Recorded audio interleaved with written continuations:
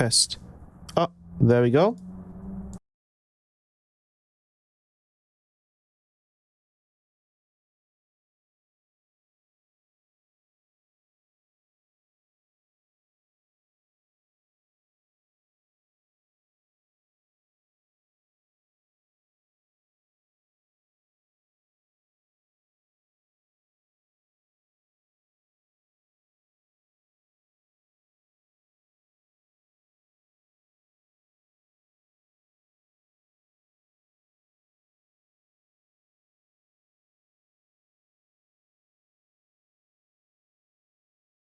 You can miss me, baby, you can touch me, I can stay.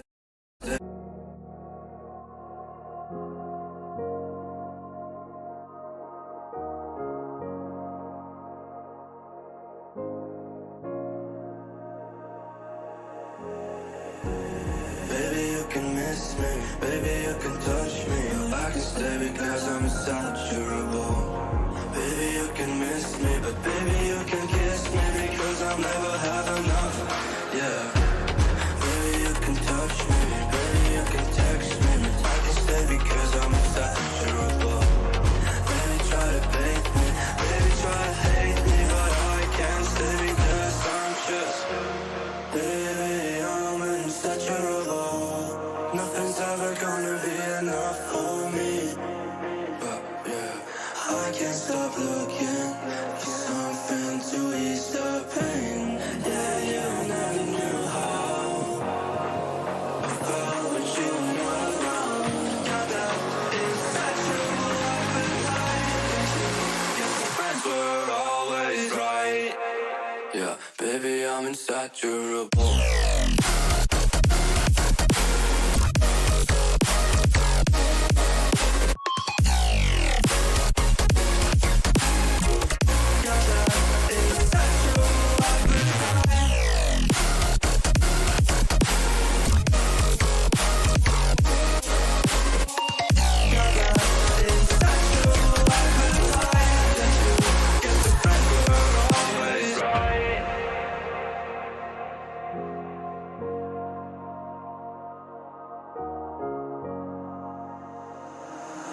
I can't stop looking for something to ease the pain. Yeah, you never knew how I felt when you were not around.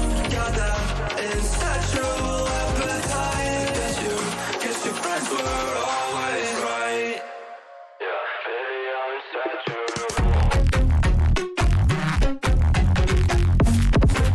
Yeah, baby, I'm insatiable.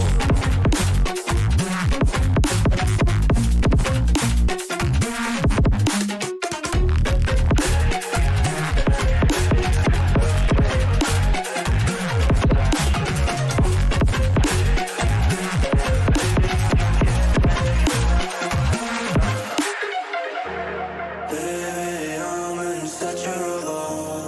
Nothing's ever gonna be enough for me.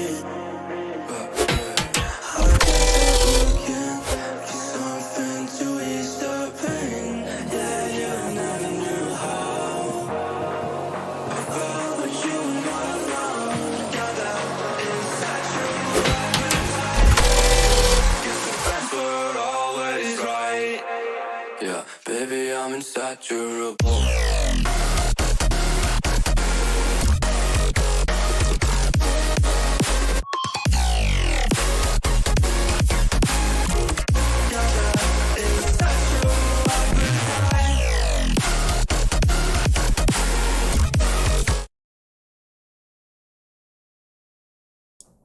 I think we forgot to turn on the visuals, haven't we? Let me just do that right now. Once again, let me put this on. And let's do this again.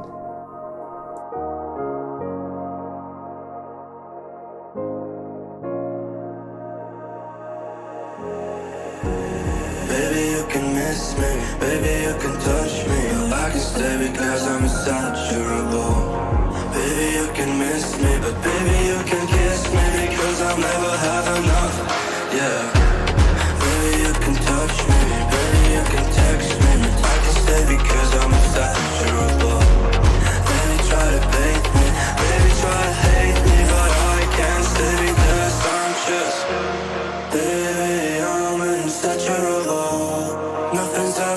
gonna be enough for me.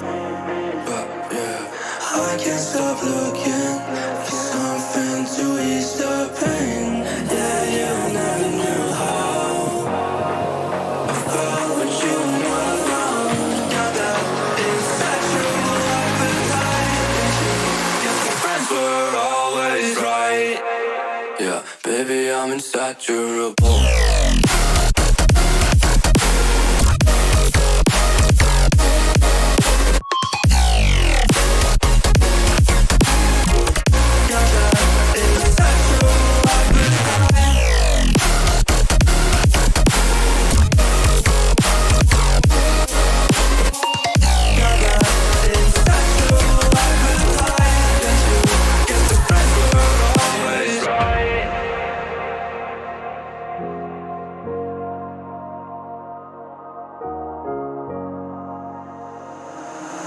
I can't stop looking for something to ease the pain. Yeah, you never knew how I felt when you were not around.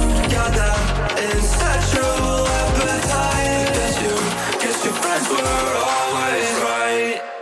Yeah, baby, I'm insatiable. Yeah, baby, I'm insatiable.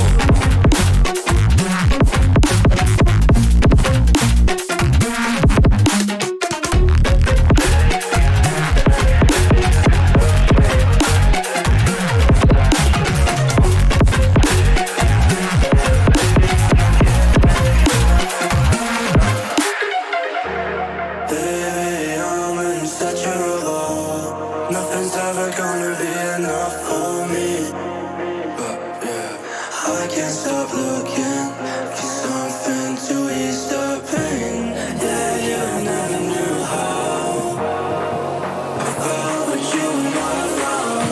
Got that insatiable appetite that you guess your friends were always right. Yeah, baby, I'm insaturable.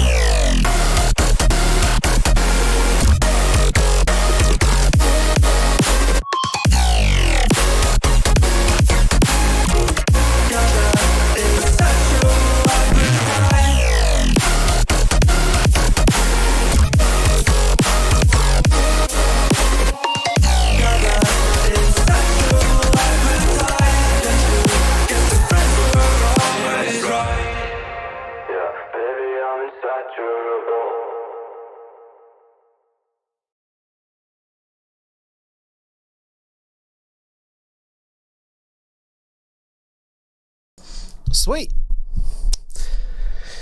Sweet, sweet, sweet. I hope you guys enjoyed that little show right there. That was my newly released remix for Panda, which his original track is called Insaturable. And I did this remix for fun first, and then it just kind of started to be something really cool. So I decided to play it out at our Rampage B2B show that we had last weekend. Well, I think the weekend before, actually. And yeah, it sounded really cool live. So I was like, you know what, let's just finish it up and actually release it. And I think it turned out to be one of the better melodic dubstep tracks that I've done. And also, finally, I'm back after about 3 or 4 weeks now, right? It's almost been like a month. And that was mainly because of preparations for Rampage, so I had to get a bunch of my I can also turn up the helmet there. Hello.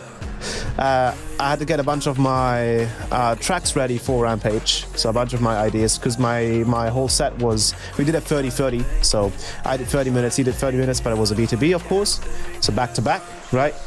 And I wanted to play mostly just new music and just see how people reacted, right? If people liked it.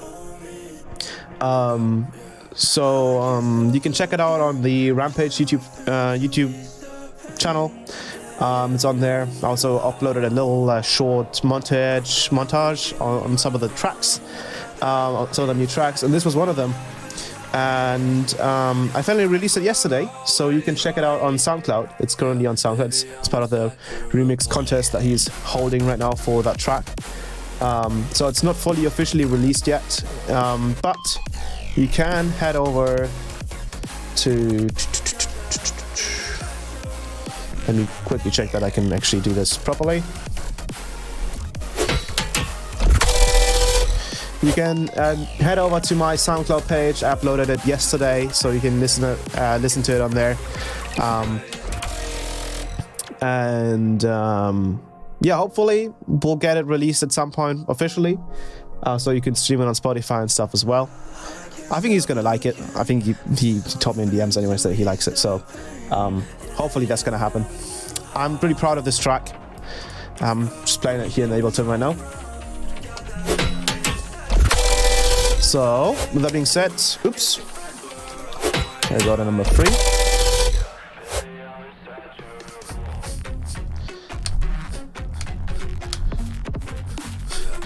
You guys enjoy it as well. It's like melodic dubstep with some kind of like neuro, not necessarily neuro funk, neuro garage kind of in the middle. Absolute heat. Sick song, man. Thank you very much. So good to have you back. My new MIDI keyboard just came in the mail. Yeah, that's great. Hey, what's good? Sick. Thank you. Also, unfortunately, I couldn't live stream last week because I had COVID. Yeah. I got COVID probably from the Rampage show or someone in the traveling bus. So yeah, I was basically just on hold for a whole week, and I had to prepare a bunch of new stuff because this Panda Ice remix isn't the only thing coming out this month. I cannot tell you much more other than that. There's another song coming out, and it's a banger as well. So with that being said, I do want to go over some of the new cool stuff that we released on the Patreon, and then I also wanted to try and figure out whether it's possible to do an actual like usable kick drum / snare drum just inside of Serum without anything else. I wanted to see if it's actually possible. I have some ideas on how to do that. I think that would be something fun to do because I've learned a lot about like drum synthesis, and I think we can actually do some like actual like presets now that we can probably use. Can I pay for only last month's sample pack NFL racks, please? Reply. I mean, the thing is, you can grab the elite tier for $16, I think, $15, and you get all the sample packs and racks from all the previous months. I didn't have covered because I didn't have any tests left home to see if I actually have it. Right. Also, 1 second, I gotta check something. I'm wondering why I do not have the chat box in the single cam. That's weird. Like, just have the chat box in here. Why is it not in here? Why have I never had that idea? Can you maybe cover soundscapes and atmospheres? For sure, we can do that as well. Hello, dog. Can you maybe cover... Oh, we already have that. That's just the same message. Okay. Anyways, so let's check this stuff out. Glad to be back. A little bit more high energy now after the whole week of just fever and shit because of COVID, of course. So with that being said, let's check out some cool stuff. Sweet. Alrighty. So we are back in Ableton. Let me go Alt 2. And we should be set and ready to go. Cool. So for the people who are from the Patreon watching right now, or the people who are interested, the new racks that are available this month is one very, very special Ableton rack that I've done, and 2 new snap heap racks. So if we load up the Ableton one first, this is called the N-Bass IR. And I've basically made 4 custom-made impulse responses that are specifically made for like bass design, right? For heavy bass design. So if you load up N-Bass AR, you can see this is the kind of like interface. So you have 4 different types of impulse responses here, and especially I like the first one the most, honestly.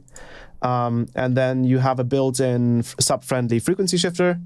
You can also mix in the amount of impulse response, which is always a little bit tricky because it adds a whole lot of latency and stuff. Well, just delay in general. Also, let me turn on the chat here, just so I can actually see the chat. I might get you Patreon this month since there is a ton of content now. Yeah, of course. I do have to say though that I am a little bit behind on. Let me switch this back. I gotta turn this on. I gotta switch this back to. I am a little bit behind on these on the sample pack. The sample pack was supposed to come out on the 1st of every month, but unfortunately because of all of the preparations I had to do for Rampage and then also getting COVID, I had to also finish up a whole bunch of other stuff, so the sample pack will come out next week. I'm still working on finishing it. It's going to be cool because it's all effects based, so it's basically just like one sample pack that you can just constantly use the effects from, and they're not like intrusive, and it's really fun. I always have a question on how else to come up with these great growl wavetables. Love them and love your sound design. Thank you very much. I appreciate that. But yeah, the sample pack will have to wait a little bit longer because of COVID. If I wouldn't have had COVID, then obviously I would have already released it because I would have had a whole week. Did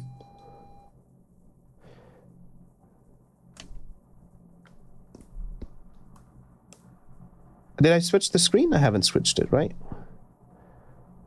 1 second, I'll be right back.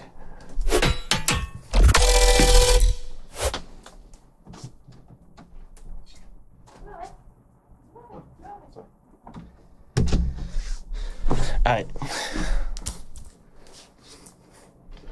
Alright, I'm back. Let me go back to all three.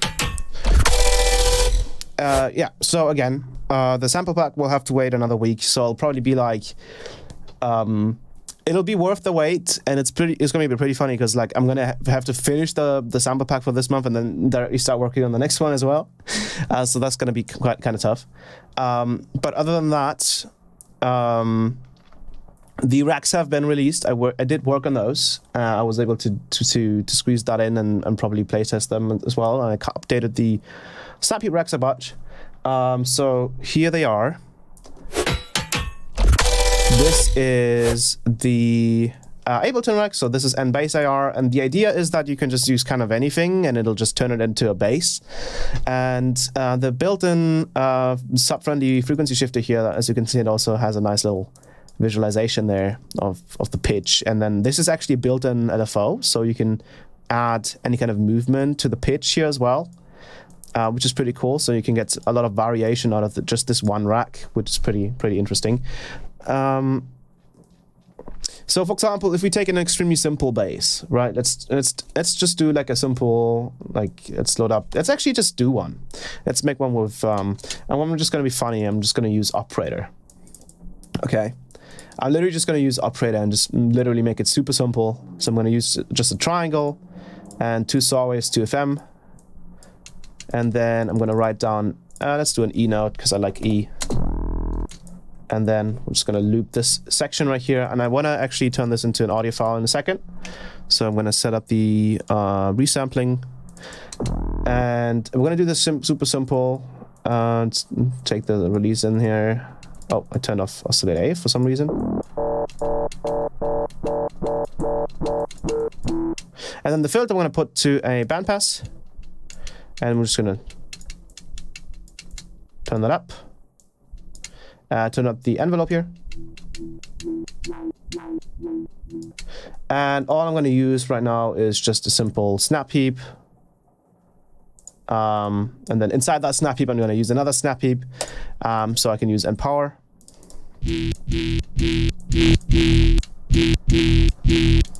And then I'm going to have this be an envelope.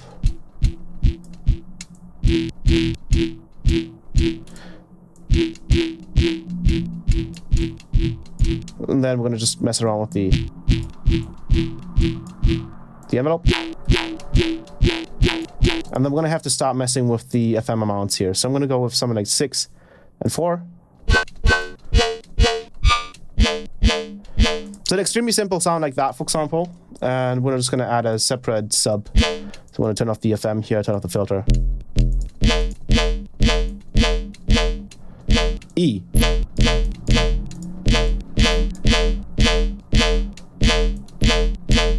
So extremely simple, as you can tell. You can just record that. It's a little clicky. Why is that even all that clicky?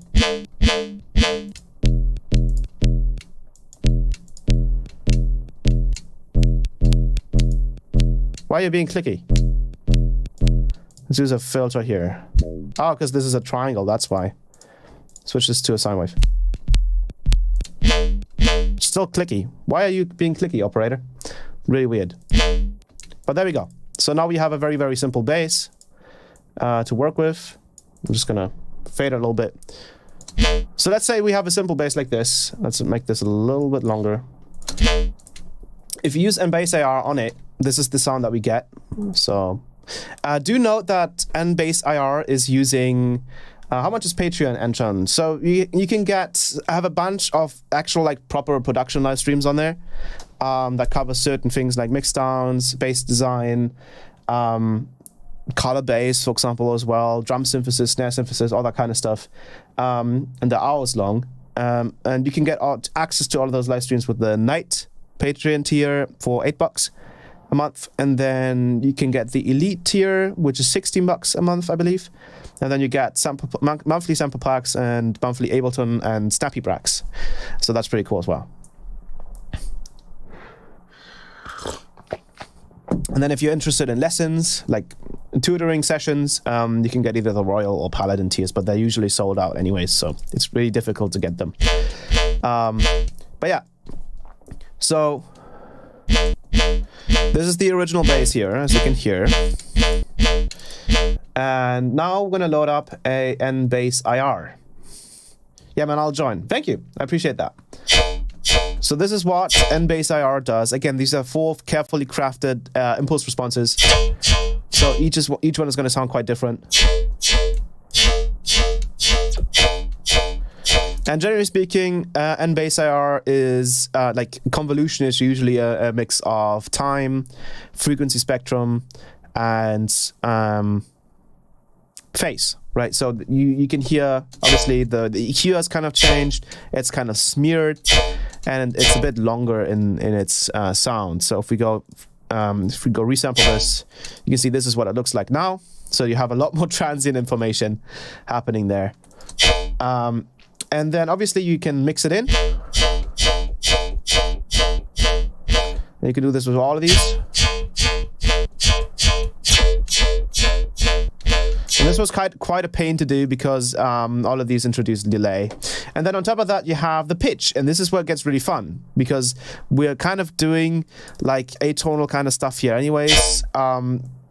We can use this frequency shifter here, this sub-friendly frequency shifter, and we can pitch it around. And I believe I even made it so that like, the cutoff of the low sub is I think my little thingy here is bugging out, so let me just reconnect.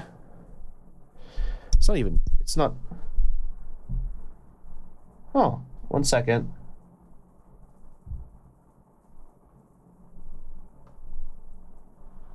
There we go, sorry about that. You can get quite a lot of different timbres out of the pitch here. And what gets really fun is once you start to write down a couple more bass hits here, and you start using the built-in LFO. So you can start using the depth here. And obviously you can change the rate.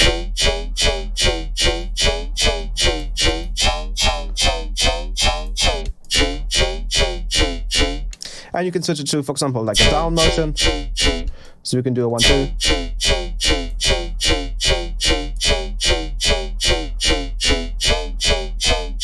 And where this becomes really fun is especially if you have faster rhythms. So for example, if we do, let's do like this.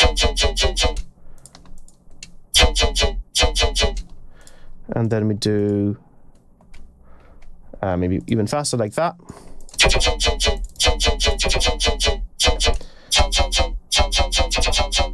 Can we go back to a triangle?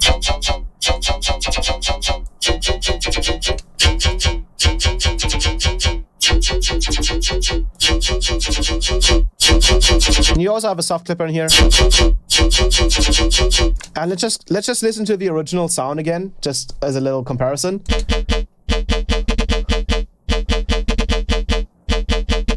So that's the original sound.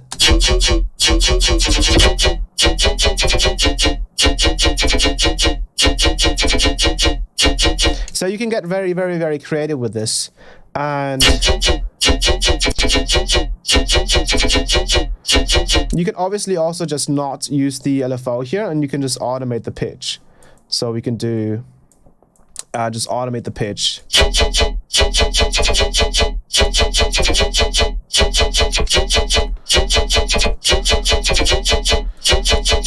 And we can, you know, move it around. And again, just changing the original timbre here, for example, just pitching it around.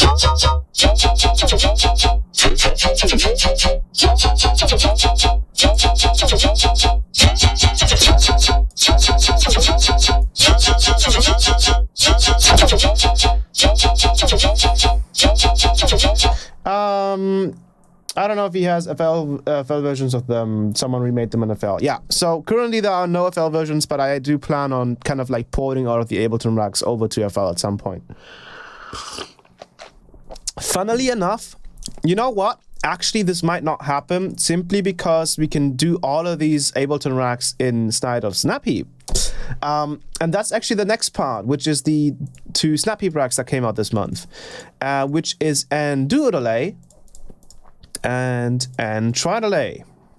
So tri-delay is kind of like a direct recreation of the tri-delay for Ableton, which is like a tri-delay kind of like toner, right? So you have three tonal delays that are kind of stretching each other and creating new tones. And then on top of that, you get a duo delay, which is like its little brother, which has only 2 delays, but is really, really nice and kind of like sounds like a content filter. And these two racks have a little bit of a advantage to compared to the original and tri-delay. In that the original and tri-delay just had a positive feedback, so you could just add positive feedback, and that was about it.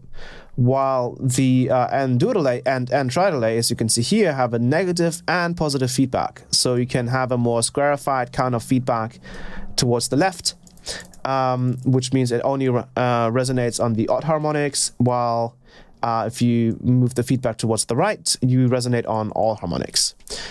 This is pretty neat. This bandpass filter here as well, if you move it down all the way, it'll just turn off. So this is really cool. You can basically just use a knob here and just turn it on by using it above 1% or 0%, which is kind of like unique to Snapheap. I know there's a couple of just normal third-party plugins that do it the same way, and it's really cool to have this kind of functionality here in Snapheap. And as you can see, we've slowly been trying to rebuild all of the different racks that we have for Ableton inside of the Snapheap ecosystem, and you won't really need many plugins for these. For example, if I go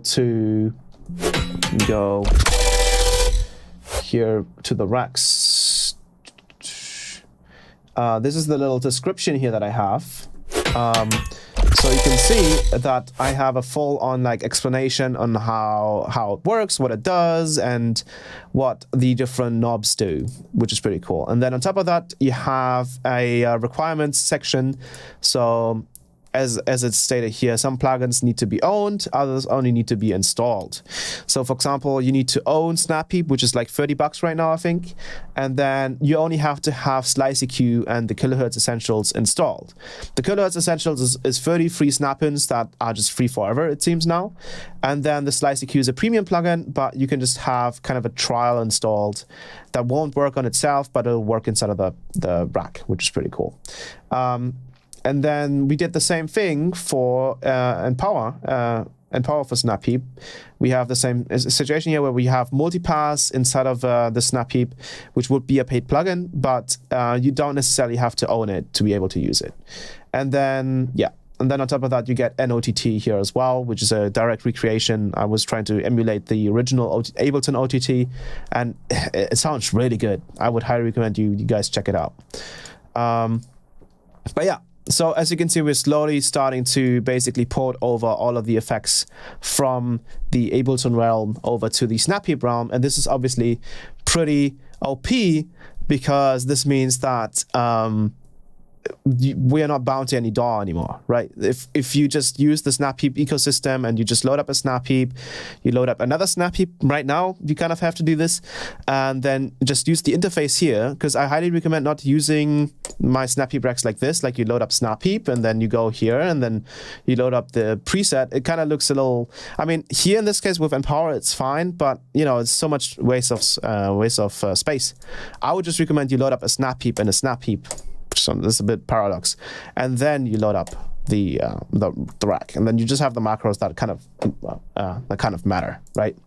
And then now onto endure delay and try delay. I'm just gonna duplicate it like this. Let's turn off the.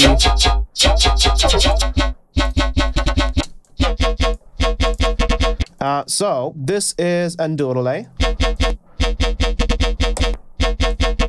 And I've updated this just recently to be fully parallel. So it just kind of adds on top of the signal instead of like mixing with the original. And it's pretty cool. So right now the delay times are the same. So all you have to do is just change one of them. So we could have this literally just stay at 50. And then you can start adding either positive feedback or negative feedback. And you can just hear immediately, you get some really cool overtones. And then you have the bandpass filter here, so you can have more of those higher harmonic frequencies in it.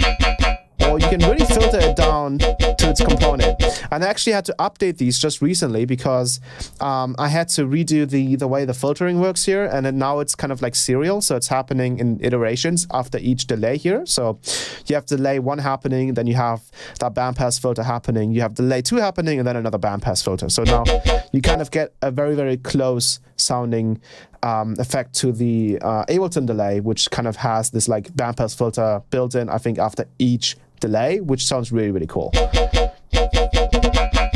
So you can just join the Patreon, and then once you get the tier, you can connect to my Discord server through Patreon, and then those channels will open up to you because you'll get a role that'll activate all of that stuff. So what's really cool is that you can obviously, if you move it all the way up, you get a very high tonal delay, but if you move it down quite a lot,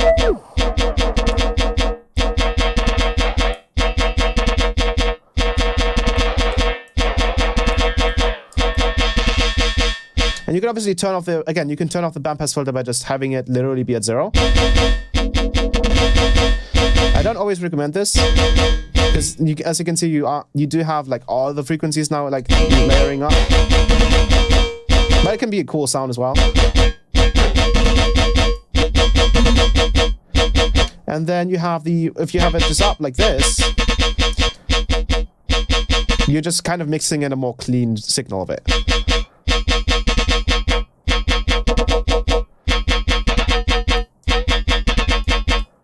And it's so cool that you have positive and negative feedback.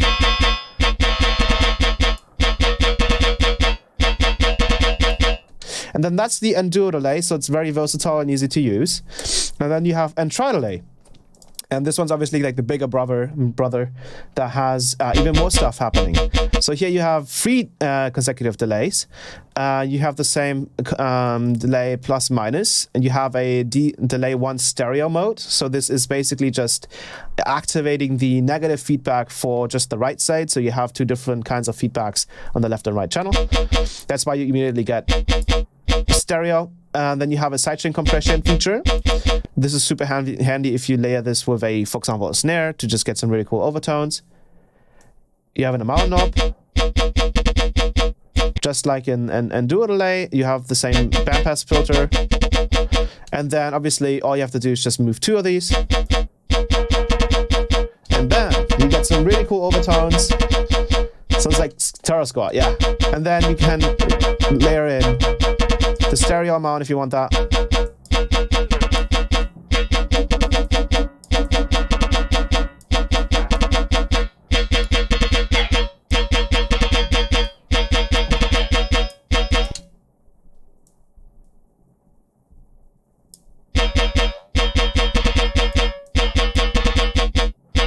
And you get some really, really cool tonalities here if you go into the minus feedback.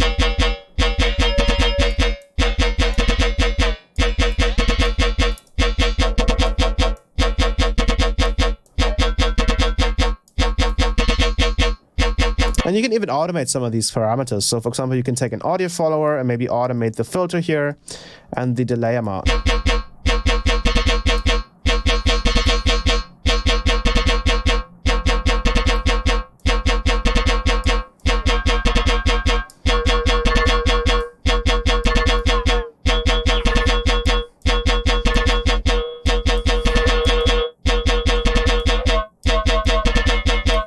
And as you can tell, you really get those same kind of tonalities as you get in the tri-delay. And it's so like fulfilling for me to be able to do all of this stuff in a third-party plugin, simply because this enables anyone in any DAW to use the stuff from the Patreon, which is like super cool. Because obviously with Ableton, it's cool and all that you can have all of these racks and stuff happening. But having this inside of the kilohertz system, it's so much cooler because again, you can use any DAW. It's so cool. And then another thing, just as a little heads up, for example, if you take a look at N bass IR again,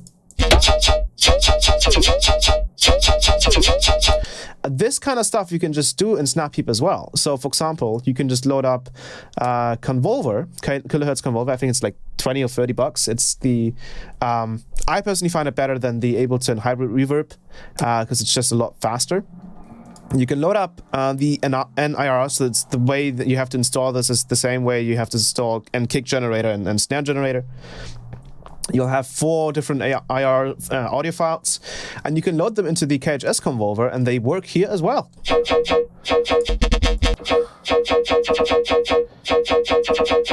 As you can hear. So here as well, you can just, you can add maybe some distortion as well if you want. Then just add that. You can change the stretching.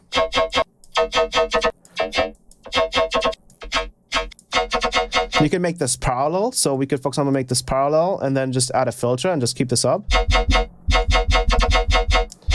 We will have to be careful though, because this will be delayed. So we might want to add a little bit of delay, probably 10 milliseconds at least. Like that. And you can load up the different ones.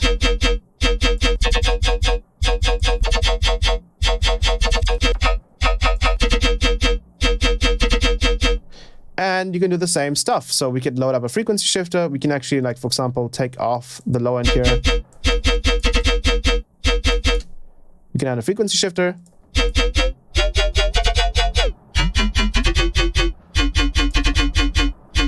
And you can do all the same stuff. You can even load up and try it and do a delay, for example, just to keep it a little bit more simple.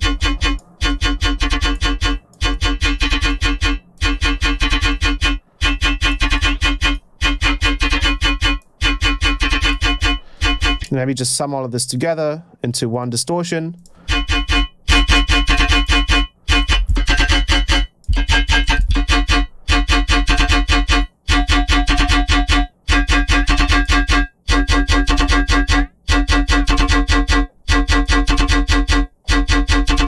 And you can grab any kind of LFO and then start doing your little changes and pitches. So for example, we can just do something like this.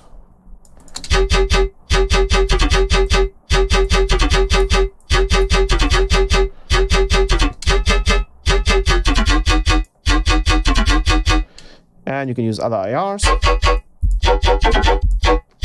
Oh, I think this also has an OTT after. I believe. So if I remember, we don't even have to do any of this stuff because the N-Bass IR rack has an OTT after the convolution. So let's just add an NOTT.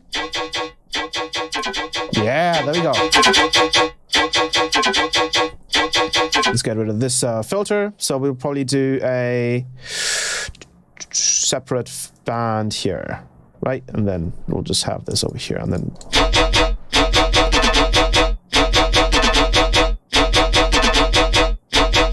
Actually, we will have to probably put this into some kind of multipass, probably. Let's just do multipass in here.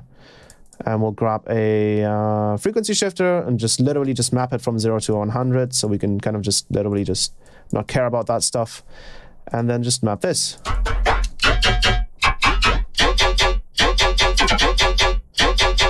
And there you go.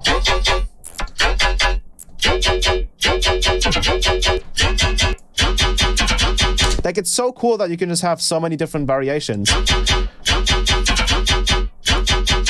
You can even duplicate the OTT, make it even stronger.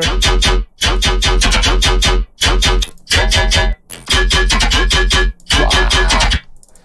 It's brutal.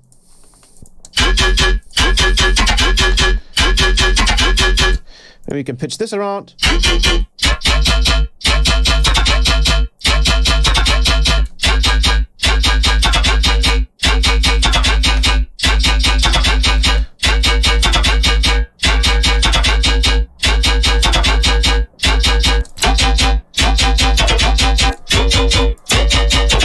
And this is kind of something that's more special to the Convolver, is that you can change the stretching here, because you can't do it in the bass IR.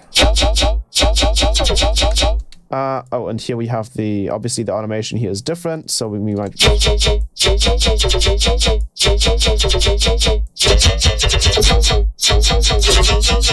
But you cannot automate the stretch.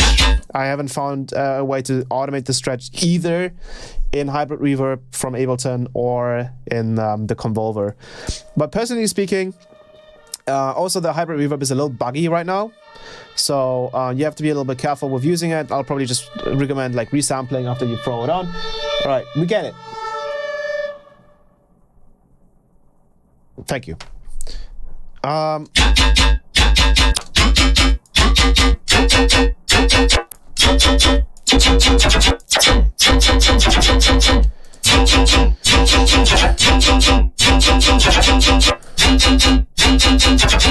And this even elevates on other things. So for example, instead of just using it on like a bass like this, we could even use a sustain bass.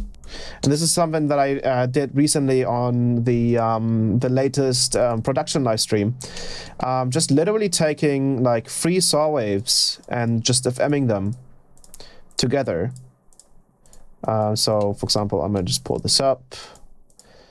Just FMing them together. What's the sound? What the dog doing? Why can I not hear anything? My guy. There we go. That was weird. Let's do like a 4 and maybe like an 8 or like a 6.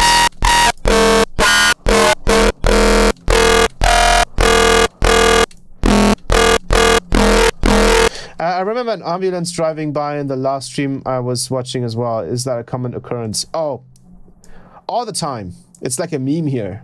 The ambulance.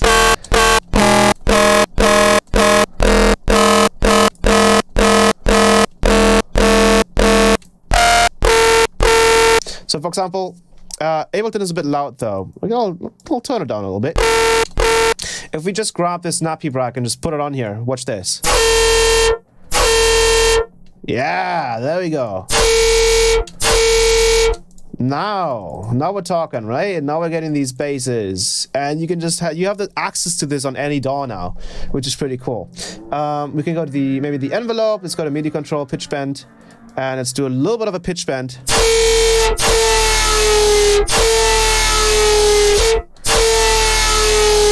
You don't need operator, my guy. You can just use faceplant.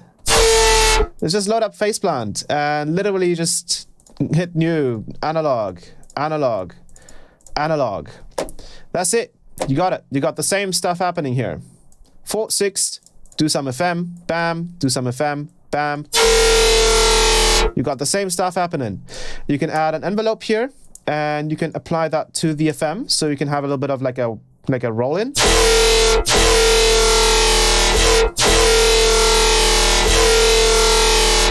And again, you can pick any of the 4 AI types.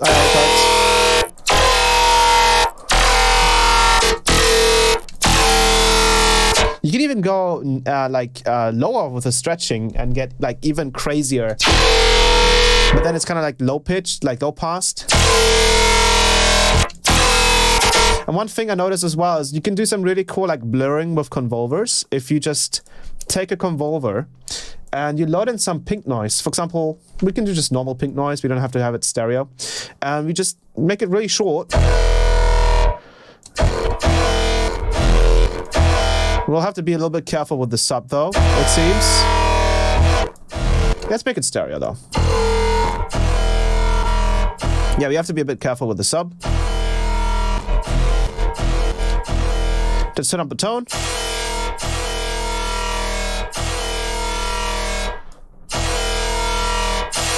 We can even stretch it a little bit.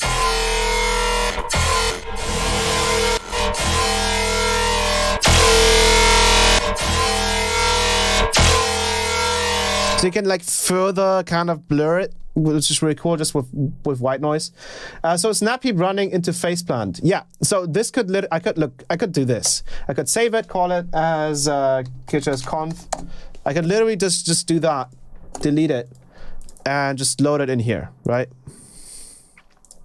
There you go. Now you have it inside of PP. Easy as that. So it's now just inside of face plant.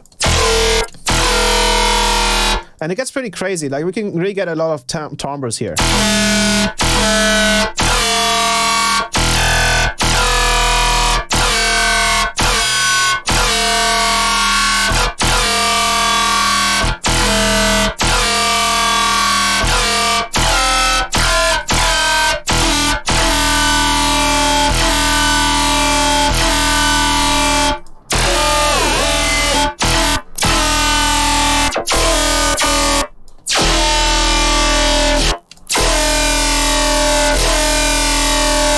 Yeah, what's really cool is that this kind of like complex kind of sound you're getting is because we are pitch bending. So if you turn the pitch bend range almost all the way down, if you turn it up quite a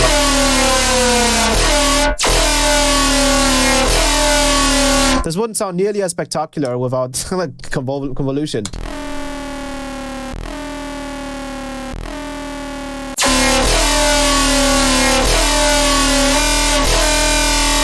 Get it closer, do less FM here, and get a more gritty sound.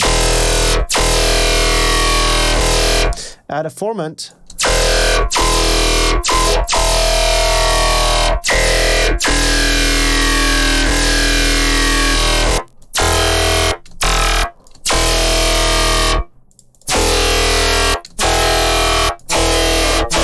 We still have the Enduro lane here.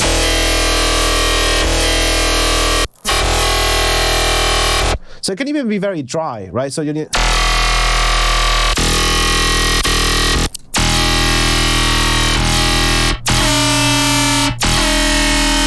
We can even add a fourth amount of FM.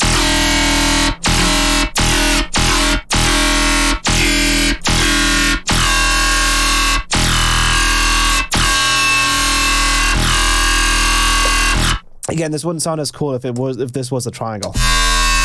It doesn't sound as cool.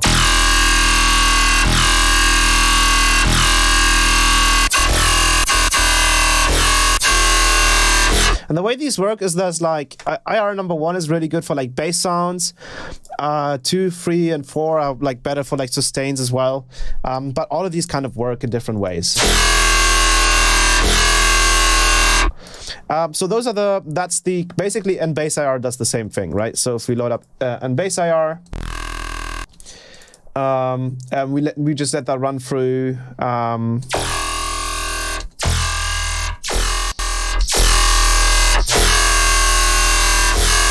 That's something very similar, right? So we could obviously also just be using operator. Again, just going with a saw wave. And you could also do this in Serum, of course. Saw wave. Turn on the filter. Even the fucking sine wave here sounds really cool. So just have it clean and then add a sine wave. That sounds awesome.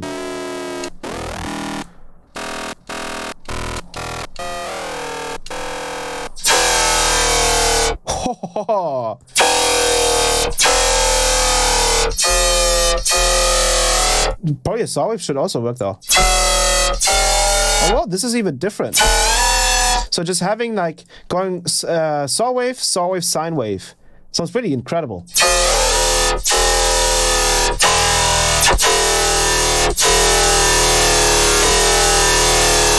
And again, you can use the same rack to beef up other things, like this bass down here, right? So if you go back to this bass down here.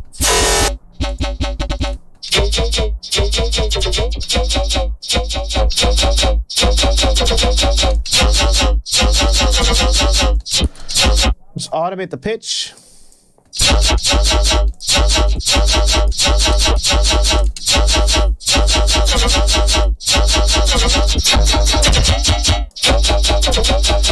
And again, you can throw in other sounds as well. You don't even have to use these. You could use any kind of like short little glitch. For example, Volume 3 has a couple of really cool glitches, so maybe you can just use a small little glitch here. And then do...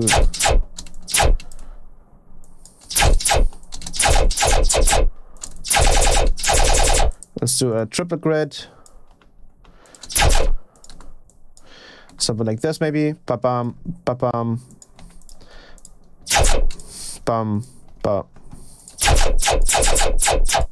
You know, something like that, for example. And then you can just grab this. Let's make these a little smoother. Bam, bam, bam, bam, bam. And you can pitch them around as well.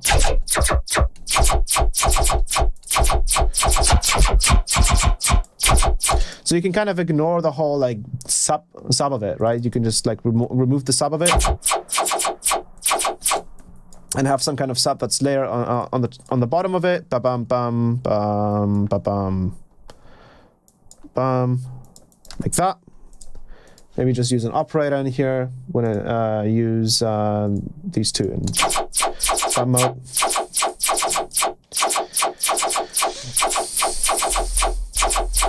And then just add a pitch envelope to this and distort the shit out of it.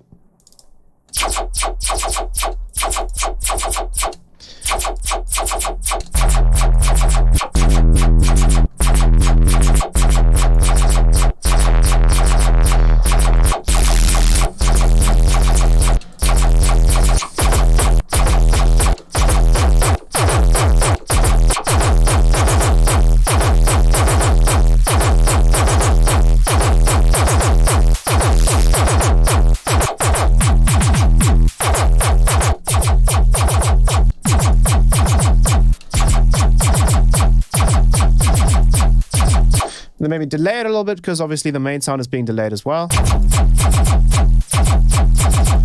And there you go. And then you can make...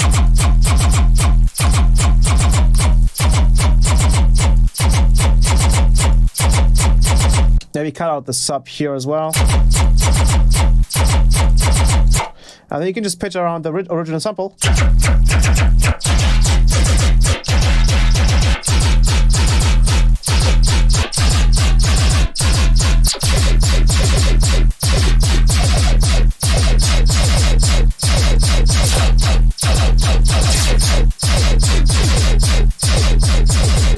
And you can really play around.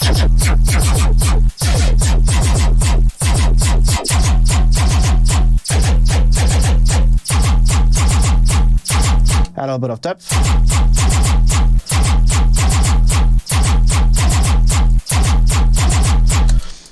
So yeah, there you go. So many sick variations. Yeah, like this is a pretty cool rack. And again, if we turn it off, it's a completely different sound.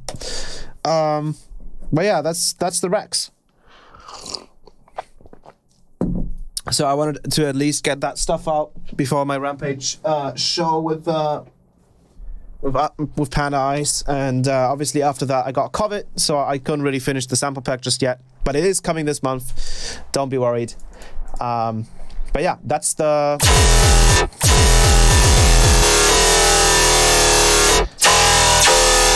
That's about that, right? So that's pretty nice.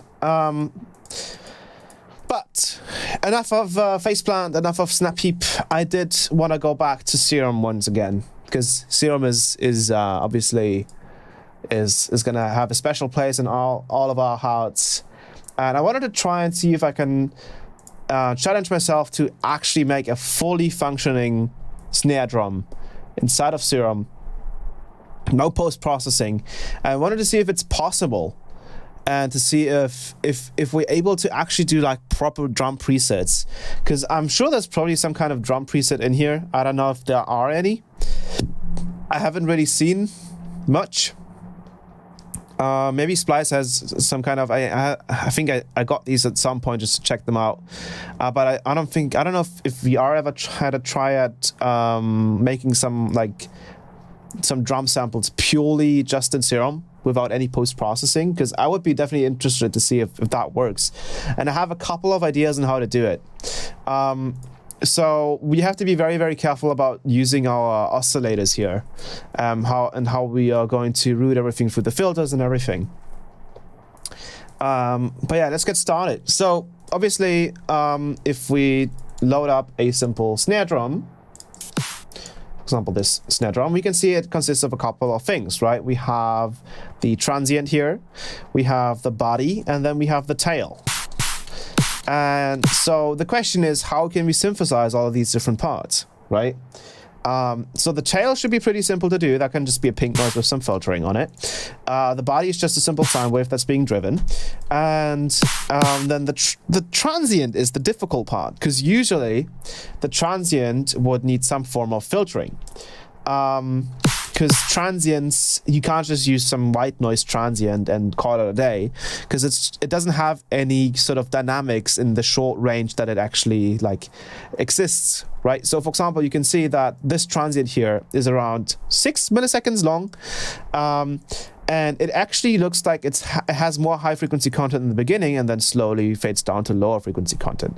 And this, generally speaking, is the reason why it sounds so punchy. It's because even though this, generally speaking, has not a whole lot of dynamics, right? It's just one kind of loud little click.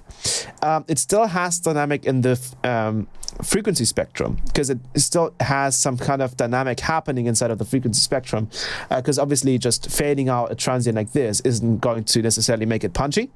And I can just prove this by literally just loading up some normal pink noise, making it as loud, and then just layering it and then seeing what it sounds like. Doesn't sound all that great, does it? Doesn't sound all that great, is it? Compared to this,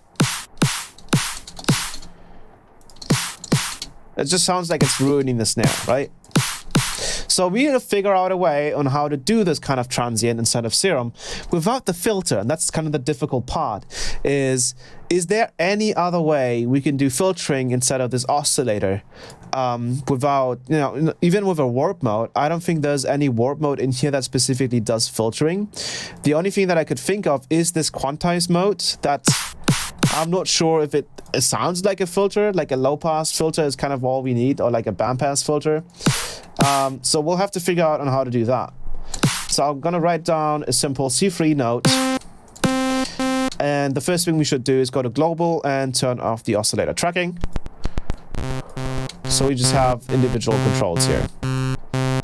Now, again, for the first oscillator, we're just gonna use a basic sine wave.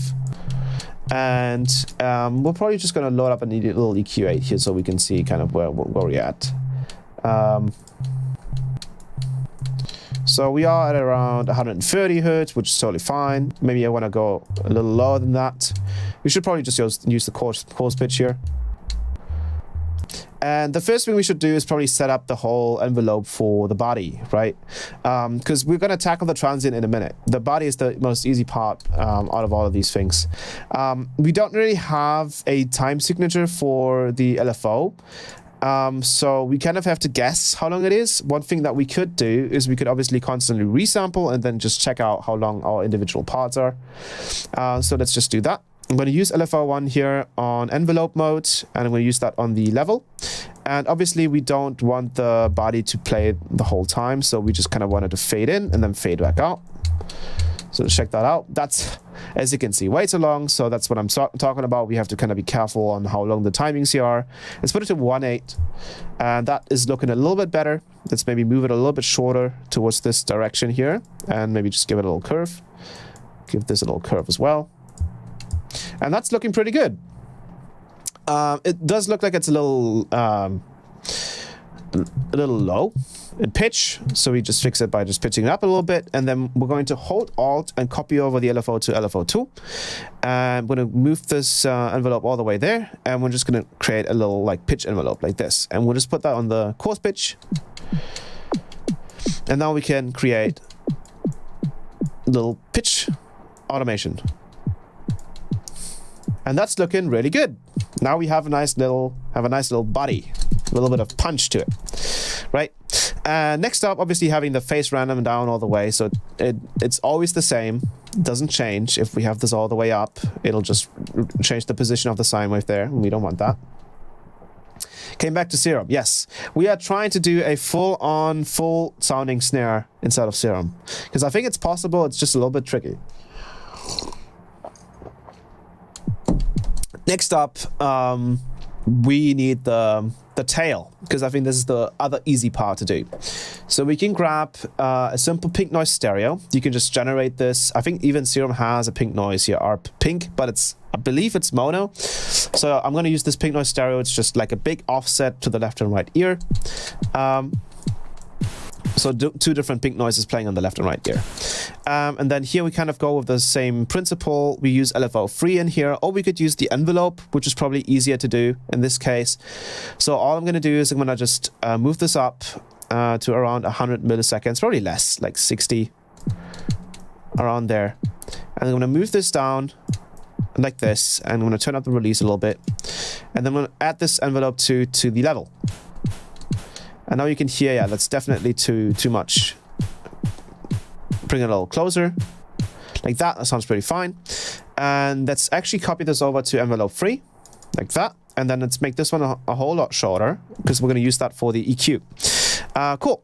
Next up, we're going to enable the filter. And depending on the phase here of the pink noise stereo, we're going to get different kind of sounds out of it. We're going to switch this over to a high pass filter. That's it. Because the pink noise already has a very, very smooth top end, like a very smooth high end, so we don't really have to EQ it all that much. We're just going to EQ the white noise here. Obviously, right now we're EQing oscillator A, so we're going to turn that off. We're going to filter just the noise oscillator, and we're going to filter it around like probably 1,000. And then we're going to use the resonance here with the second envelope that we have, just to give it a little bit more punch.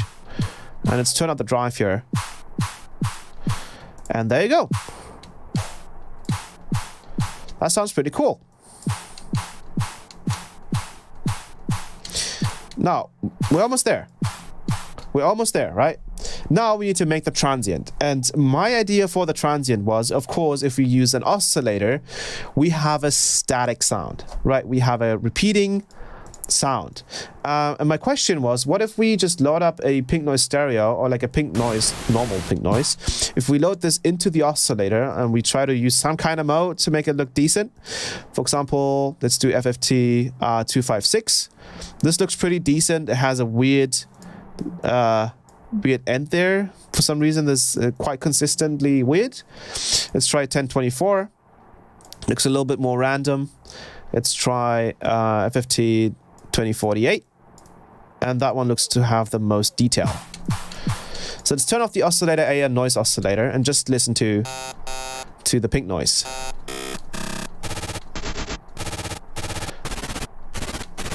And that's what I thought. It would sound quite static, right? So the question is, do we move it through the wavetable position to kind of give it some movement? So we can try and do that with let's do it with LFO 3.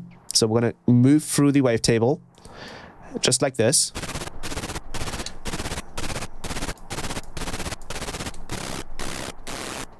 And let's turn up the oscillator. But that definitely doesn't sound like noise, right?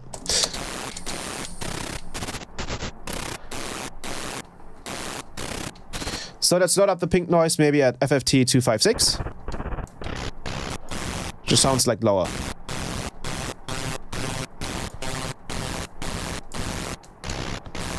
So as you can tell, this is kind of the issue I ran into, is like, what do we do?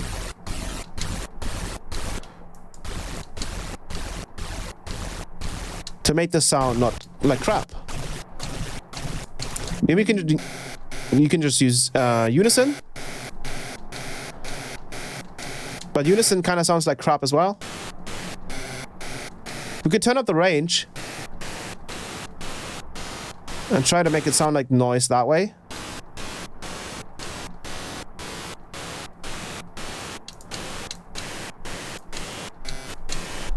But it's not consistent. It's always changing, so I don't think unison will be the option here. So cycling through the waveform, I think, will have to be the way we do it. I think another issue is that the pink noise right here that we're using is pretty long. So what I'm going to do is I'm going to grab Image Line Edison. I'm going to use the pink noise here, and we're just going to use a small little section instead of like this big, long waveform here. And let's try and just drag that in. And see, maybe you can use something in here. Another thing that we can do is obviously we can spectral fade this, crossfade it. We can maybe just drag it in some kind of other mode. But it's definitely going to be really tough to find a mode that'll suit this kind of thing. Because as you can see, it's just not. Just not it. This just doesn't sound like white noise, right?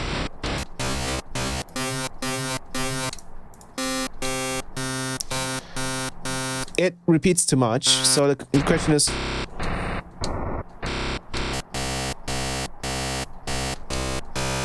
what do we do, right? So maybe we can again drag in.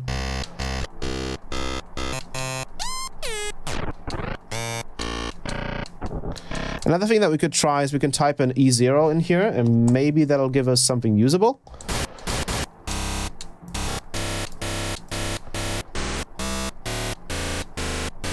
We just need it to be not a note, basically, right?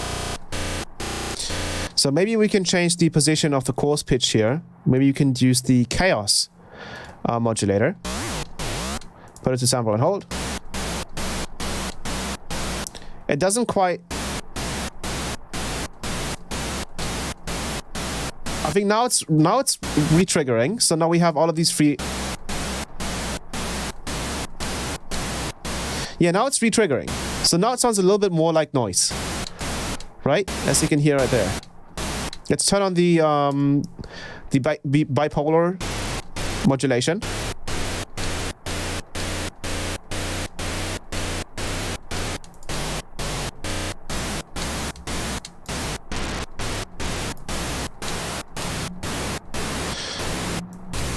So that at least somewhat sounds like noise. Not quite there yet, but probably somewhat.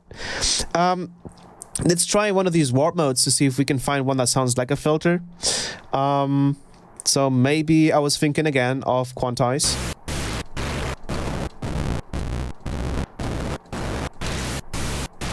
But another thing that I was thinking about is we could just literally pitch it, right? We could literally just pitch the oscillator. Because again, we're using the noise oscillator for noise. The sub oscillator obviously doesn't have any noise. So we need to find a way to make this sound like white noise. So my idea was to just first of all, obviously we need to make this into a transient. So we're going to use LFO3 on the level here. And I'm going to have it on 1/8, just like here. I'm going to just kind of look at, okay, this is the body here. So probably just this little section here, if we copy this over, is the part that we can even use for the transient. So there we go. And that actually sounds pretty close to white noise. Let's record it. There we go. That kind of looks like white noise. It does not sound consistent though. It sounds like it is not re-triggering. So that's a bit annoying. Another thing that we could potentially try and do is instead of using chaos, we could try and use the noise oscillator. So the pink noise here. To try and see if that maybe generates us a little bit of noise. As you can hear, it doesn't do anything. Oh, we're on B coarse pitch, which is correct. I think it's probably because this is just off right now. Let's just turn it off. Yeah. So that's... Yeah, that sounds like white noise. If I add this... Nice. So I'm even wondering if we even need this waveform now, because we are technically just like sampling the white noise. So maybe we could just use a sine wave.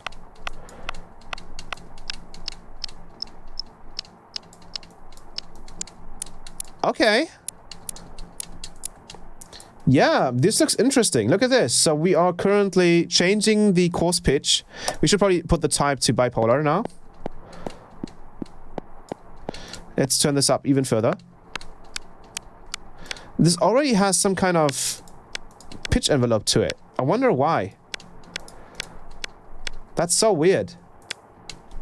Look at that. But it's definitely still white noise. So we are using the noise oscillator to change the coarse pitch of our oscillator B. It doesn't quite sound like white noise.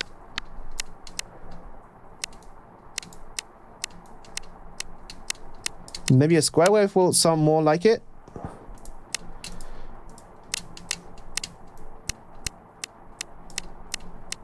Yeah, square wave sounds a little bit more like white noise.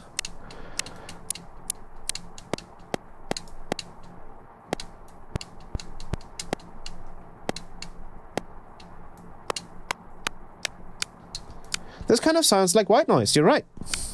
And then maybe we can kind of... I'm not entirely sure. I think this is just random. So if we turn this up... Oh, that's such a weird sound. Wow.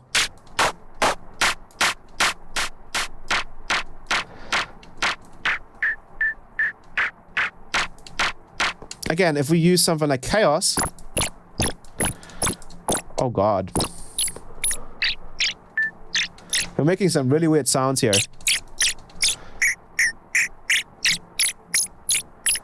Wow, I didn't even know Serum could make sounds like these. Let's go back to the noise oscillator.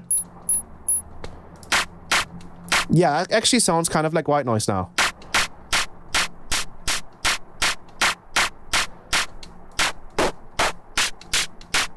That's so interesting. Let's keep it close to the beginning again. There we go. Let's make it actually go a little closer than that, and it's just use the normal square wave there. And I think what we can do here is we can actually use a different basic shape. So I think if we go to analog, maybe we have one that goes from a sine wave to a square wave. If we had one like that, I think that would probably be perfect. Because then we're technically making that filter, right? So is there any wavetable that does this? I think we could actually make our own. That should be pretty easy to do. Let's just delete these. Let's add one, delete this, delete all these. So we're gonna just do a sine wave. I think we probably have a single sine. Perfect. Let's add one and let's make this one a square wave. And what if we just do a literal crossfade between these two? We get, doesn't quite look right. Let's do a spectral morph. That looks a little better, but it's not quite there. Are there any wavetables? Any wavetables that is literally just a sine wave to a square wave? This looks... No. This, I guess, goes from sine wave to square wave. But I want as like one that is kind of like driven, you know? One that's driven. There has to be one. Like, he must have made some kind of wavetable that... Oh! Saw rounded to square. Wait, saw? This is a saw wave? But this is kind of what we wanted here. Come on. There has to be a wavetable that does this.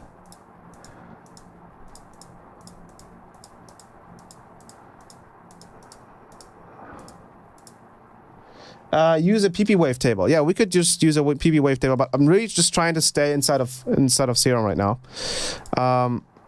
I think this will have to do. Right? As you can see, this is kind of driving it. You get Edison by buying the VST or the standalone. It might work in preferences for... Oh, okay.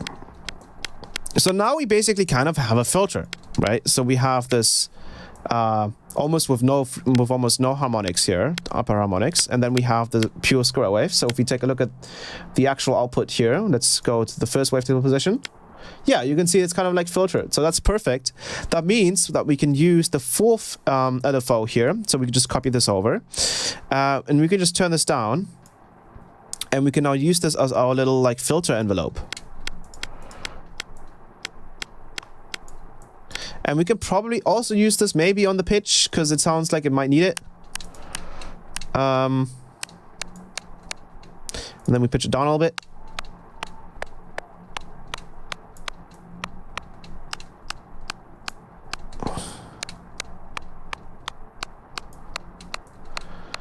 Again, I would like to just have a much cleaner version of this. Someone asked, I replied. Yeah, I noticed. I believe another thing that we could do is we can cheat a little bit. We can actually just make ourselves one. So all we have to do is just play a note, make it a sine wave, and then just add distortion to it. Let's just go with a tube because it sounds better. Actually, we should. Let's go with tube, yeah. And then we just put this onto a bar, and then we just literally put this on here. We turn on the random, and all we do is put this to envelope, and then go resample to oscillator A. And now we should be getting a driven sine wave right here. Perfect. Look at this. Looks perfect.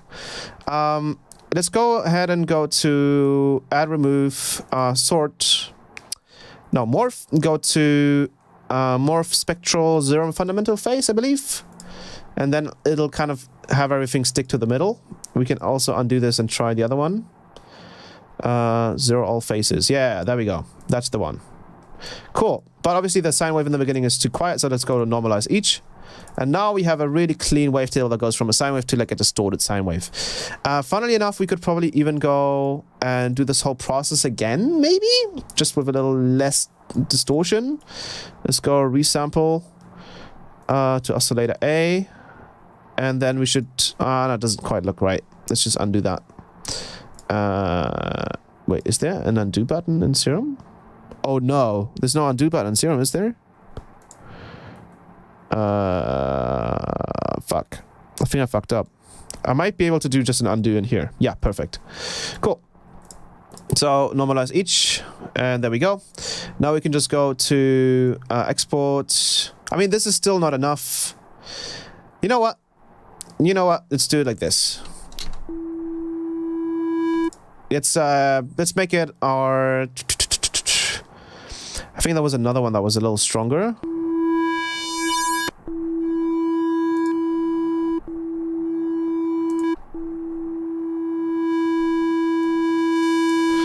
Should be fine though. We should be fine. Okay, let's go ahead and actually, you know what we could do? Even though that's going to add some phase rotation. I don't want that. Okay, let's go to export as 16-bit WAV.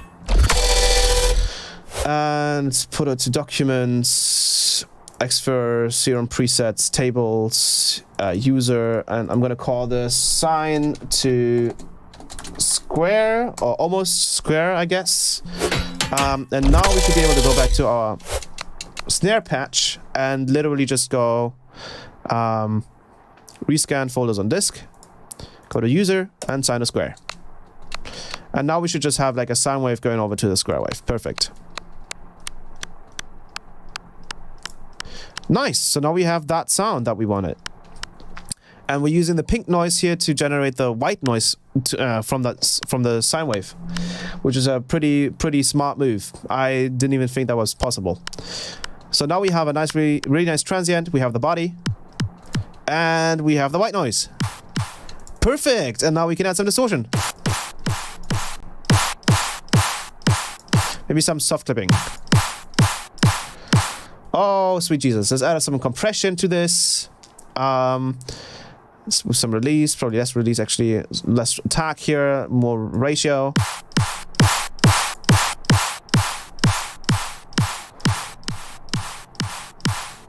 Look at this, we finally did it. It actually sounds good. And then one more thing that we can do is we can add an EQ right before the distortion, because that's kind of like our final output right there. And let's add an this, I've been doing this quite a lot. It's just a peak, just adding a peak, and then using the same envelope of the filter for the resonance here. Just adding that to the gain.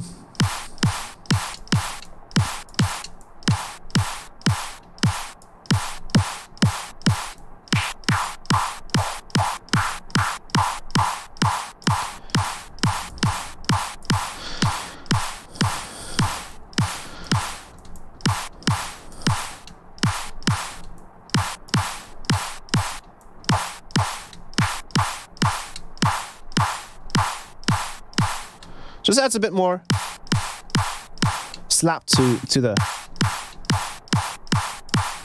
That's so cool that we can do this. Cool. So now we have a properly functioning snare. Fully inside of...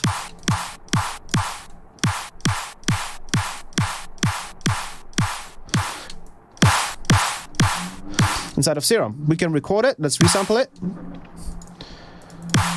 And that's our snare right there. Look at this. So we have that same kind of like situation with the transient happening. We have a little bit of like a more transient information in the beginning, and then we have the body happening, and it's just as distorted as the bottom one. And we have the tail. How cool is this? So we can delete all the processing, and this is literally the patch.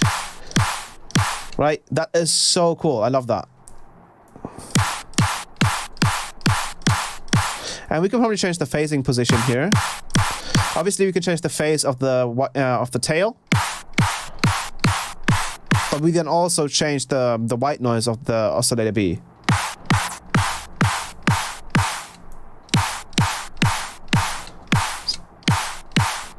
So we might have to reposition.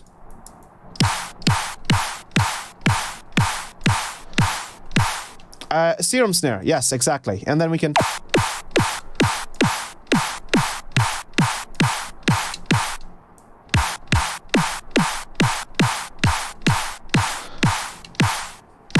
We are snaring right now, and we are just using Serum. We're not using anything else. So we were able to do, obviously the body, we were able to filter the white noise, and we were able to do another white noise oscillator by using the noise oscillator to change the pitch of this sine wave that goes over to a square wave to simulate a low pass filter. Lots of weird stuff. But yeah, this is so cool.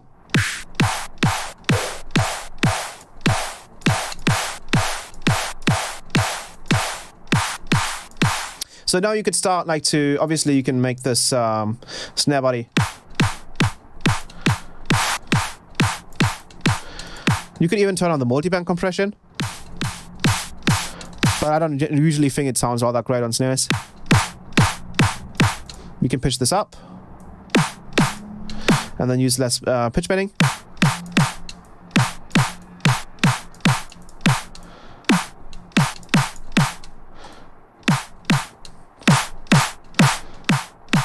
Yeah, this is awesome. I love this.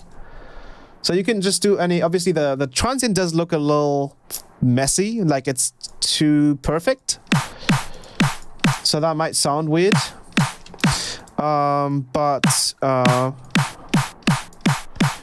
could technically use unison to maybe randomize it a little bit. Yeah, but it just looks weird. Look at that. Oh, there you go. Oh. I think we just made it like super loud, yeah. Having the unison up all the way kind of randomizes it a little bit more. Maybe having it on 15 is probably the smarter move. Having all of these be the same volume.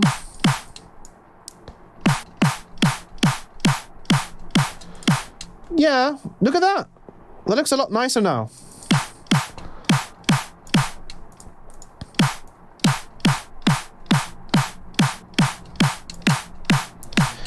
But this does kind of slap a little harder, I gotta say. Feels like the wavetable position here doesn't even really change anything. Oh, it does. Listen to that. Now it's very bright. Now it's like filtered. Let's take off the pitch bend.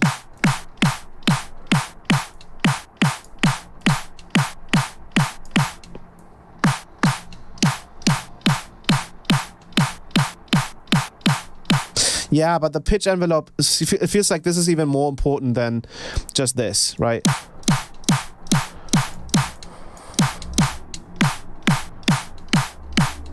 That is so cool. And now obviously you can do all kinds of snares, so we can make a very heavy snare. Short and heavy.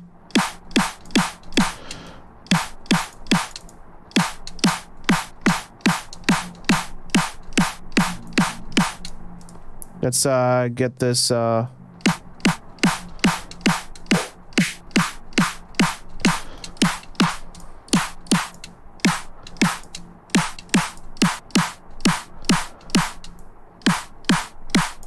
that's so cool. And then on top of that, you could probably add the filter to add some kind of like, I don't think we have a double resonator inside of the flanges. I don't think we do. But we can simulate it by, technically speaking, we could use the flanger, but it doesn't have a filter though. Yeah, we could just use the filter, use the flanger plus high-low.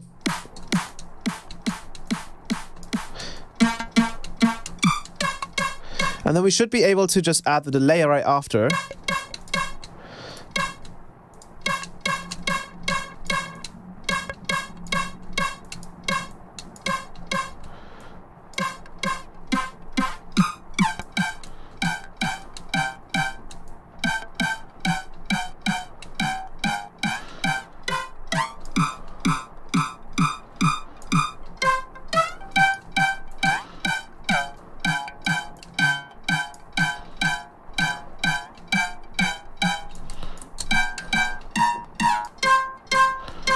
It doesn't quite work, but maybe we could use LFO 5 to just kind of mix it in towards the end.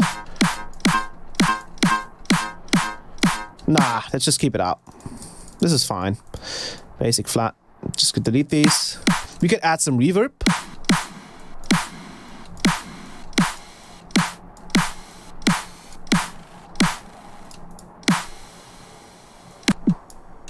Oops.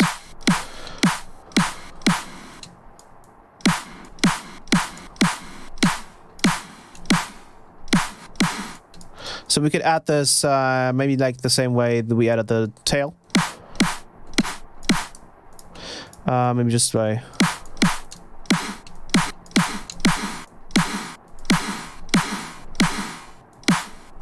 So if you wanted to sound a little bit more acoustic, you could probably do that as well.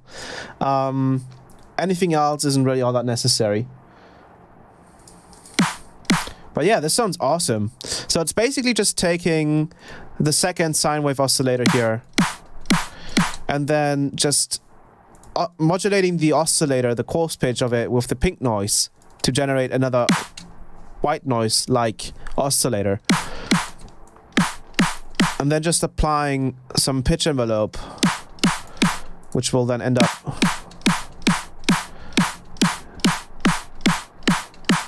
that is so cool. Obviously, it still looks a little bit more artificial than I want it to be. It's not as random as I want it to be, but I'm pretty sure that's probably very difficult to do with this. Where's the noise oscillator up here? This is on 100%. So yeah, there's not much else I can do. We can make it a little bit tighter and then bring in the body a little more. Yeah, so this is basically the same process as how I usually do drums, right? That's so cool. Like, we could literally make some cool stuff right now, and I can use this.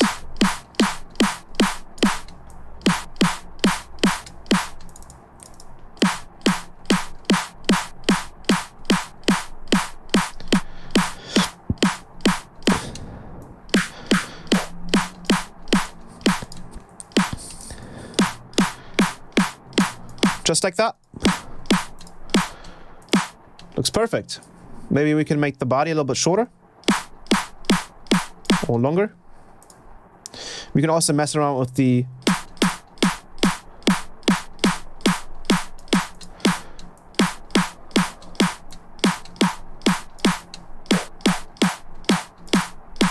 that is so cool. I should probably do like a proper tutorial on this kind of stuff.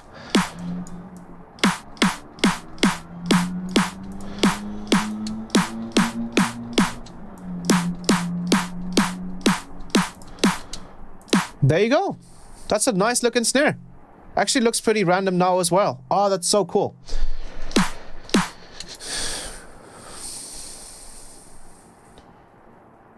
So now we can just add that to our channel here. And okay, the question is, do we also do the kick drum? Because we kind of have to, right? Like, if we're already doing the snare drum, we kind of have to do the kick drum. Now that we kind of know how to make the transients, we should be able to do it. So same kind of concept. Honestly, we could probably actually copy over some of the stuff here, right? We can copy over the serum patch and just kind of build it differently. So we have the pink noise here, and instead of a pink noise, we're going to use some kind of like hat sample. So we're going to just use some kind of hi-hat sample that I have and mix it in a little bit like that. This obviously now has to be a whole lot longer. So if we record it, let's go with 10 serum. This is usually kicks out around 160 milliseconds, so it goes around here, around there. So let's just, I think it's around here, right? Yeah, around there. Yeah, alrighty. Let's pitch it down. Cool. And then we have our pitch envelope here.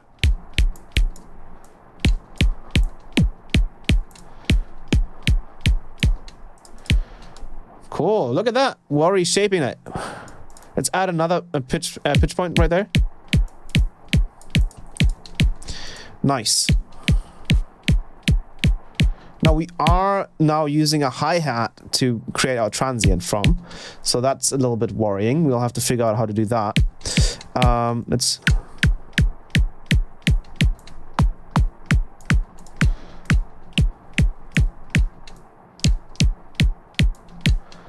Because now our transient sounds very artificial, so that's a bit of an issue.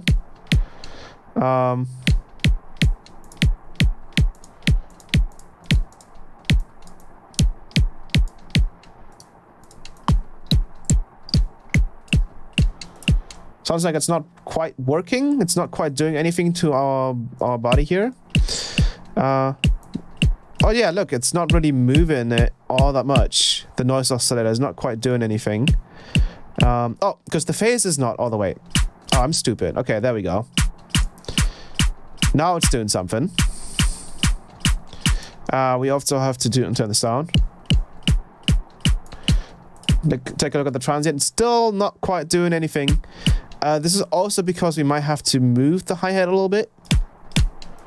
Yeah, look at that. Okay, so that's how we have to do it.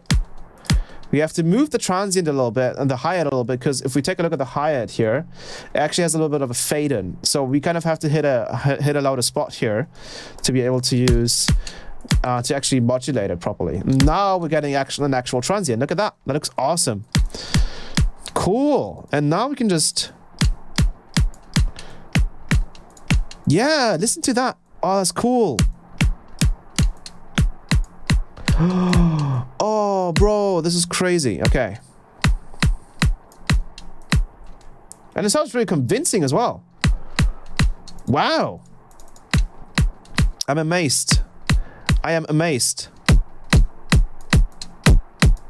And one cool thing we can do here is, in order to not like distort it like crap, we can actually use the EQ. We can just dial back the low end, so we can use a low shelf here. We have to get rid of the automation here though. Also, for the top end here, since we're filtering the noise, we might not want to use any resonance. We can just dial back the low end, so we just go to like a lower frequency. So if it's distorting, we just dial it back like that. That's so sick. Yeah, I have an actual kick here. Look at this. And it sounds good. It actually sounds good. It actually sounds good.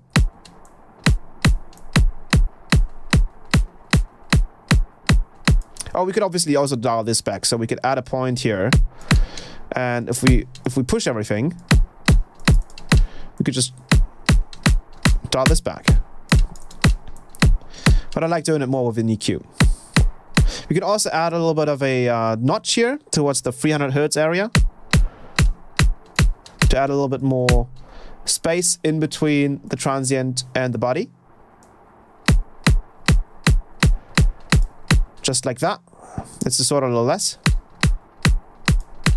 We can also make the hi-hat a little shorter.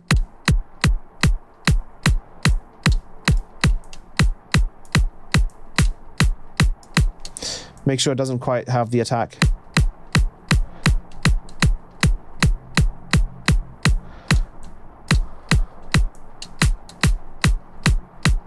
Yeah, how cool is that?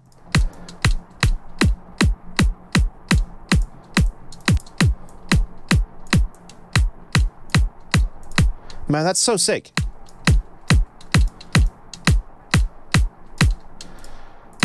So now we have like a proper kick here.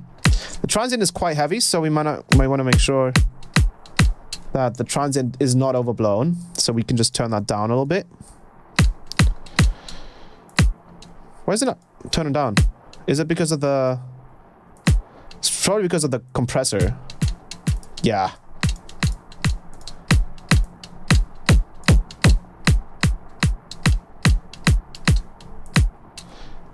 That looks good. The kick could definitely be a little bit more full towards the end. But I think that's probably because of the EQ that we're doing here. It's still on the frequency.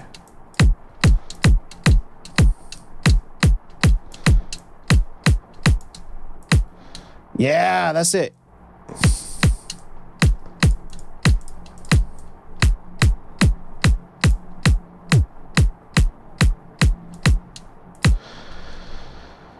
We have a proper transient, we have a nice little hat layer, and obviously Serum saves these internally inside of the preset, so that's awesome.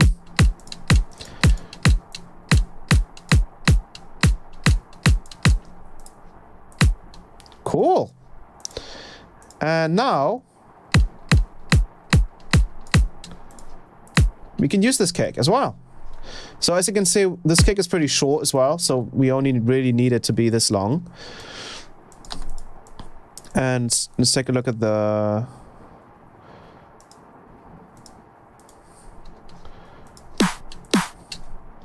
Yeah, this one's pretty long as well. So I, for example, want this snare to be a little less aggressive on the resonance. Like that. Cool. Oops, let's turn off all of the reference stuff. Just get rid of that.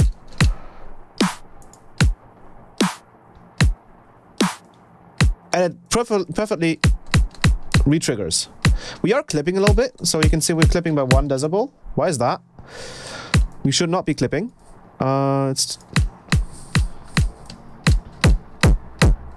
Probably because it's oversampled. Let's turn it down until it doesn't clip anymore.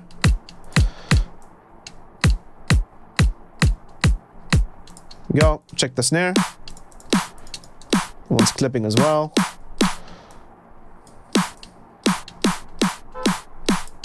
Perfect. I'm not gonna do the cymbals though. I don't think we have to do that. All I have to do now is just add some loops.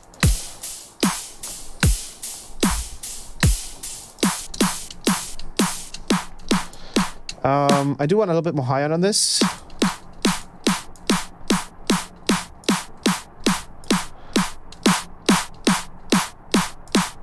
And maybe I want the transient to be a little bit heavier.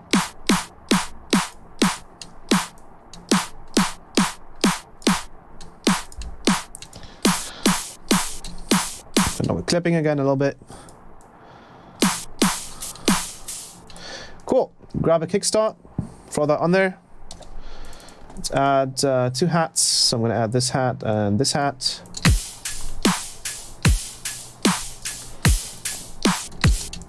Let's go put these into a group. Go on Serum Drum, so SD. We go to sidechain.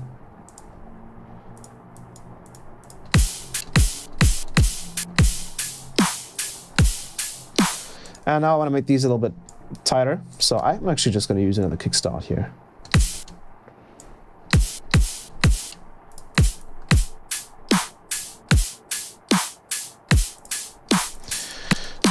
Cool. Let's mess around with this.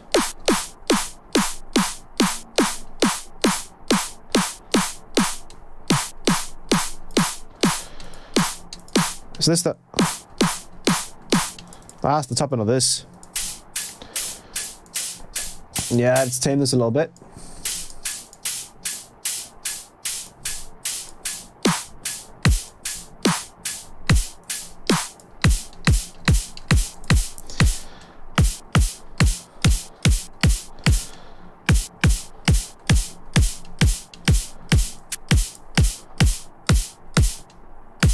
And changing the phase here of the hi-hat.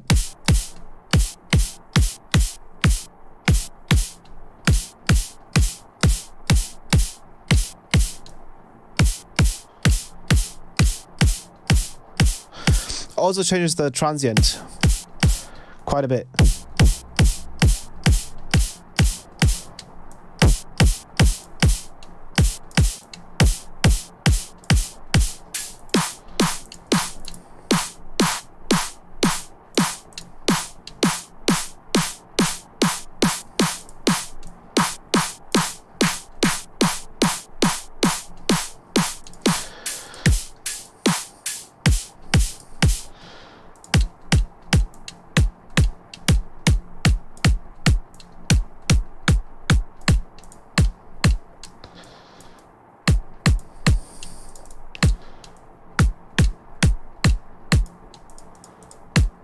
Cool. I think what I'm not liking is the amount of hi-hat here.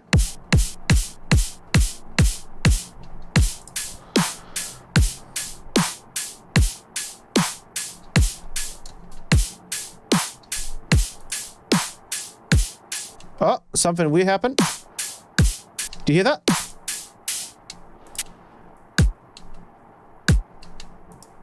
That sounds really bad. Let me grab 6 serum.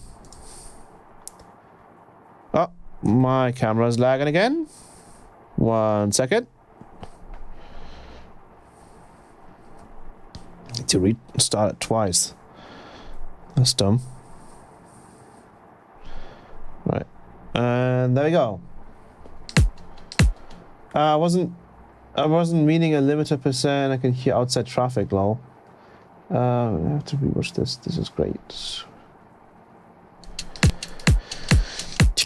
There was a weird click. Yeah, right there. What is that click? It should be consistent. Why is it changing it?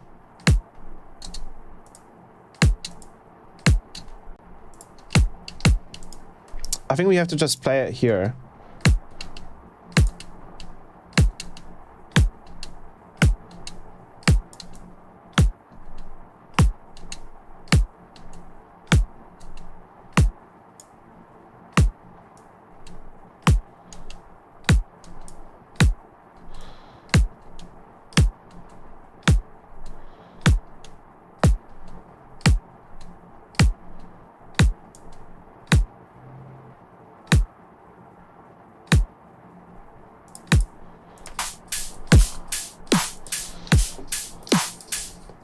This hi-hat loop sounds like a clock, so I gotta change this.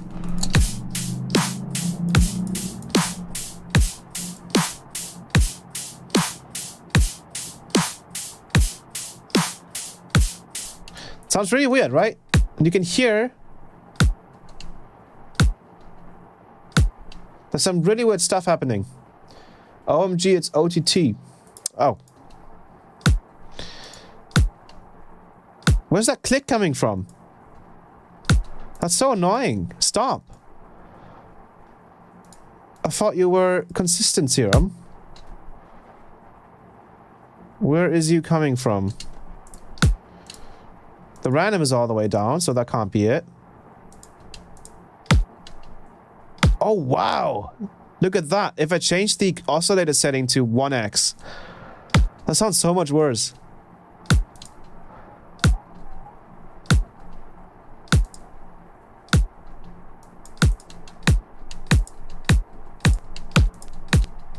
That's crazy.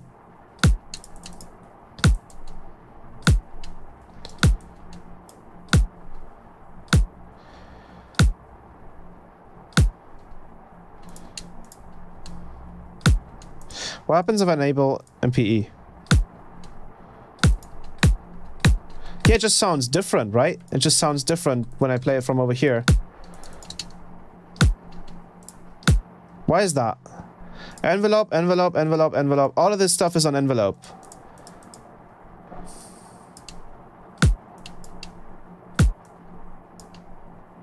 What are you doing, Steve Duder?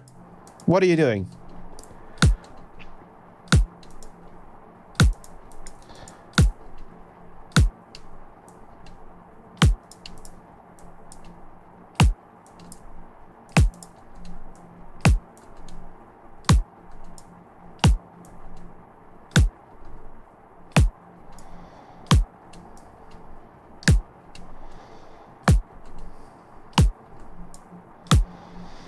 It sounds like this is not really coming through the noise.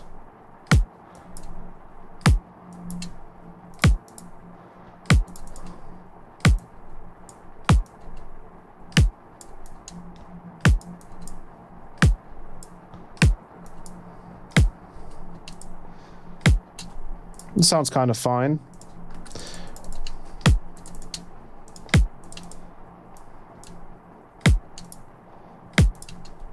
Right. Yeah, it's annoying.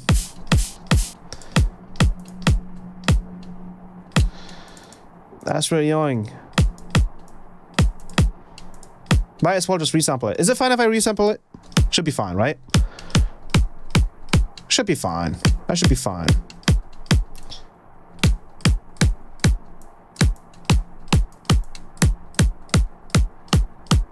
Because it's not consistent. It's not consistent. Which is unfortunate.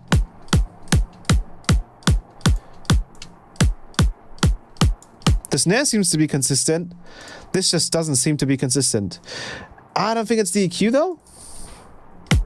Maybe it's the compressor.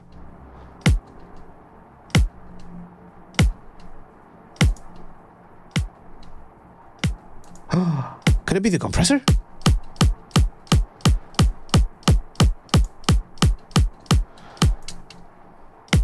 Let's turn off the compressor. Let's just not use the compressor. Oh, sounds so much weaker now. Man, okay, we need the compressor, but we just need it to not do anything. So now it should be consistent.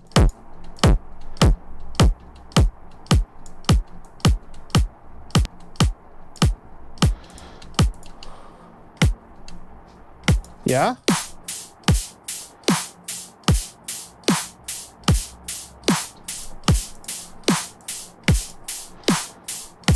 No.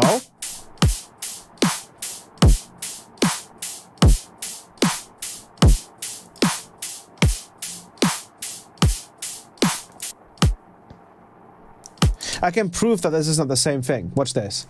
I grab a utility and I put it on reverse polarity. What? Oh, it was recording my voice. Okay. Record it.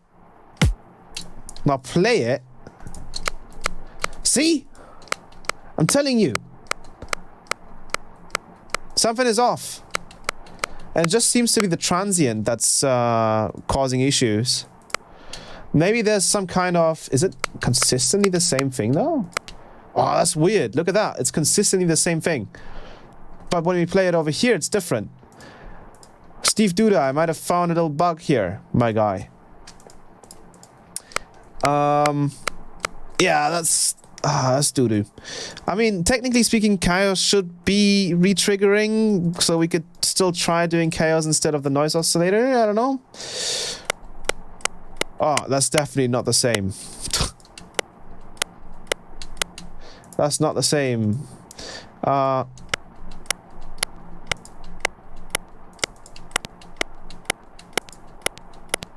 One more thing that we could try to do, I don't know if this is going to work though, is we could just have, instead of chaos, we could use an actual LFO. So for example, LFO 6. And then we could try and replicate something like noise. Oh, we can do wavetable A to us to LF. Oh, I didn't even know that existed.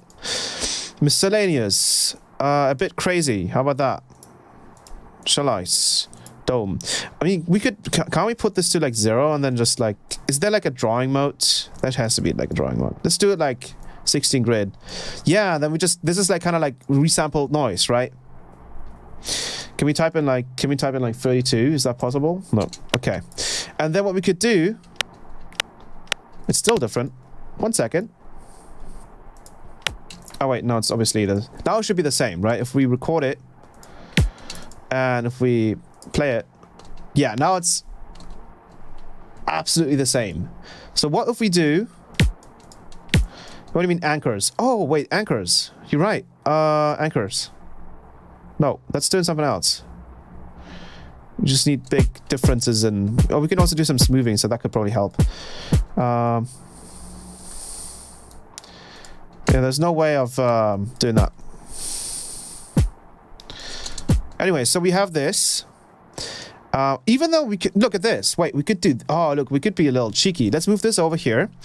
And I'm pretty sure we can just do some noise here, right? So let's just do a clean line. And then let's add noise to this. Watch this. We're adding noise to this. And now we're going to go to wavetable B to LFO. Oh, look at this. Holy shit. Holy crap. That's so many points. That shit is possible? That's crazy. What the hell? Put this to retrigger. So always retriggers. And then we just turn off the BPM here and turn this up to 100 Hertz. Look at this. What the hell? I think we found a new ways to do a noise oscillator, potentially, right? Not 100% sure. So let's just play the transient itself. And let's go ahead and turn down the... let's go ahead and turn this off. Just so we can hear the sound. What in the world? Yeah, what the hell is this? And then... Oh, wow. I need to switch my app. 1 second.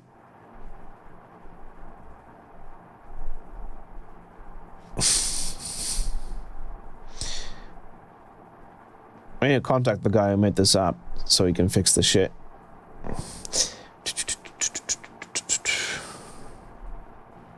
Smoothing all the way up. Thank you very much. Now we should be able to just add this LFO. And let's turn off the smoothing. Oh, we got it! We got it!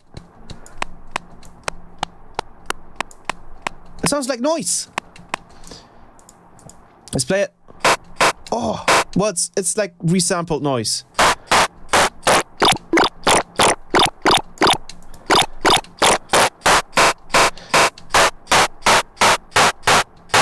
But it sounds somewhat like noise, so it's actually usable.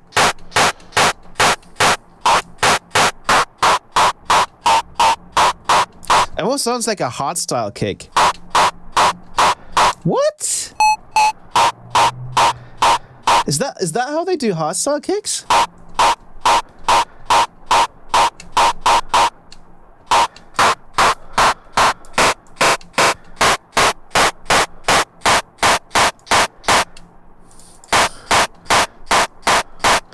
Cool. And now what we should be able to do is we should be able to then just use the pitch here as a form of pitching.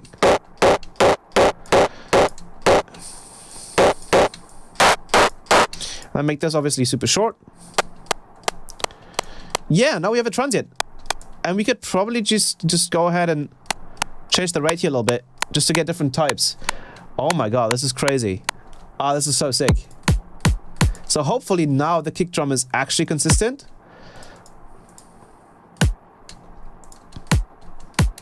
Let's play these two together. Oh no, they sound different again. Fuck.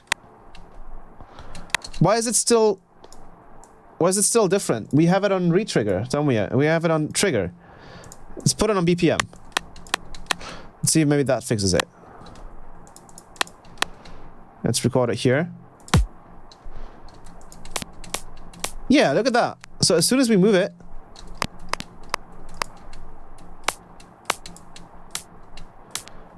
why is it so damn different? What?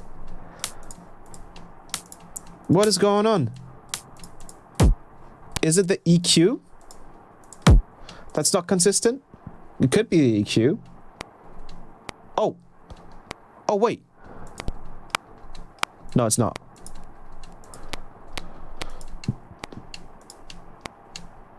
I guess this is chaos with more control. Yeah, it depends.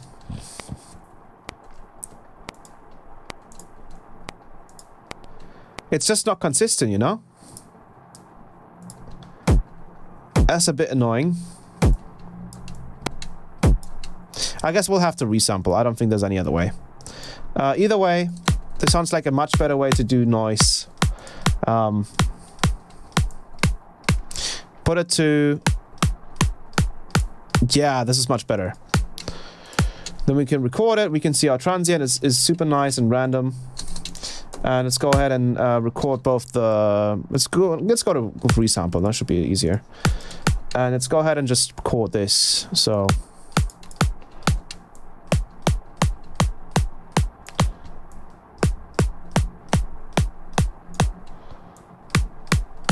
Yeah, it sounds like a much snappier transient right there. That's great. Oh, that's awesome. I love that.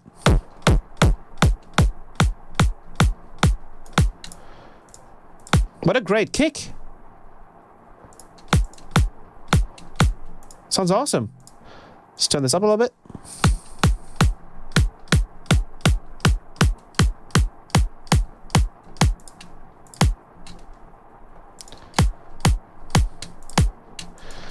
This is great. Okay, cool. So we have the kick drum. We might have to mess with the release here of the compressor.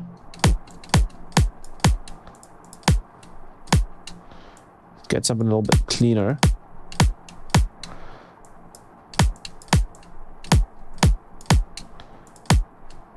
Yeah, that's great. Let's turn this down a little bit.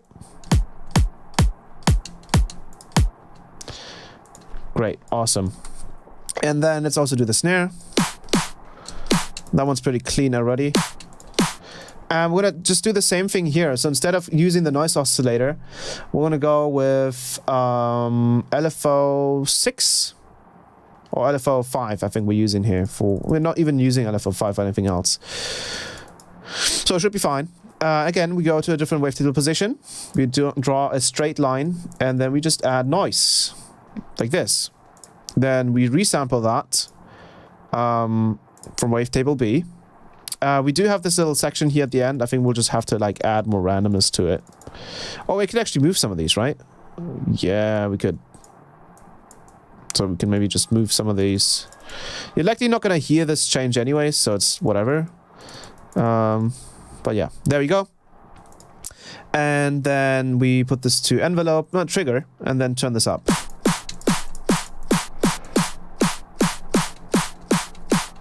And then we should have noise.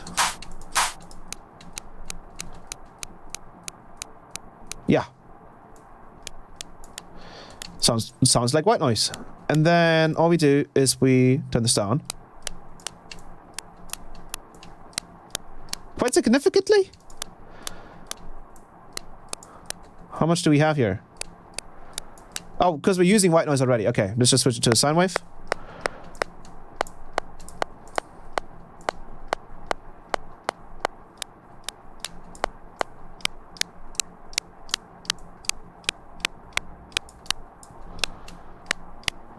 And there we go. Perfect.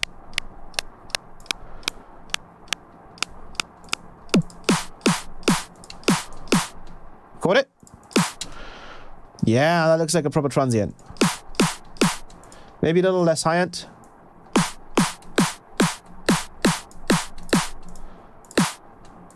Sweet.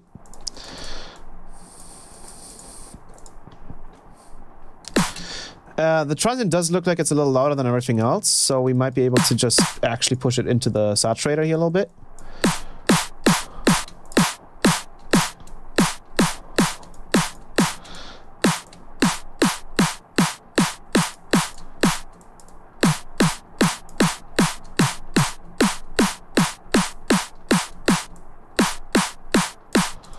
Sweet.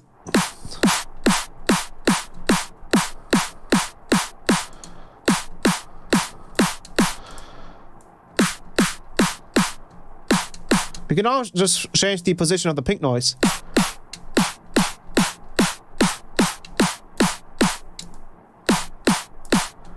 And change the sound of it a little bit.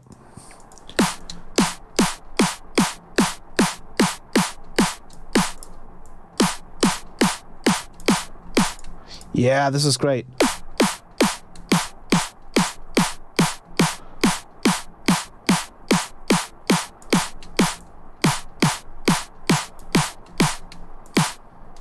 Cool. So now we have a really nice kick and a really nice snare. So now let's go ahead and write some cool stuff. Maybe some color bass, probably. Let's turn this one off.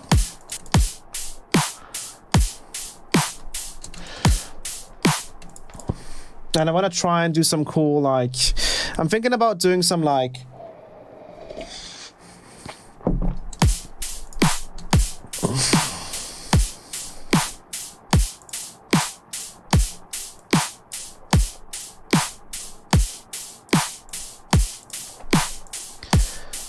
obviously all serum, because I wanna try serum now. I want to do some cool rhythm. So let's go right the chord progression first. I think that's a little bit more important. So the thing I'm gonna do is I'm gonna grab just a simple scale. Here I'm gonna go with a minor scale, and I'm gonna grab some chords. And I'm gonna do a 4, 7, 16, just like usual, because I love that.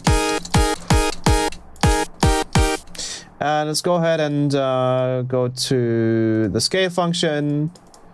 E minor.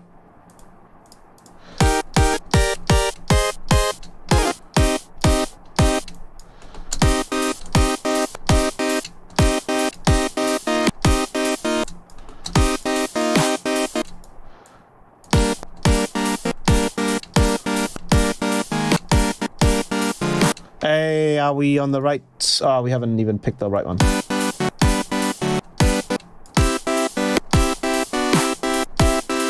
So when I dun. Bum bum bum bum bum bum bum bum bum bum bum bum bum bum bum. Maybe something like that. Bum bum bum bum bum bum.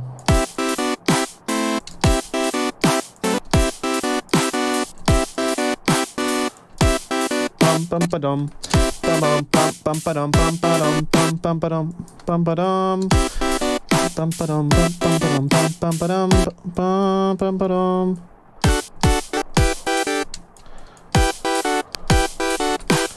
Bum bum bum bum bum bum bum bum bum dun dun dun.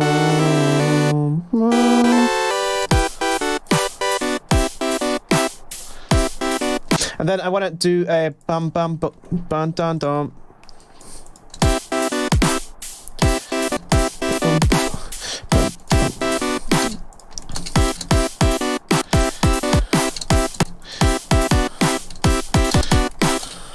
Bum bum. Something like that, maybe.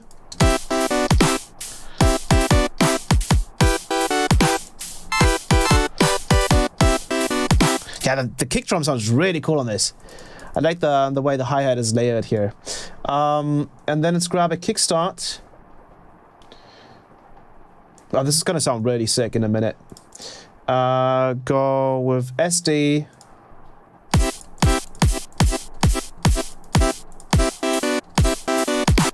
Turn on the band.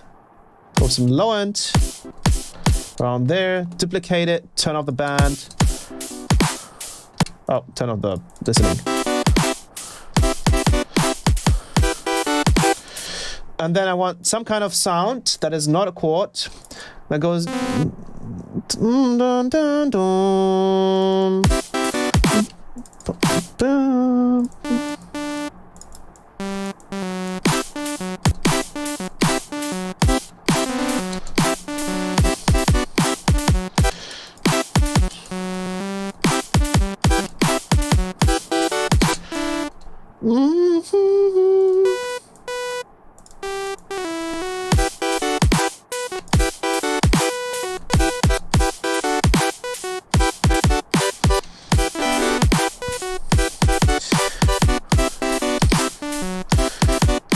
This first one doesn't sound.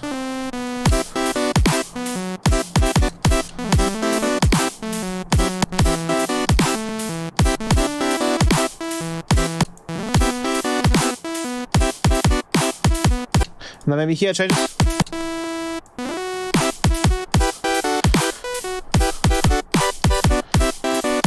Cool, and now obviously we can write the actual sounds because this is pretty simple. So I'm gonna go down to.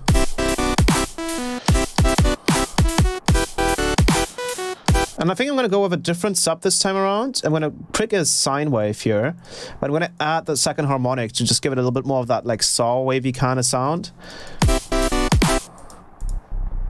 And also make the sine wave just kind of stand out a little bit, right? Little pink noise stereo, and with some high filtering.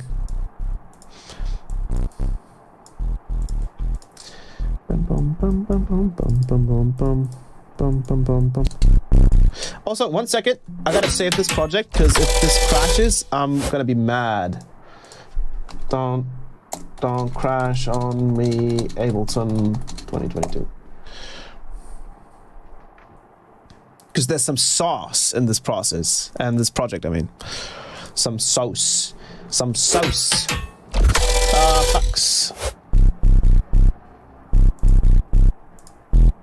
I'm gonna take some of the... I'm gonna add a little bit of disperser to this, I think, just to kind of give it a little bit of a... the good old disperser treatment, a little bit of a pitch bend.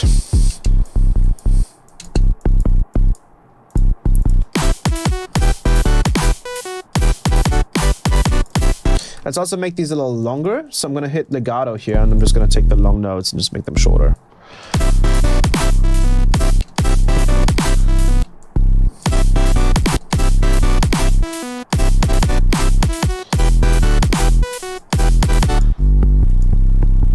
Now I'm gonna grab a simple auto filter and a V-clip.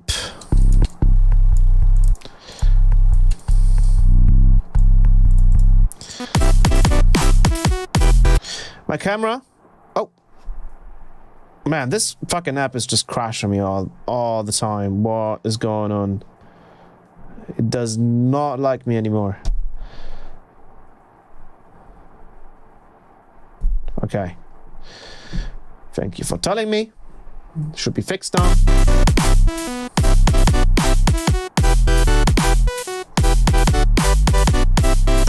Cool. And now with Serum, I want to see if I can just go with a simple, like, literal...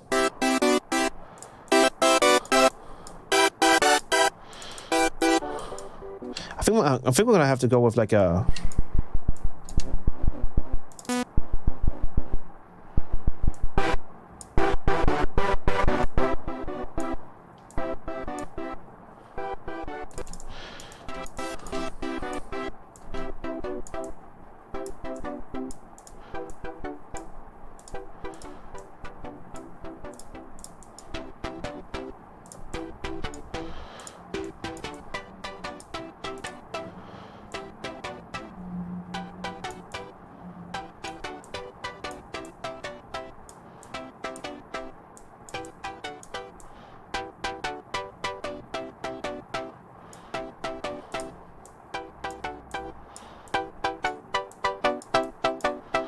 Yeah, that sounds cool. Let's add some disperser.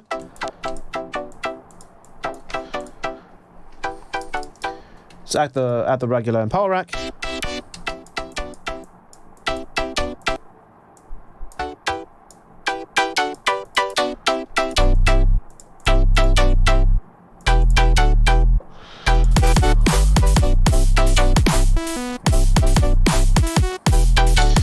And then here, I want to create a very like weirdly phasey sound. So I'm going to go with a sine wave, I believe, or maybe like a triangle wave. And I think I'm going to do some heavy reverb first. So I'm going to go in here and kind of use the MIDI as a little bit of a gate of sorts. And then when you use that to our advantage, okay, well, wait. We're gonna have to turn up the sustain here and then use a separate envelope. And then I want to use the reverb heavily.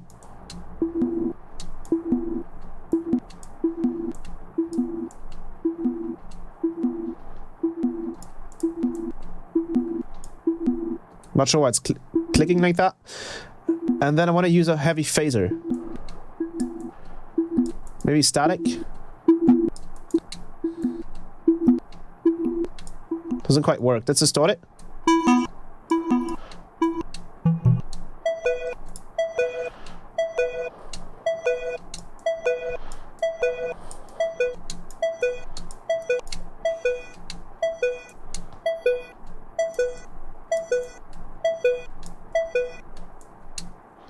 Maybe let's give it some rate. No, let's keep it like this. Add some phaser.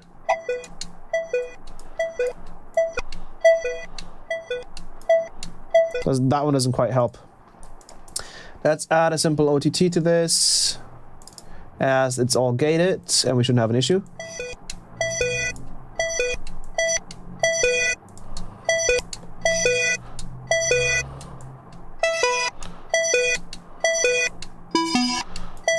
Let's maybe try and add a little bit of a portamento.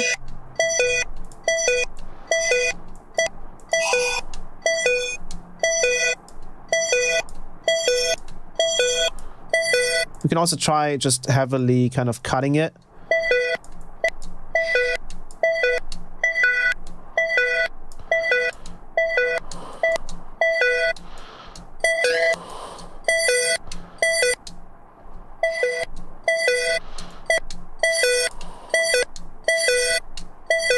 Let's do some post-EQing on this.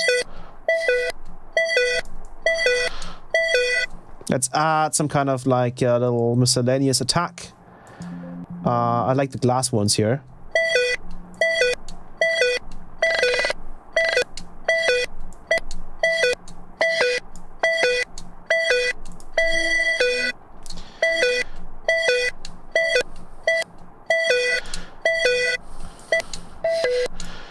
Send that through the filter as well.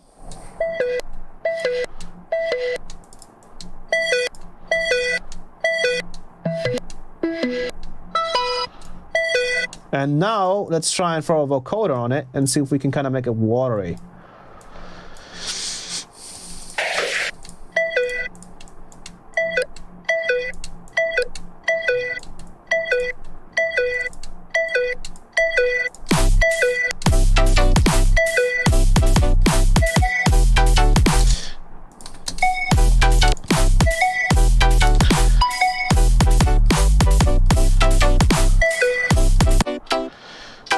Let's add a vocoder to this as well.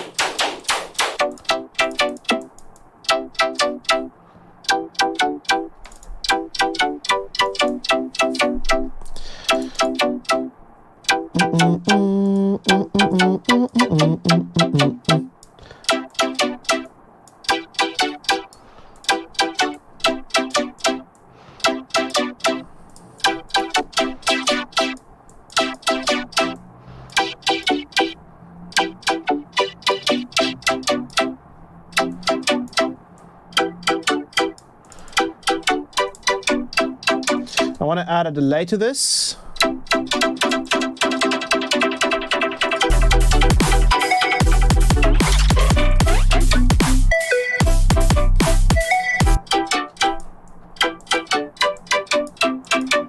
Let's relax the distortion a little bit. I'm using too many kicks and snares here.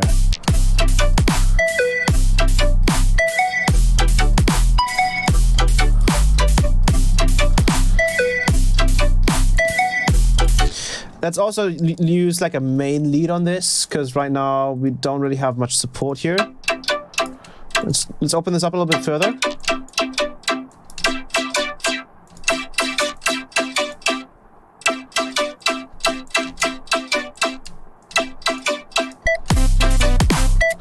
And let's go ahead and load up a serum and... Oh, maybe you should go to like a dun dun dun.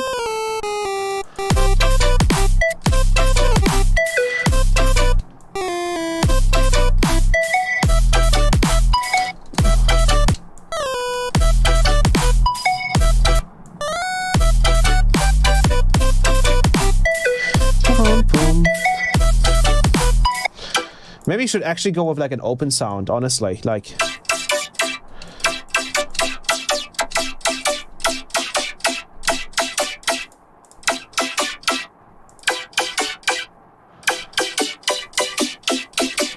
without the vocoder.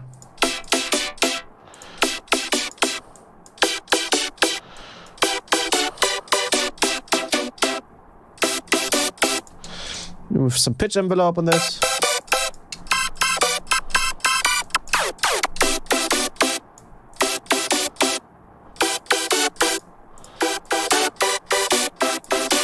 Add some chaos to the general master. So chaos 1 to global master tune.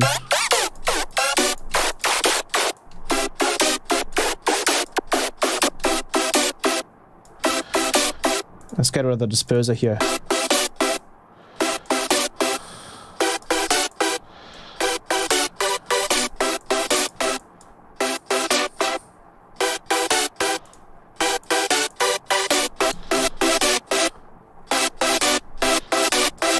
Dial back the distortion.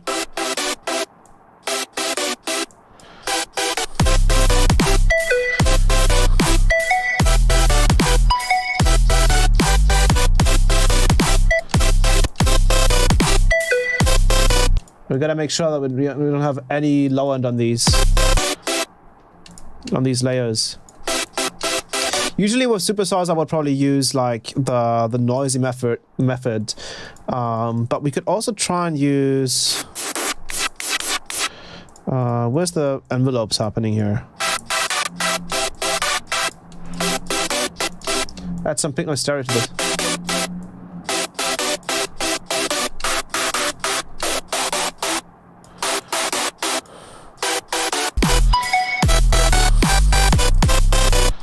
Let's add a -5.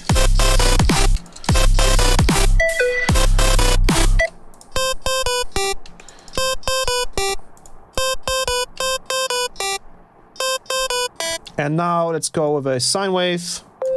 Actually, a saw wave. Distort it together. Make this into a sine wave. No, actually make this into a saw wave and then make this into the sine wave. That's how it went.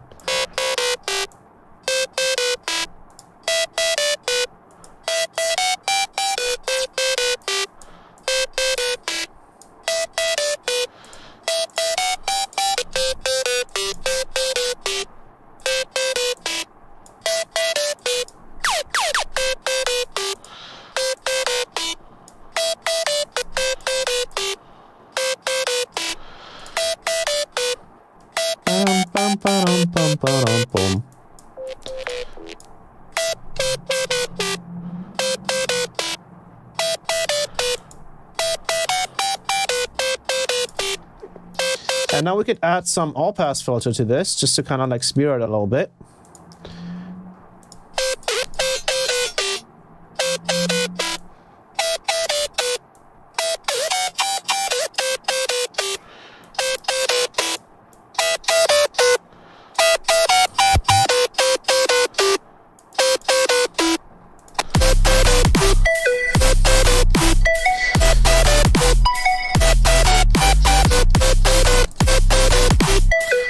Now, obviously, everything's just too loud. And this is just way to distort it. Let's make these supersaws a little bit simpler to understand. Turn this down a little bit.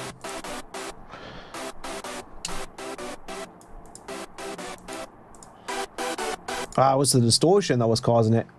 Alrighty. Add OTT, saturator.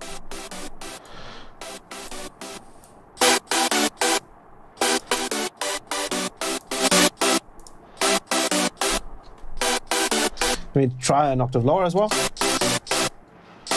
1, 2, 3, 4.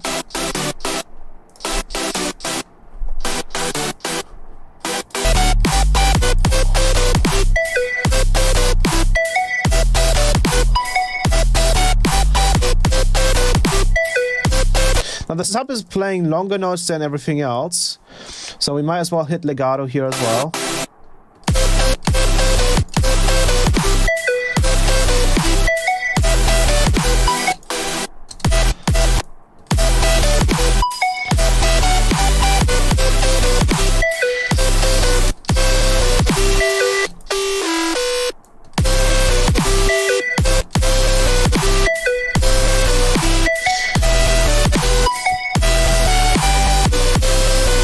Yeah, that sounds cool.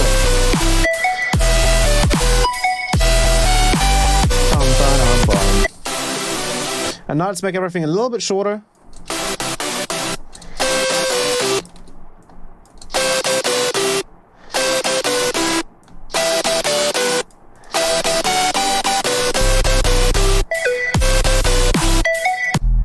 We might as well go with an extra saw layer here.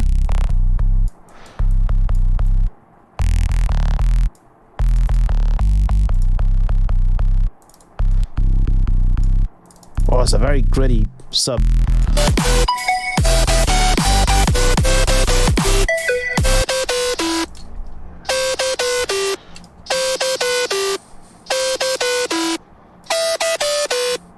Maybe let's try some chaos on this.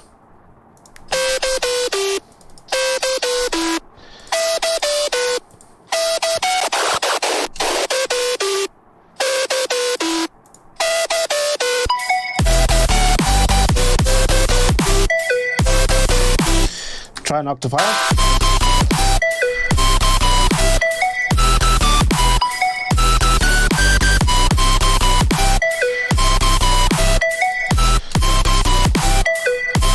Now the drums are a little bit too... they need a bit of a bigger... Let's grab this. Yeah, just turn this up. Turn up the maximum. Just like that. You need a bit more. Loosen a little bit.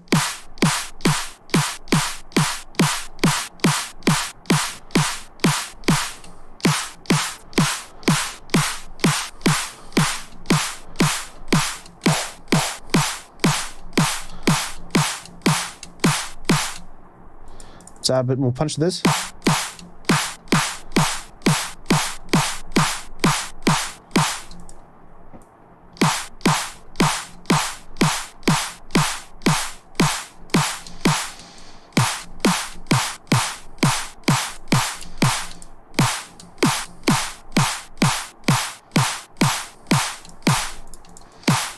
Let's maybe try that. Is this not the resample? Where's the resample at? Resampling. There we go. Oh, this is a bit too clean though, as you can see. The transition there is a bit too clean.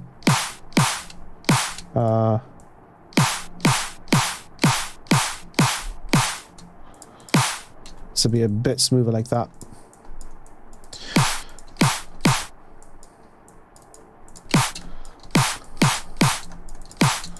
Like that.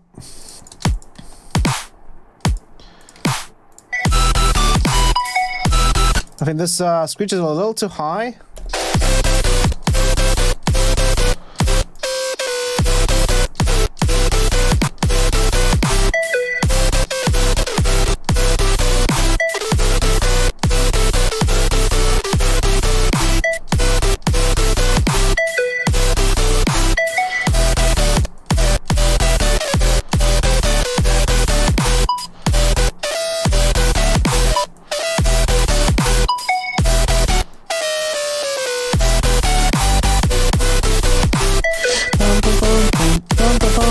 I think this should kind of redo its swing.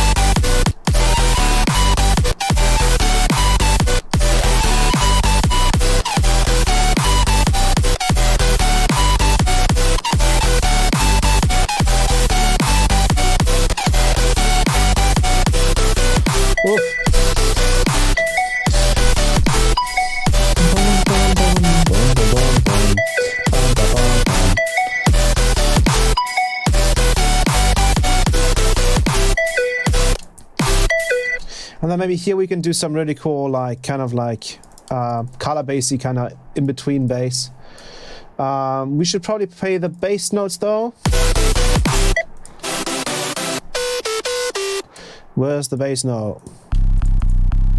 So it's C, so this is C first and then C again and then E. So I'm gonna go down to C. And then we go down to E. Make these a little shorter.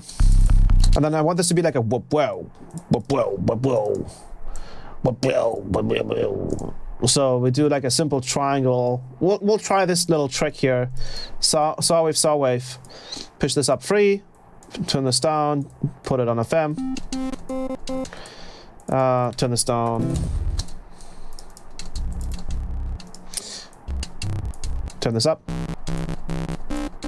And then we'll do FM from sub oscillator.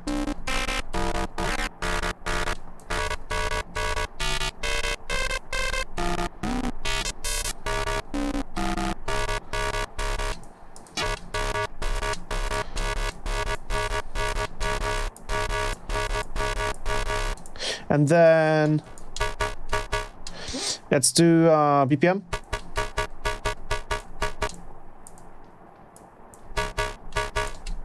Let's configure the macro here. Let's automate this.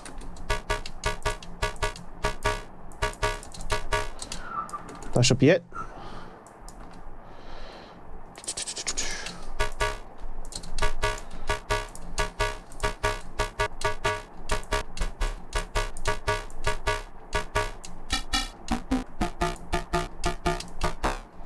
We are on a saw wave, so that should be correct.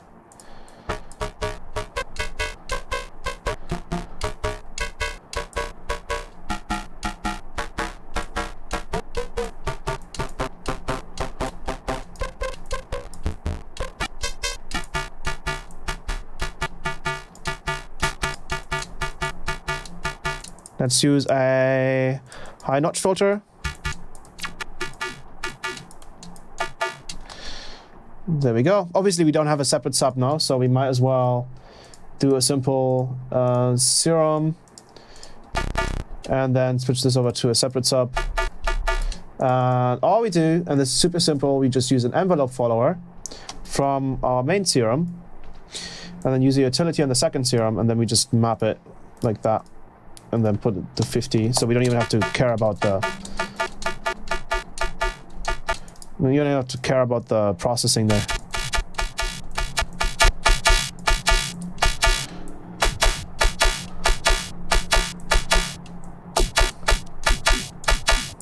And add some low pass filter.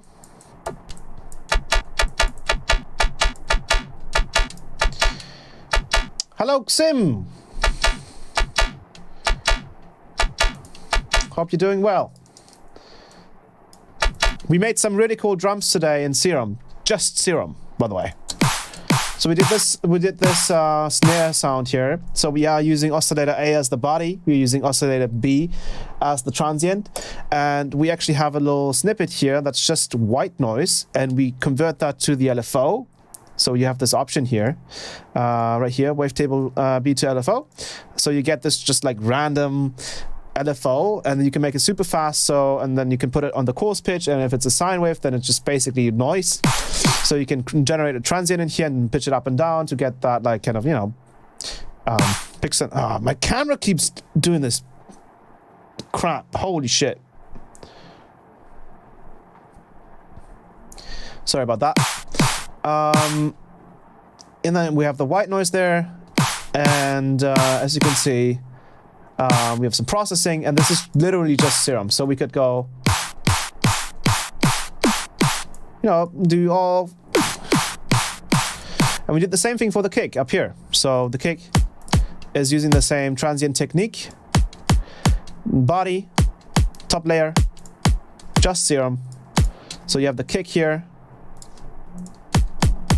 and the snare here.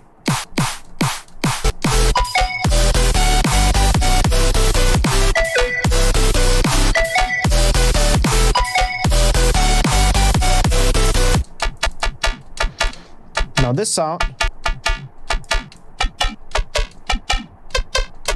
the FM here sounds really weird.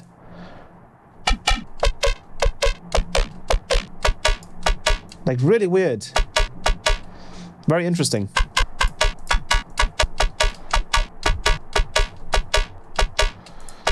And let's just put this on here.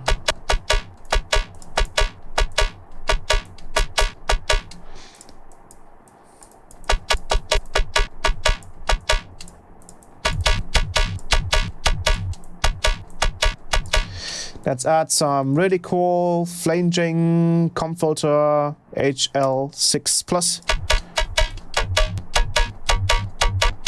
Maybe you can make this note track. Oh yeah. Whoa, what the hell is happening there? Oh, that's nasty. You guys don't know how much like this, just this like high-low width filter here is doing. This would just be the regular comp filter right here if we just had it like this. Doesn't sound all that crazy, but when you actually have that high low pass filter, man, it sounds so good. But obviously you can pitch it around.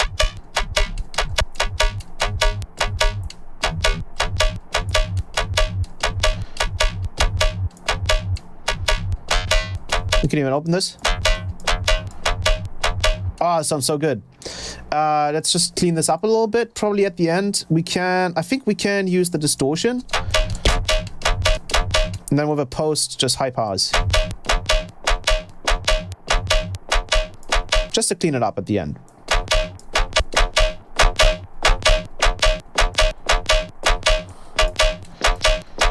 Let's push this a little bit. Oh yeah, this sounds lovely. Disperse it.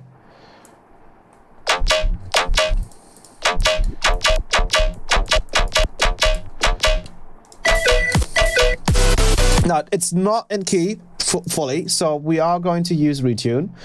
Probably after the processing, so it's not as noticeable. I'm going to use MBP rack, and I'm going to use retune. And I'm going to put this from, we are in E, I believe, so this should be...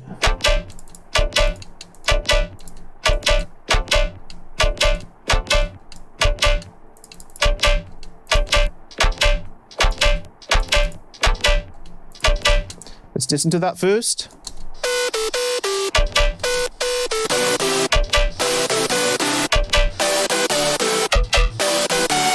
Yeah.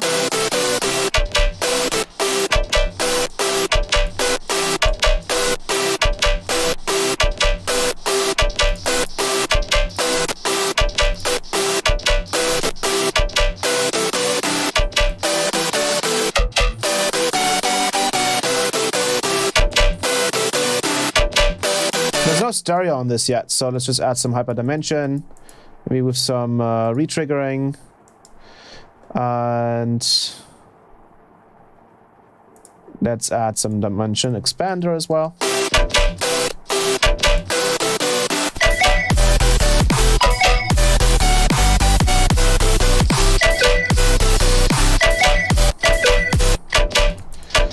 Let's add a little bit more.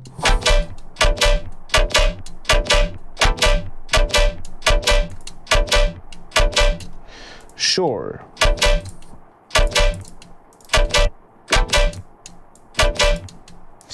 Let's resample this because it's not super clean. That's good. Let's resample this as well. Maybe here we can even go in and like play around with the comp filter.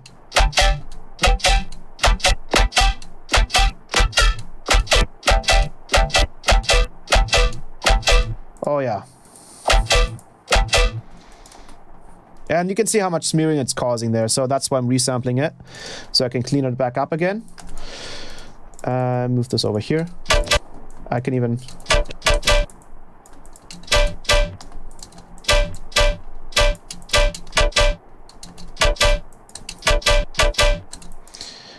leave it like that.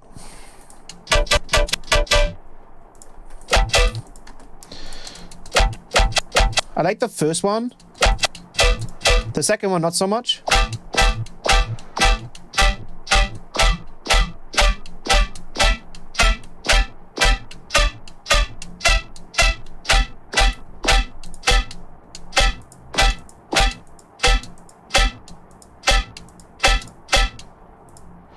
Let me cut this right here. I don't like that second one.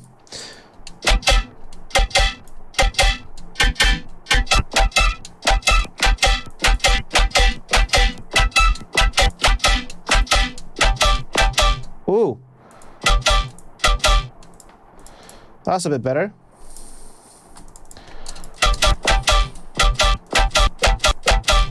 Still too samey. I don't want it to be like that.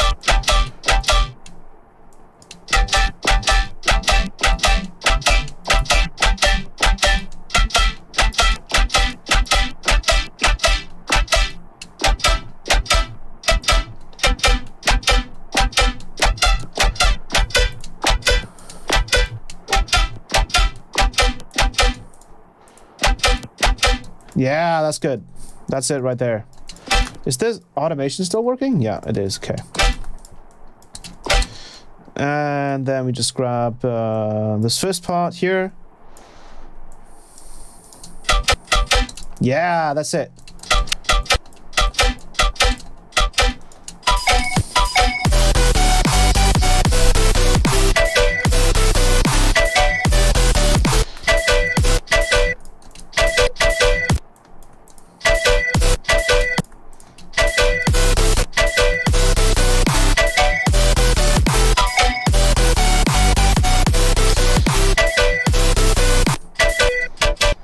Still don't like the first ones.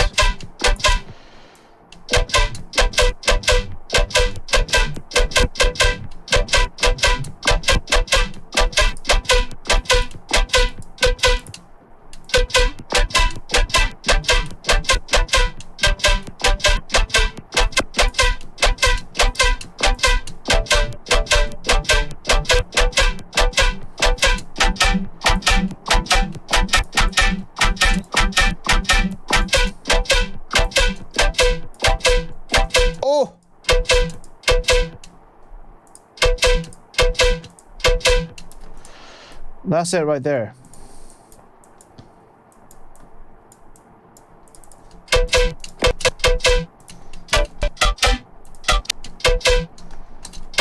It sounds really weird. There's something.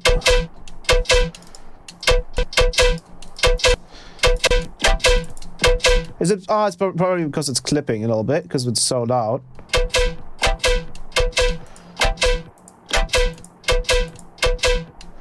There's something weird with the sub happening.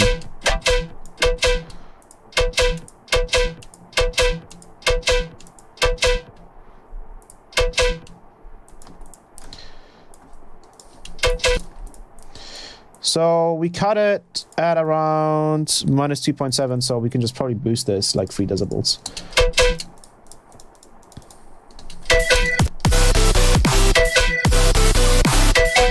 And then maybe change it here, right? Like have the first one play, but have the second one change.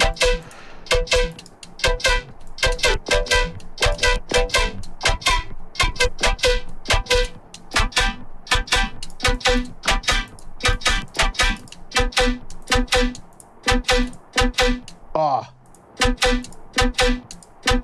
Oh, so good.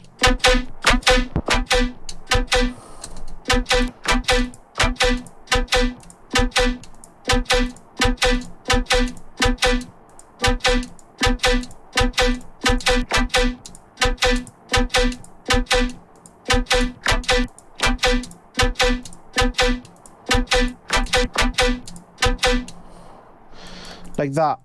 I like that a whole lot. That's such a clean, like, such a clean tonality. It's so good.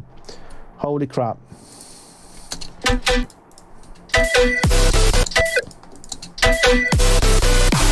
And then we go bum bum bum. Ooh.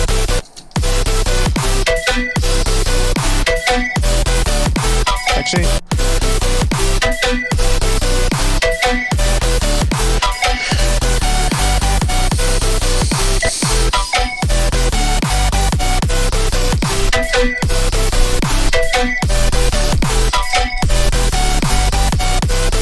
One second, there's some weird spam in the comments right now. What was that? What the hell is this? New AI dating for all tastes and ages. My guy. My guy, my guy. Am I logged into my... Yes, I am. Goodbye.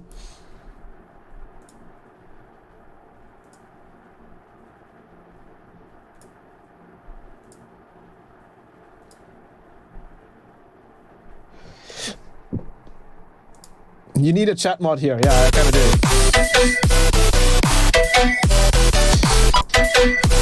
Is this stereo? I want to push the stereo here a little bit.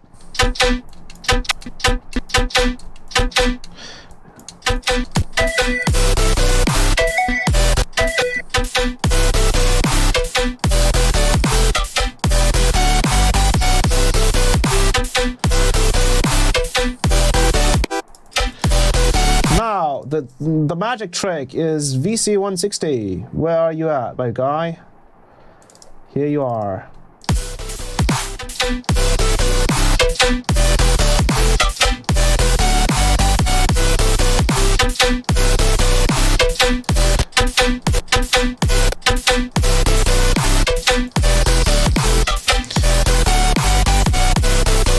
Now, I think that I'm still not 100% happy with the quad stacks here. We're gonna do the little R5 trick of doing a left and right thingy. Random can probably be up. Let's do one more. That's just in the middle.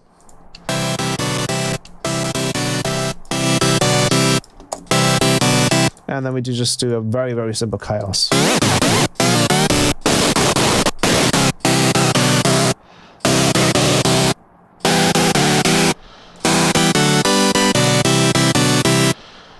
Random is up. Why is it still mono?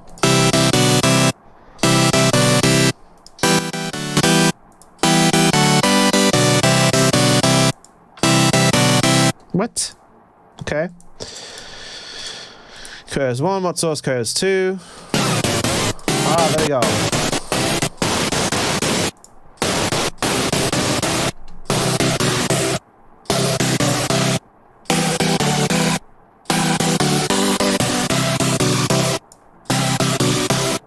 We have it on both sides.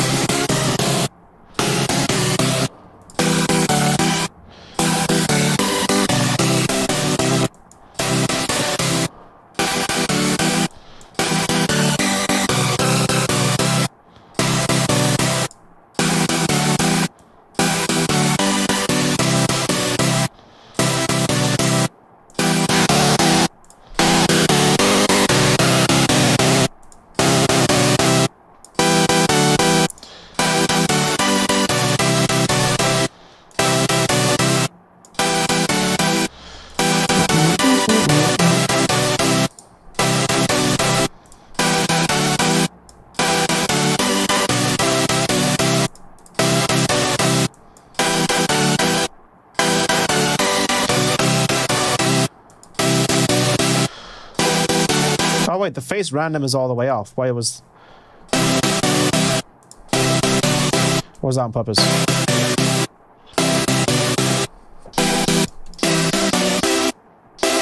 Sorry, octave up. Let's grab a chord.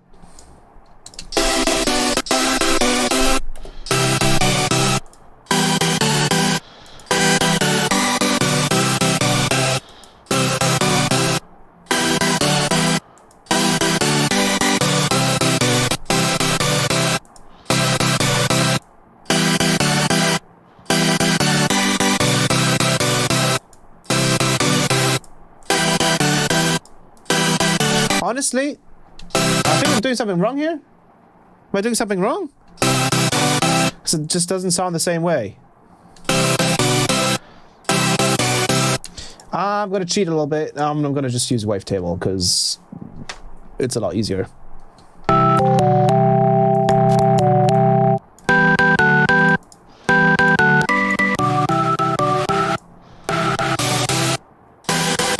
Sounds so much better.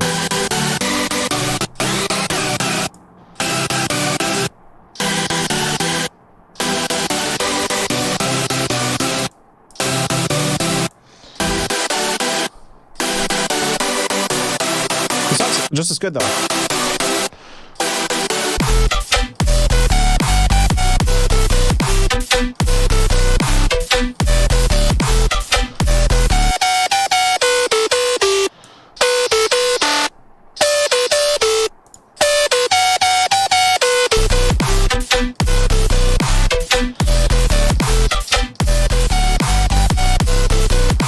Why is it so weirdly distorting now?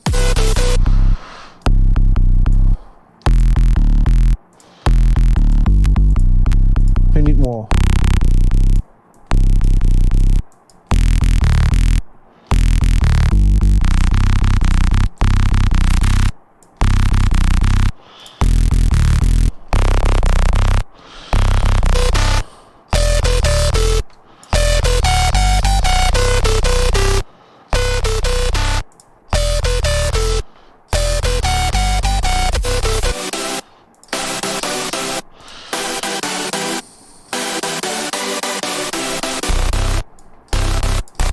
Sorry, because it's clashing.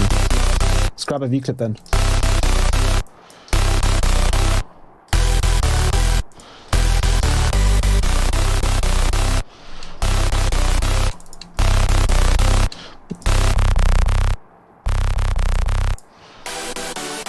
Oh, these are just quiet then.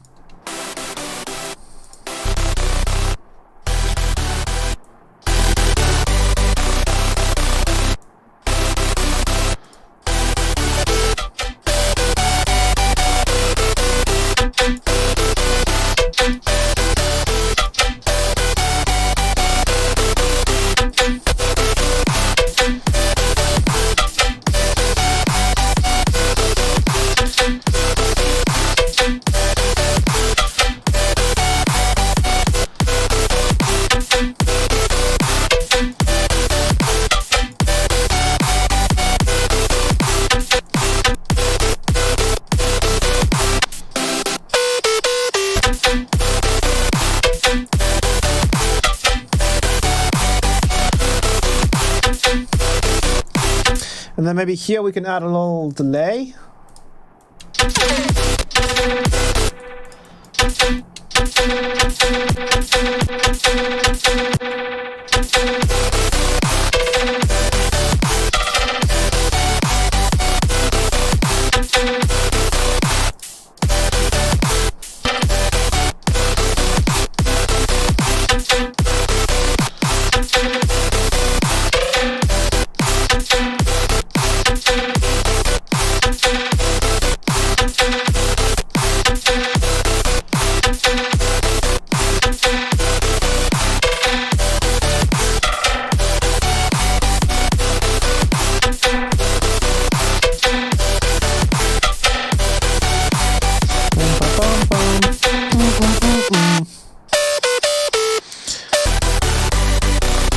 Let's add one more layer that's just a screech layer. So we'll just add... well, I think we just added... Whoa, what just happened there? Just need one of these. Delete the chord.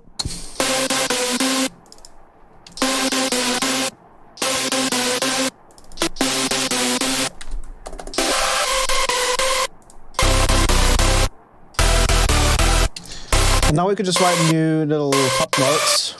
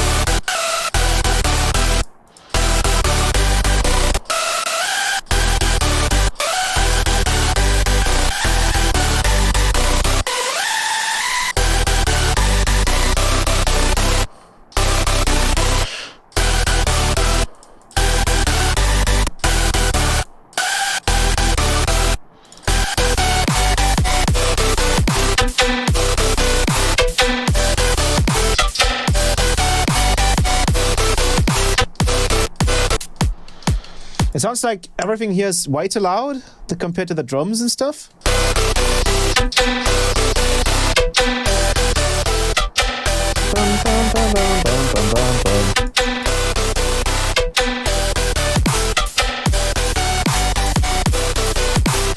I think we need some kind of like vocal sample in here, but I kind of don't want to use just a pure vocal. I want to actually do like a vocal chop kind of thing, right?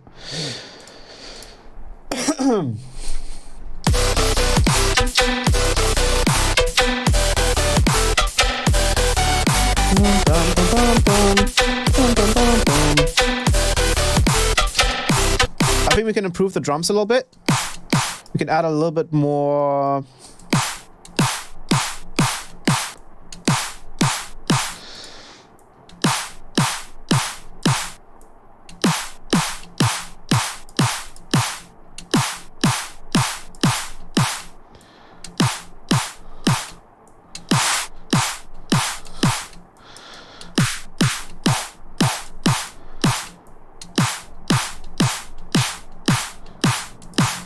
Yeah, maybe like that.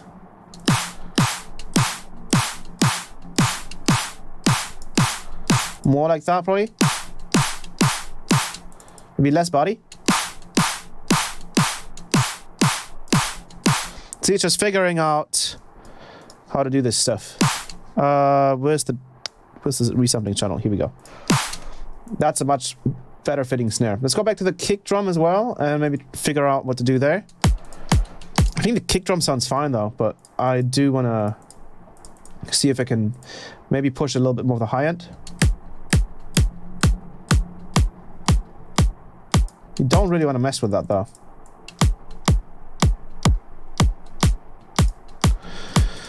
I think the kick drum sounds fine as it is, so no need to really edit that all that much. But it does look like it needs a little bit of like fatter.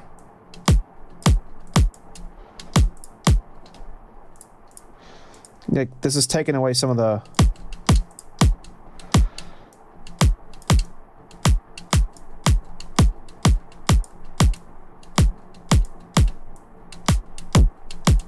let's push it really into the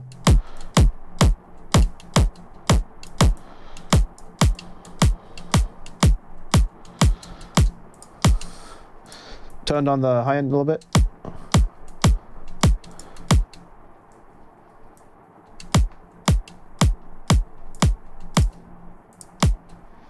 Yeah, I think that's a bit better. I do want the top end to be a little bit more present. But maybe not as long, actually. Yeah, that's good. I like that. I like this kick drum.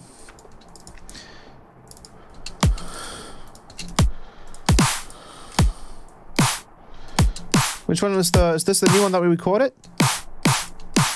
Yeah, it has to be, right? And then...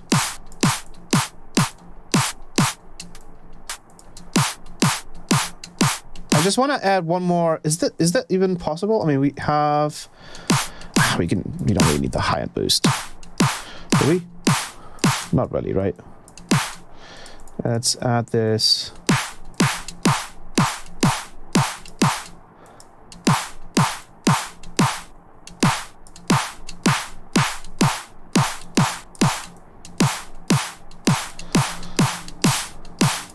Maybe we can also add a little bit.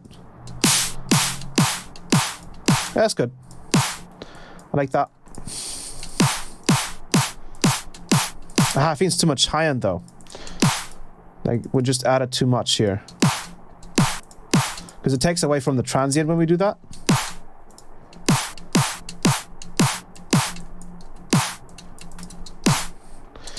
There we go. Let's see if we can push these drums a little harder.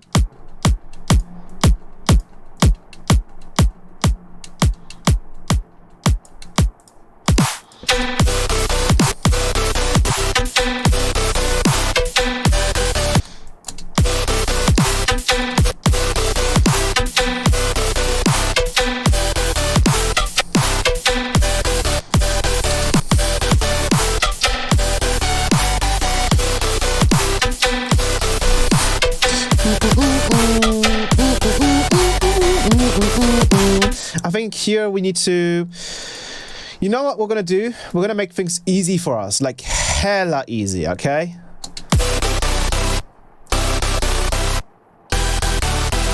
We'll make things hella easy for us, like super easy. We're literally just going to consolidate all of this stuff, and we're just gonna hit legato on all of these, so we can just kind of resample it and then just chop it up. And then more easily define the length of all of these. So let's go with 22 group, record it.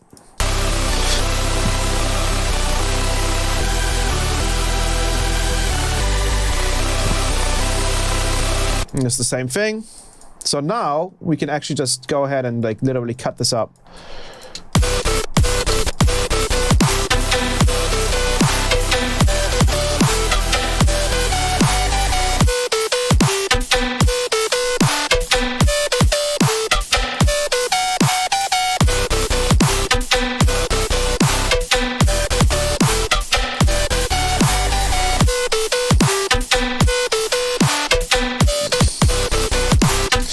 For example, we can stretch this one out.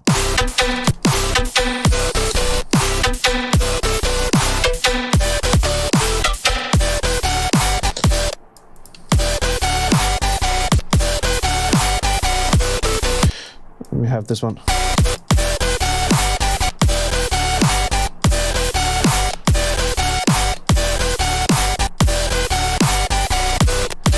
Yeah, I like it like this maybe. And honestly, we could probably, we can actually have this channel in there as well. Fuck it. Let's have it in here as well.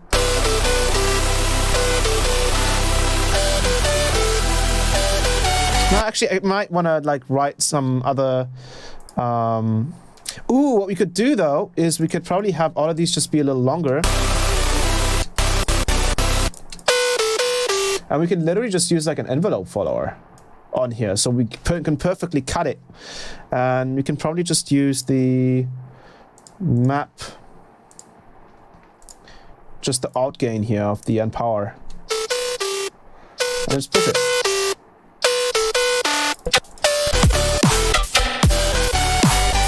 And then at least we like kind of know how long this is supposed to be.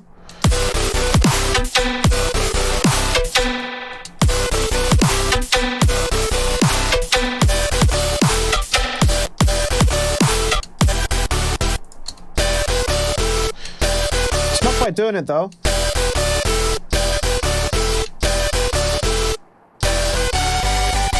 Maybe it would be better to just use a gate instead. So we're gonna go with 27 audio.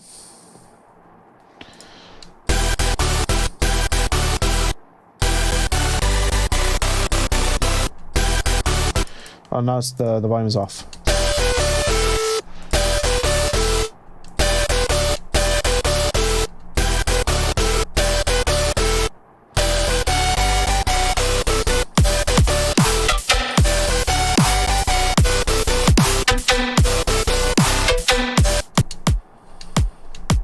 Yeah, I like this.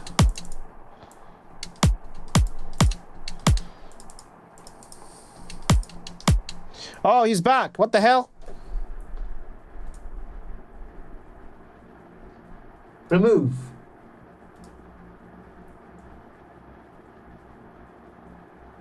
Hide user on this channel.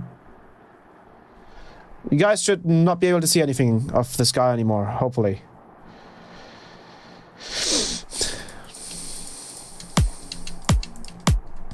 That's so annoying.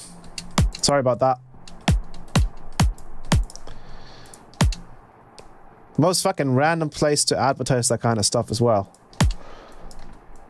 I want to do something here with the kick. I want to just grab a limiter and just kind of... Yeah. That's it. Just make it a little fatter. And then copy, paste, paste, paste, paste, paste.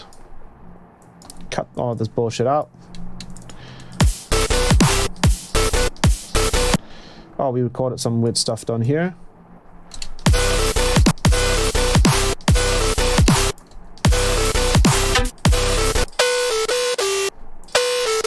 It doesn't quite like the gate. Doesn't like it.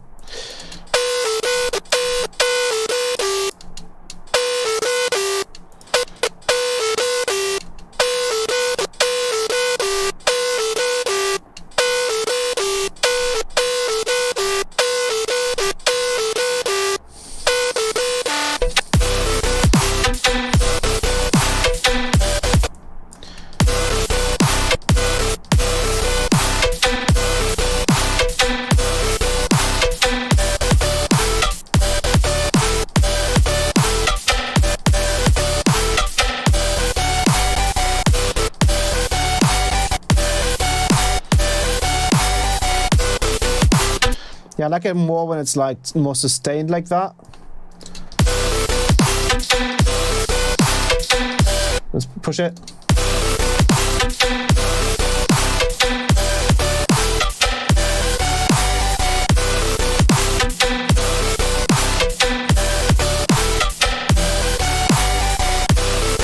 You know what? Let's just fucking have it in there, right? Let's not make it difficult for us, for ourselves. There's no point.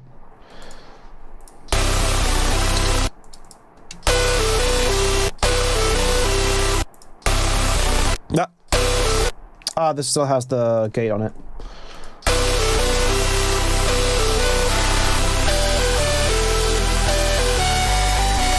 Yeah, that's easy. And then all we do is just literally cut it wherever we have these cuts here. And then that's it. That's how easy we do the resampling for the chord stacks.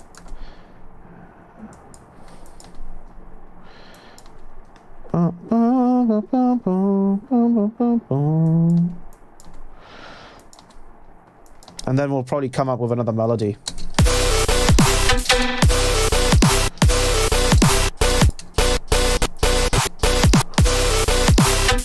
Let's add a little bit of disperser to this, so we have a little bit of a smoother transient happening.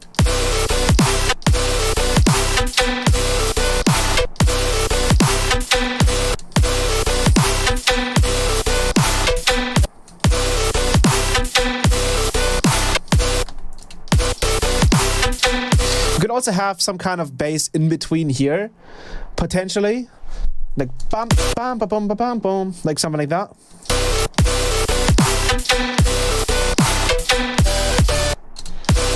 Yeah, not on triplet grid. You can also move this a little bit, so maybe, yeah, that fixes it.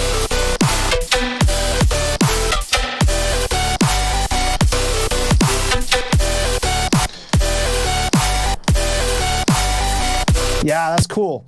Like it really gives us the opportunity here to like really push it.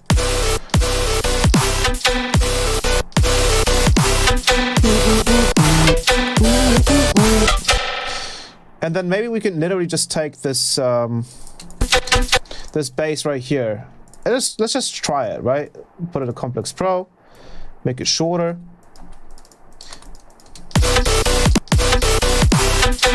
Ooh.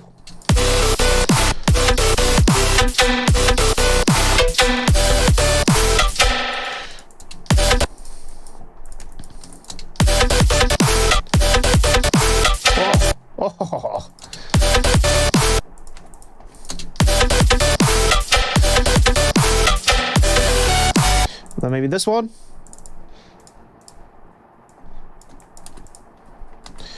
So we have like a... I do want like a boom, boom, boom, boom, boom, like something like... something in between here as well.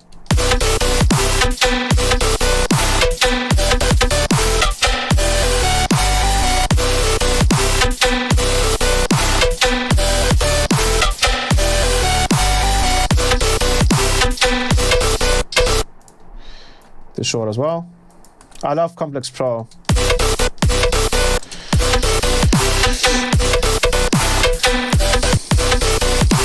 Maybe we need like a even faster version of this one.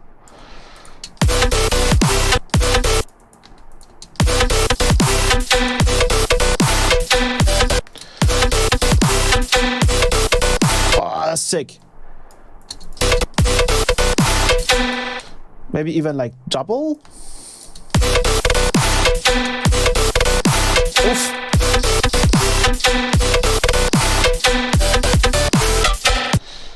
And then maybe this one, because it doesn't quite matter. But let's see.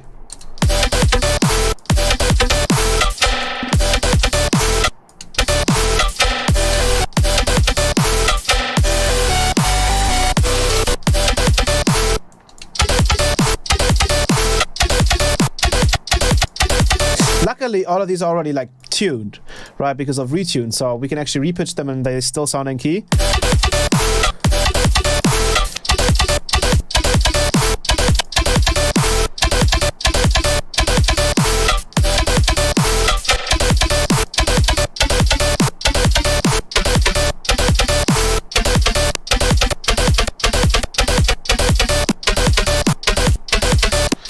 I actually like this one.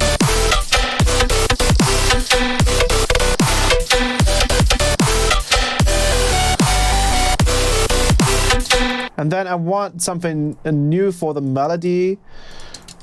Actually, we should probably replay the melody and then have something new for the second part. Like, probably not that high though.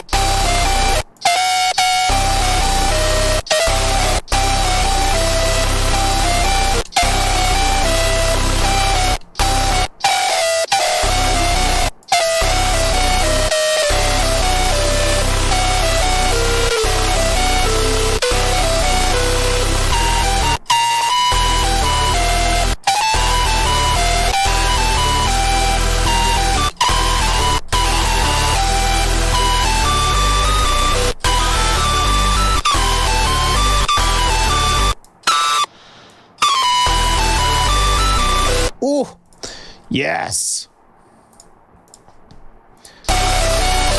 Where's the input here? 22 group.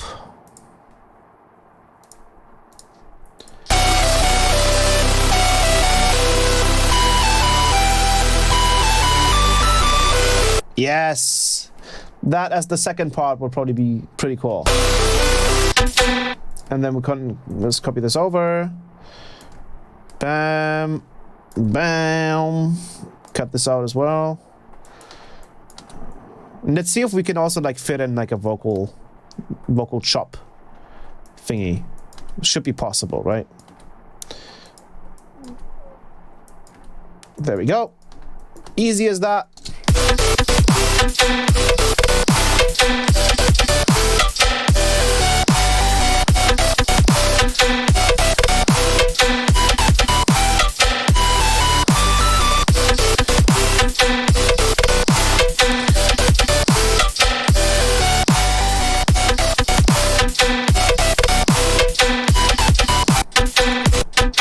This one just seems to be like distorting.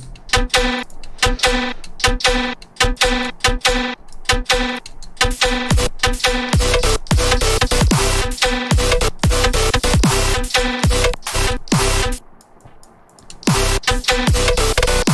that's kind of sick as well when there's like a little pause there. That's kind of dope as well.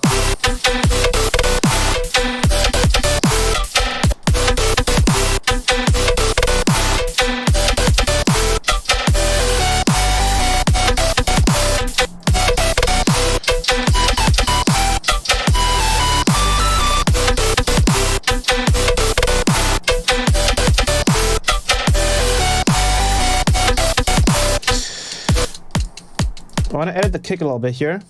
I wanna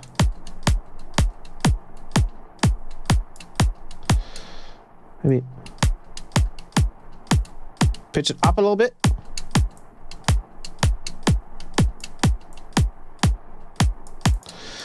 Mess with the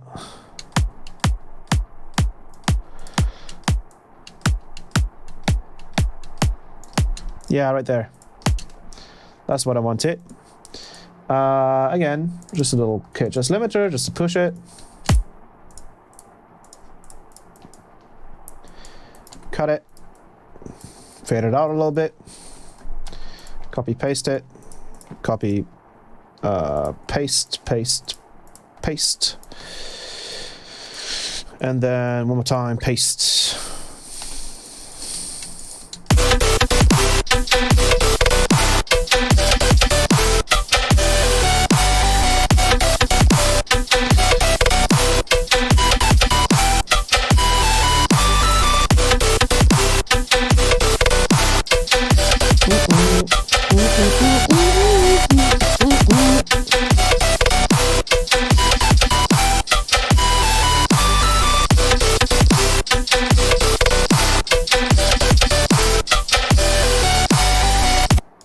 And then we can just write. I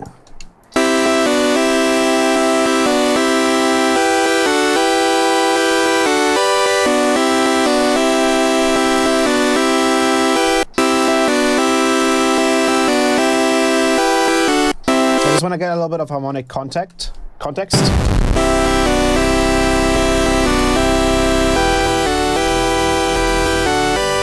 I will probably keep the reeds like clean and simple.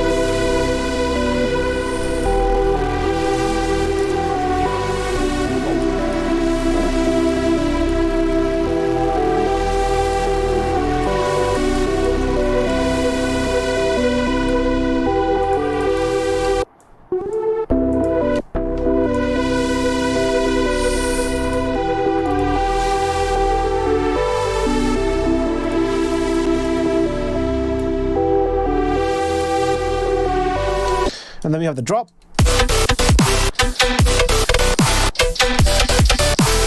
I actually really like those bass sounds, but I do feel like we could probably go with a growl for these parts. Because like the growl would probably just fit better.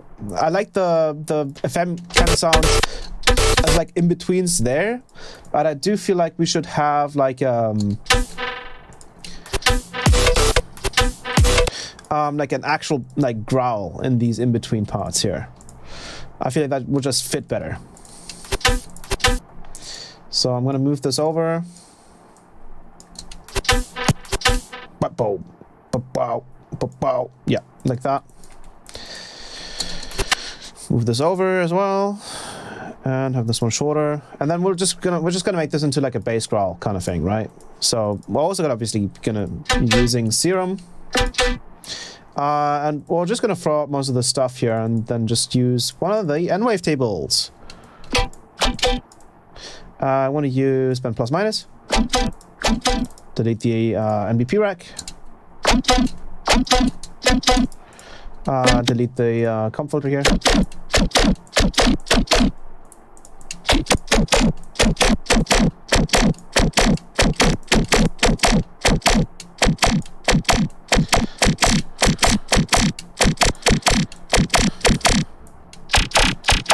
Let's move this over.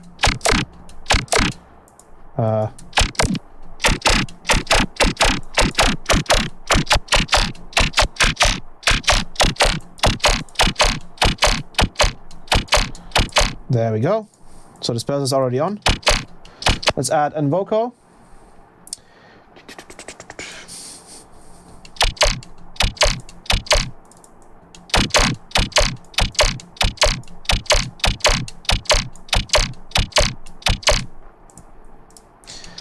And then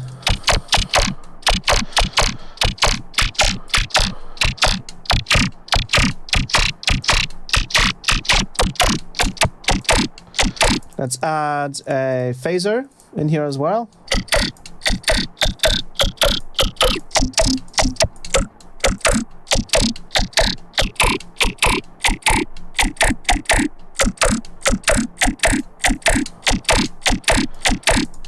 Yeah. We can also try a band.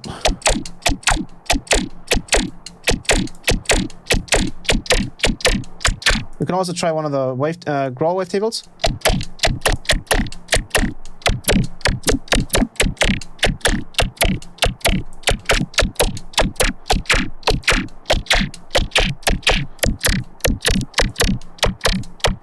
That's good.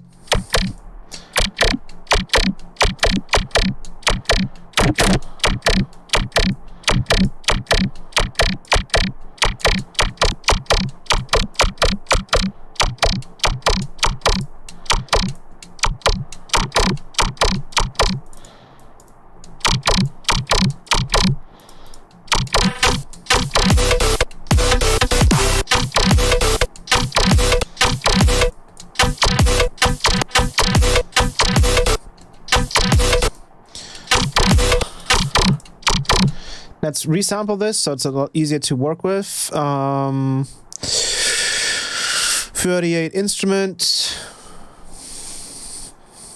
Ah, my fucking.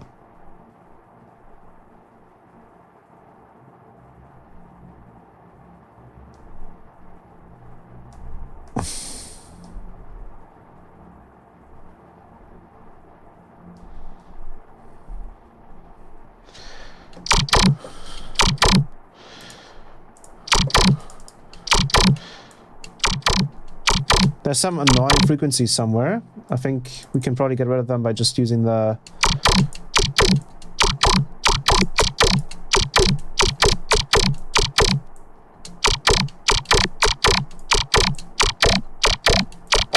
Okay, there we go. Ah, that's good. I like that a lot. Ooh, this is gonna be a nasty sound. Oof, oof, oof, oof, oof, oof. That's nasty right there.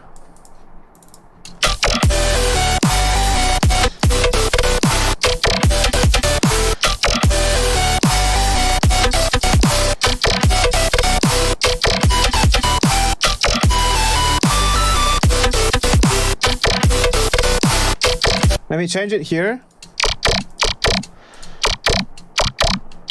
Sounds like a pig.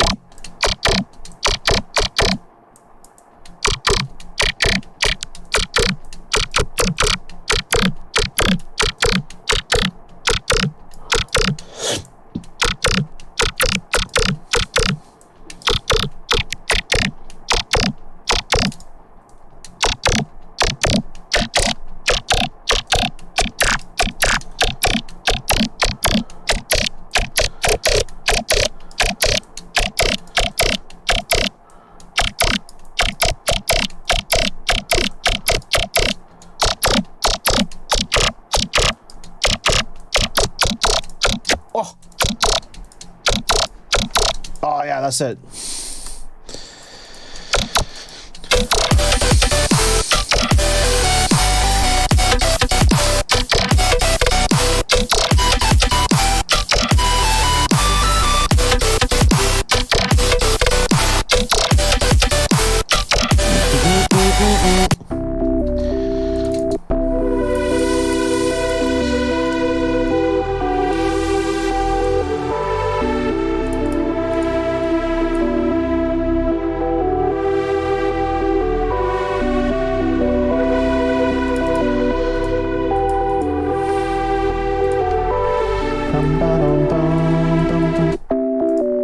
And then we can probably go with like a Femi kind of.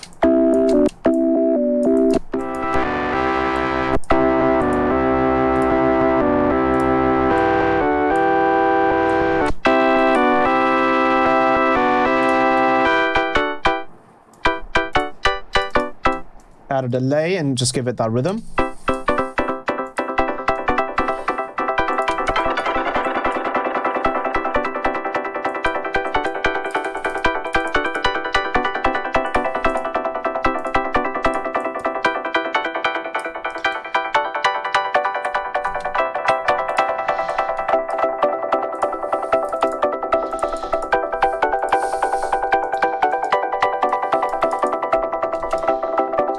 We can also do like bum bum bum bum. Let's record the chord stack. And this is the lead here. Record it here. Now, where's the stupid 22 group?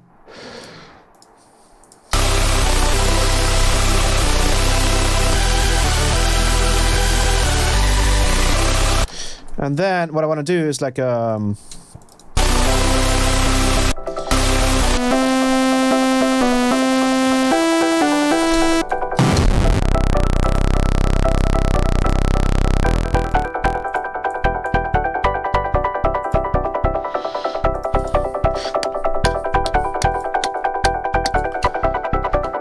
need a clap, brother.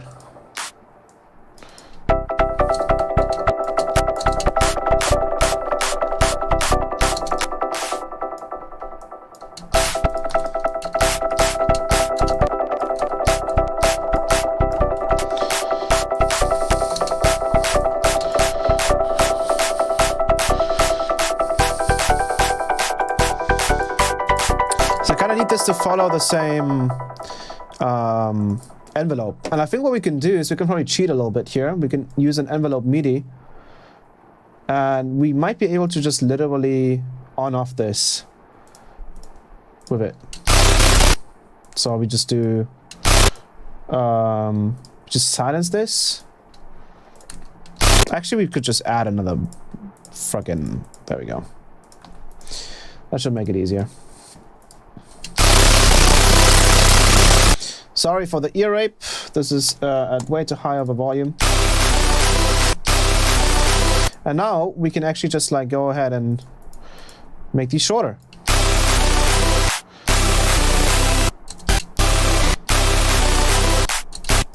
All of these right here should probably be shorter as well. And then these should be a little shorter as well.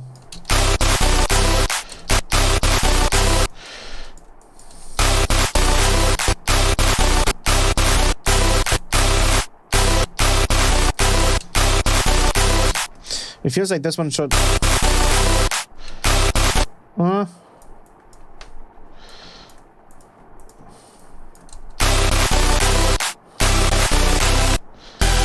So these are a little less short. These as well.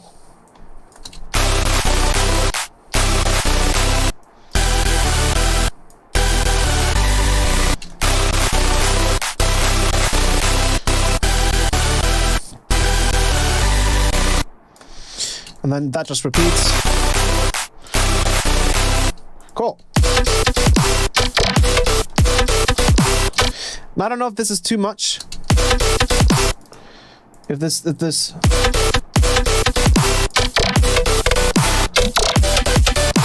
The delay here could probably go.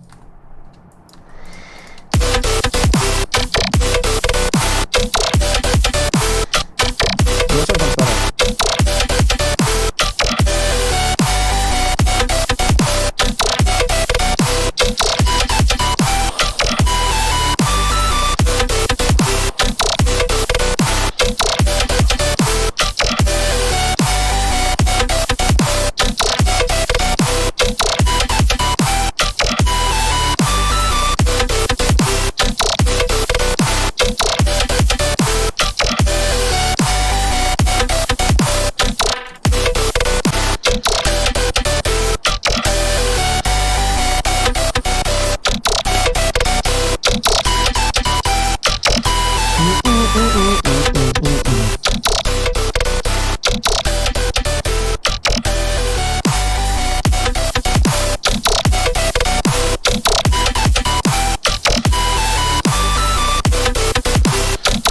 Okay, so now let's just throw everything out of the group that isn't supposed to be in there.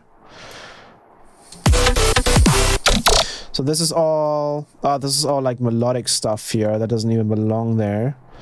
So that goes in here.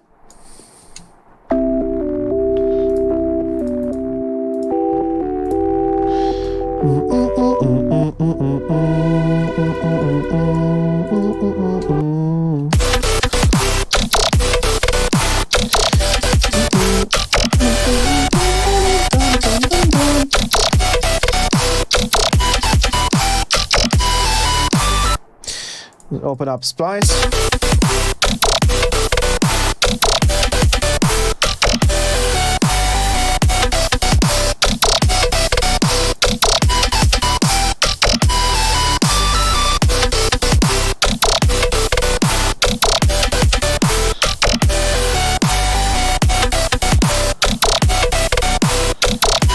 And now this is kind of repeating a little bit too much, so we're definitely gonna be like spicing that up a little bit. I'm not logged in. What the hell, mean?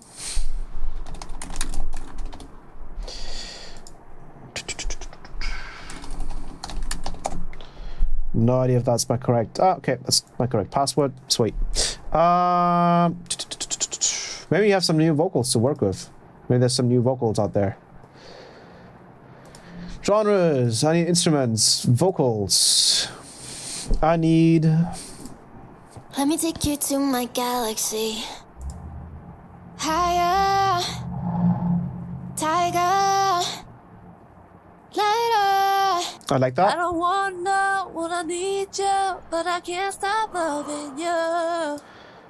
Come a little close. I don't wanna, wanna need you. Maybe that'll work. I have no idea. This is A minor. This is 180 BPM. That's quite fast. Okay, from some freaking. Let's go E, natural minor.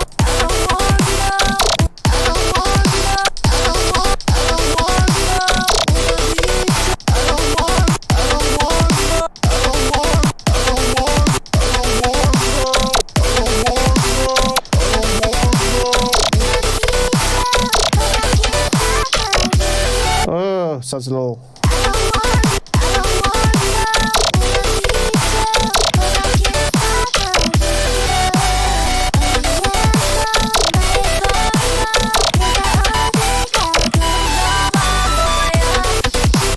All right.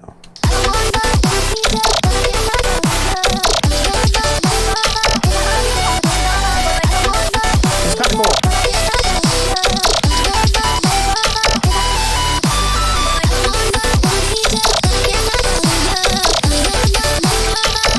What another thing we can do to kind of like work against that kind of like that kind of goat effect is when we have two notes here that are playing. I don't wanna need you. Like right here, we could just make this one illegal. I don't wanna need you, but I can't stop loving you. Oh yeah, no, 나의 걸마. 내가 어디 가도 너만 보여. I don't wanna need. We got it fixed. No more I don't wanna. goats. No more goats. Pretty cool, right? So we pitched it up. I don't wanna need you, but I can't stop loving you. Oh yeah, no, 나의 걸마.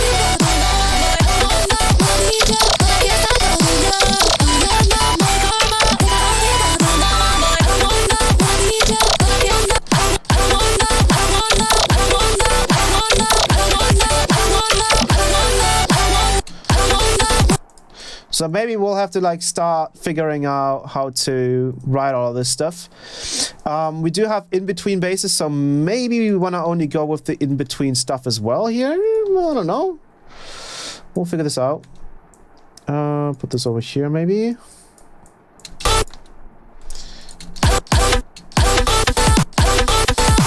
Oh yeah, that's it. And then drag this out, cut it. We're getting somewhere now.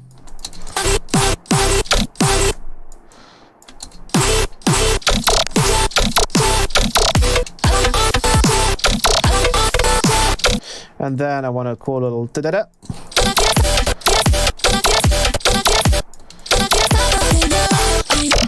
Oh, and then we can maybe like loop this. Oh, we're getting somewhere. This is getting really catchy now.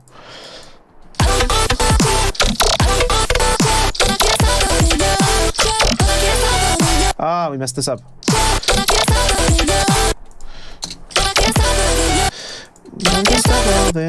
Yeah.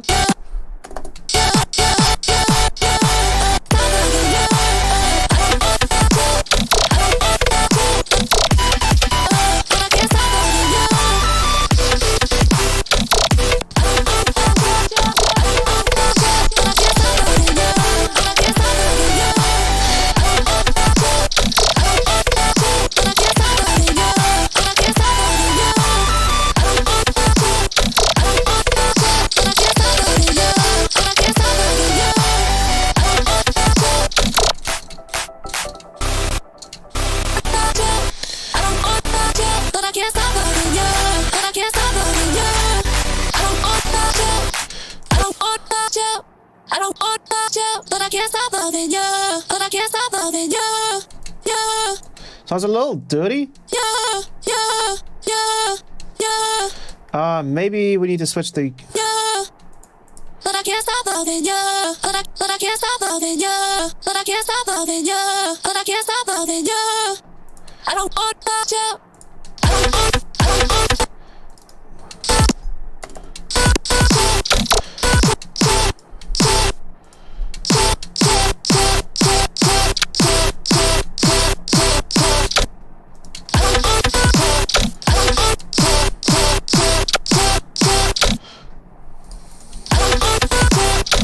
I think now that the one that we made illegal, I think now we can't really use it. Let's see.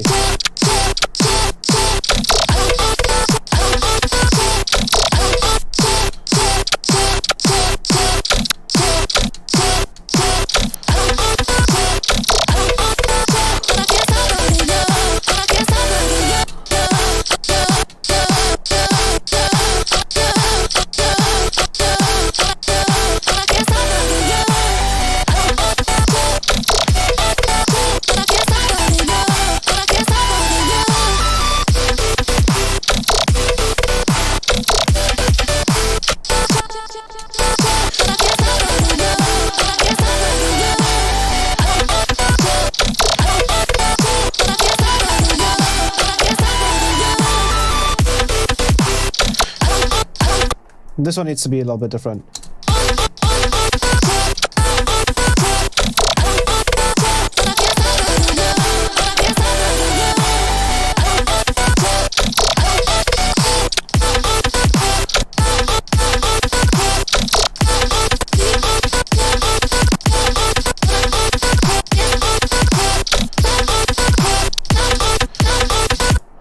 And then this.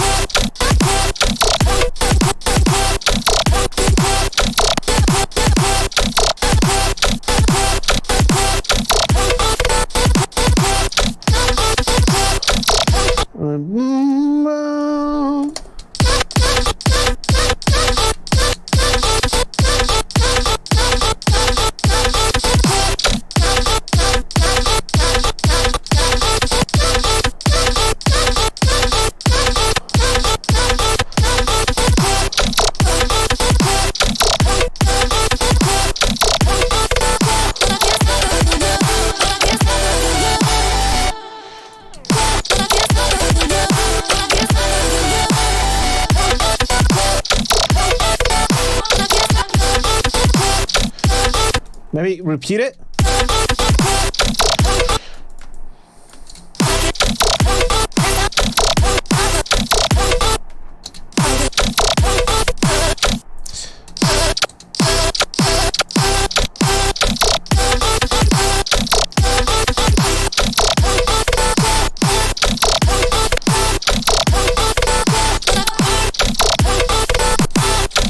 Give me a different note. Give me a different note.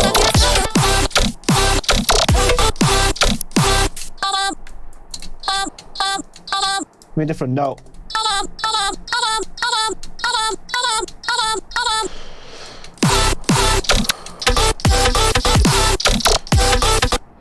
Bum, bum, bum.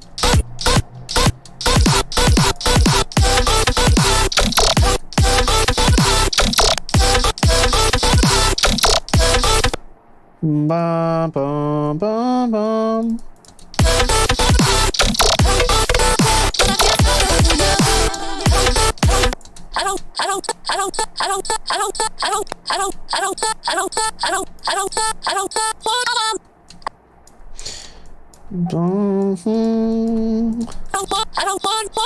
That's actually kind of cool in there.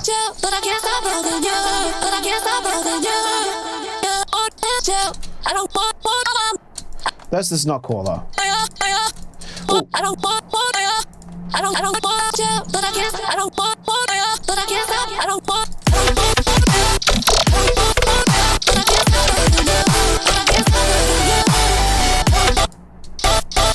And then something else. Something over here maybe.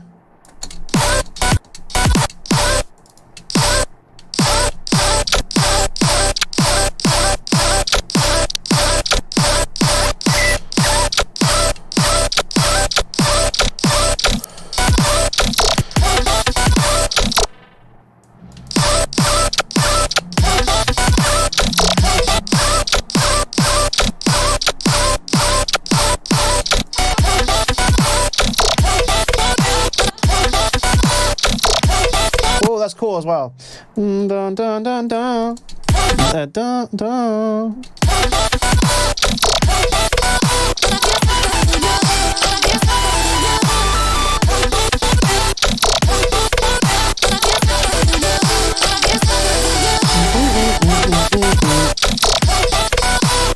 And then maybe we'll do like a hover to kind of like transition it over to like future bass kind of stuff.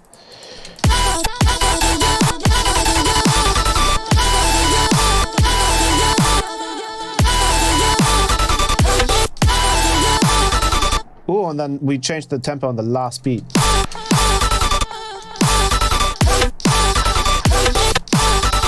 Oh, this is getting really good.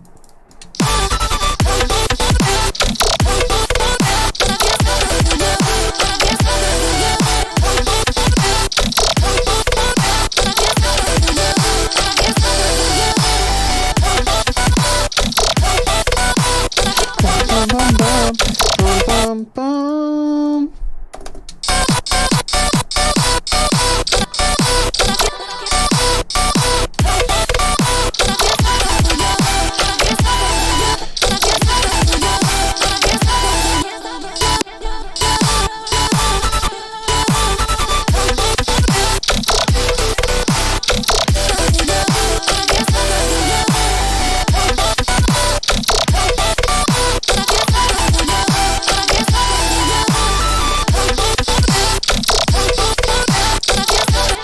I do feel like maybe the in-between, these are still there. So these need to go here.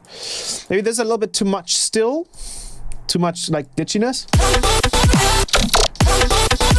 Yeah, maybe like that. Wait, what was the before like? Oh, that sounds fine actually. Maybe get rid of the kick here.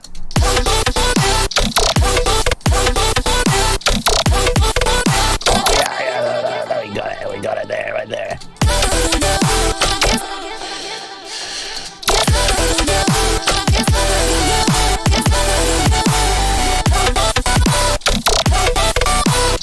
No, no, no, no, no, no, no, no.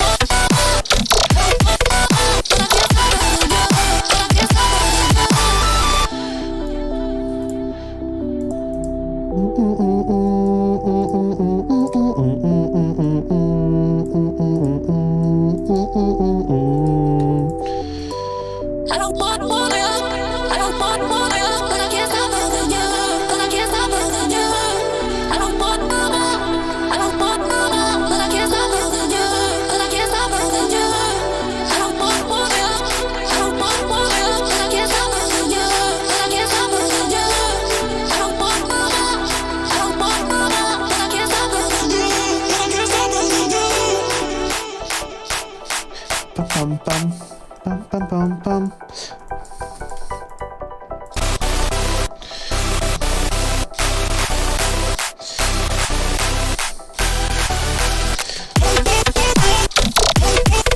I don't like the very first vocal chop here though.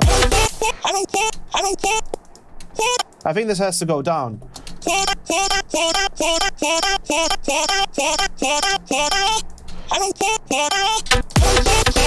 yeah, there we go. Oh, yeah, that's it. I swear to God, if this fucking app cracks up on me one more fucking time in this stream, I'm gonna find the dev who made it. I'm gonna do bad things. Naughty things. Alright, there we go.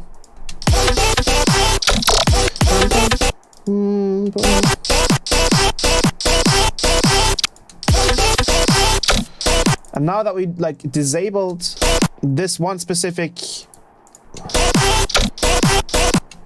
it just sounds like a goat now though.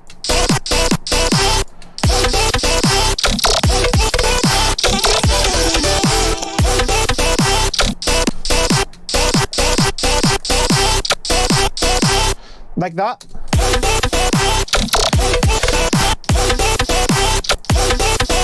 Nah, you know what? That note just doesn't sound good on any.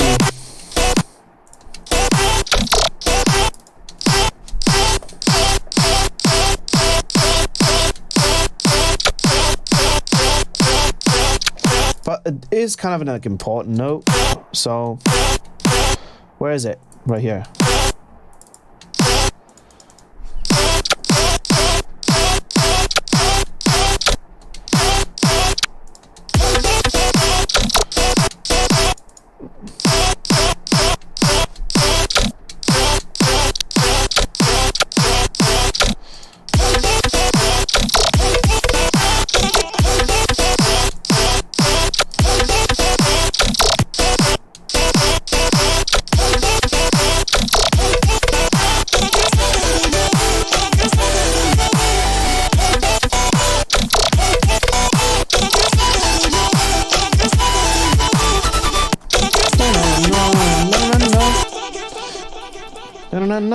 No.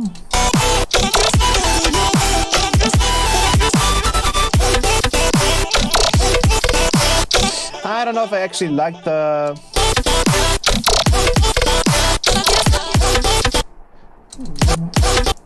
Also, the very first.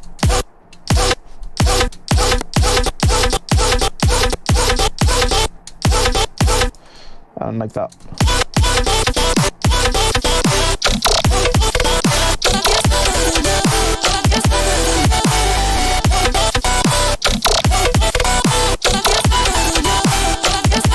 And then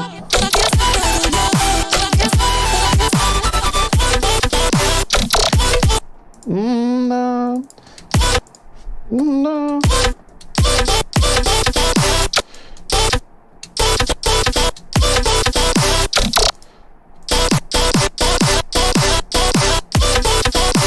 Now it's just going down, which I don't like.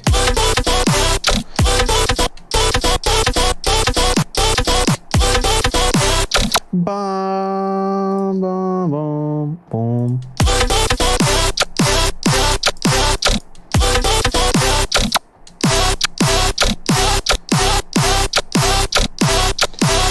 It just feels like number 3 here sounds good.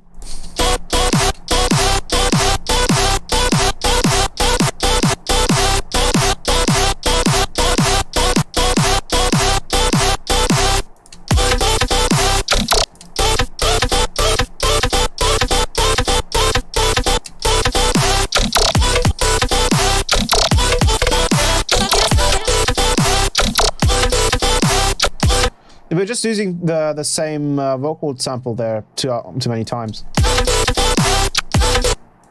Maybe like this.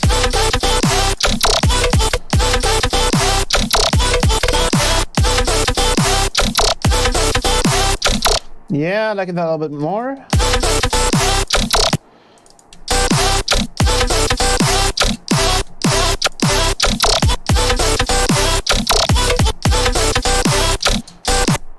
But we need to find cooler.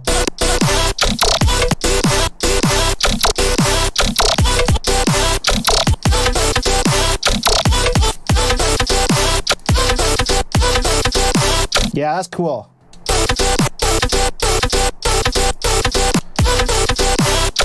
Yeah, that's cool. I like that a whole lot.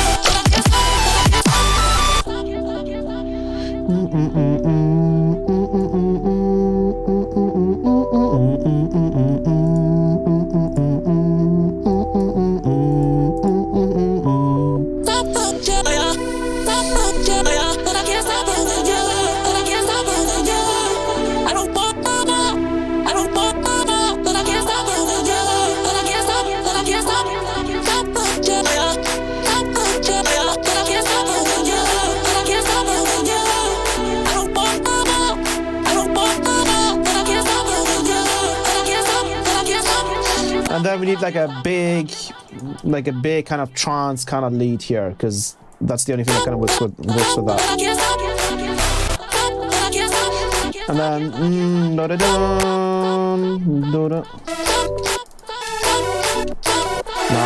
shorter. And then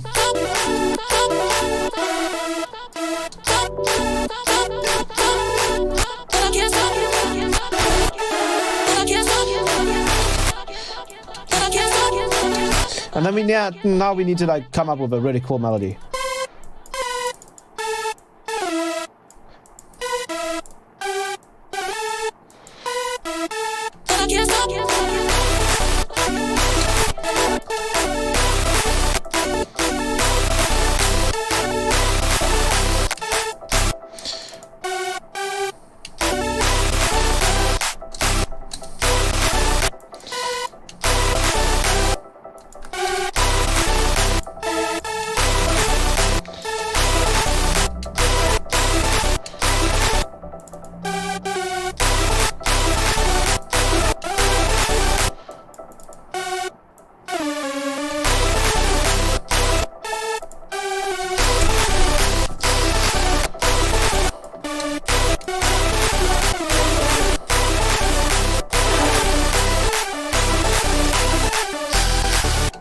Let's give it some compression.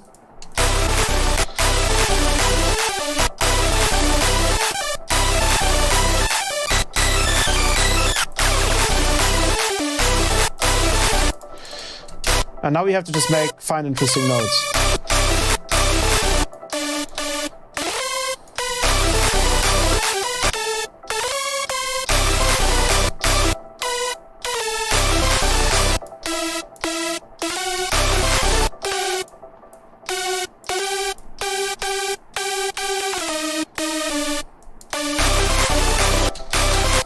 These notes are not sounding very cool.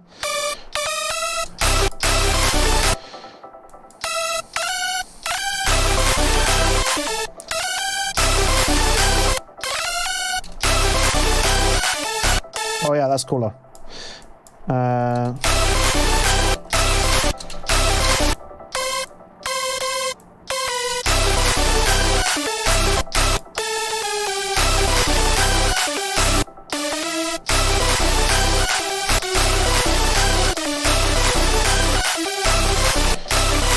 Let's loop this. Oh, it's already looped. Perfect, but it's not really looped the right way.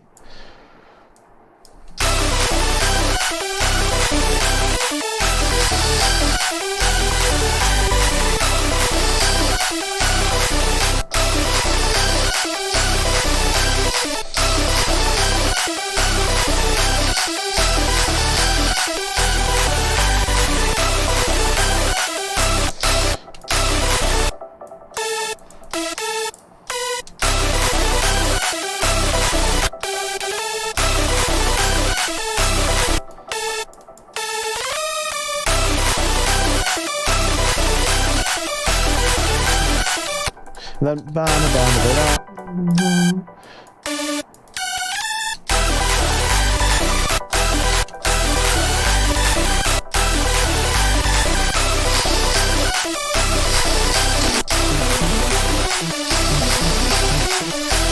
we can bring these up a little bit.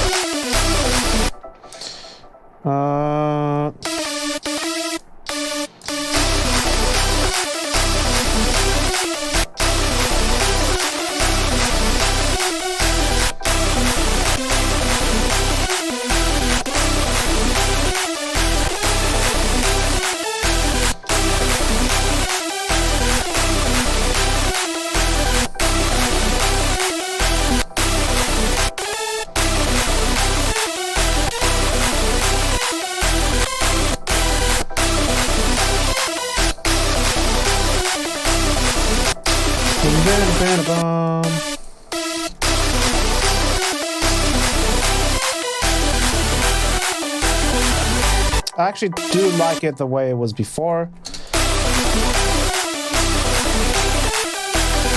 But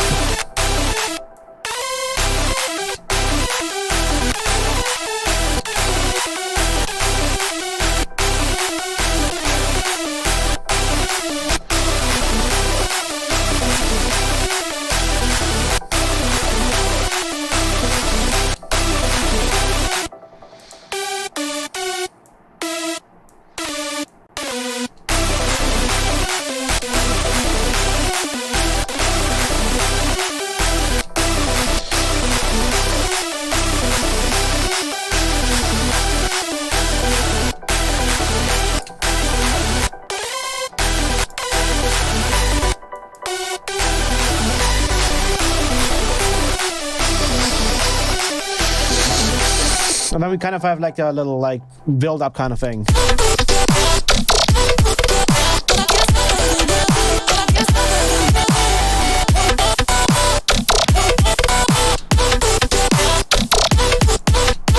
This one shouldn't be as high.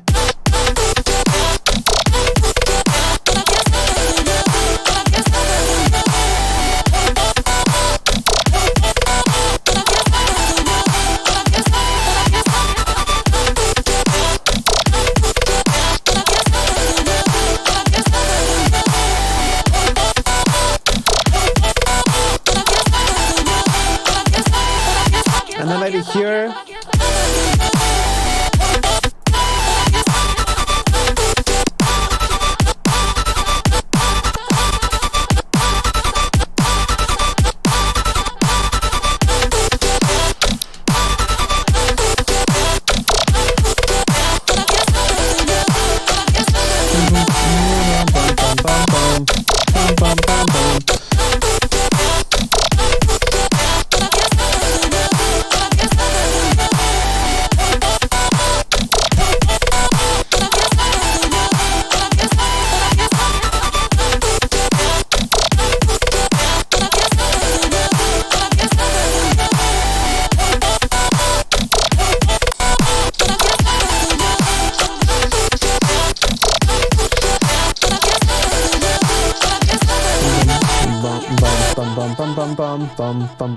Bum. So lang done.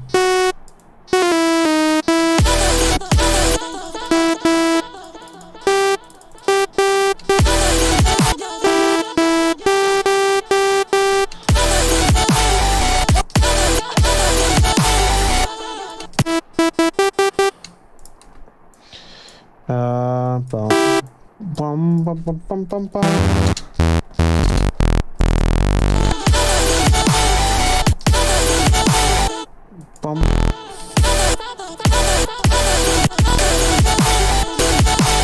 Maybe here we just cut out the sub, right? I have an idea here.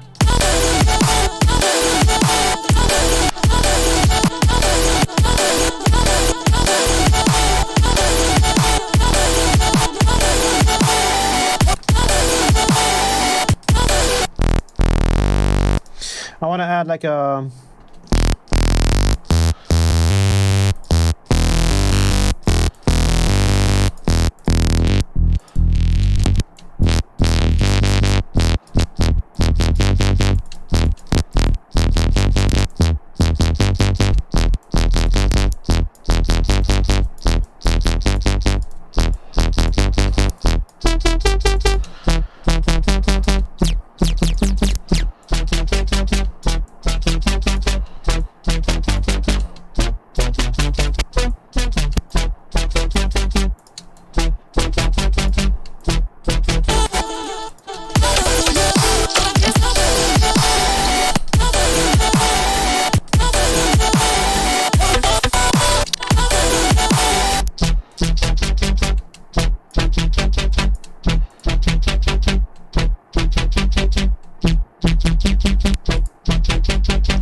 Let's do some actual filters as well.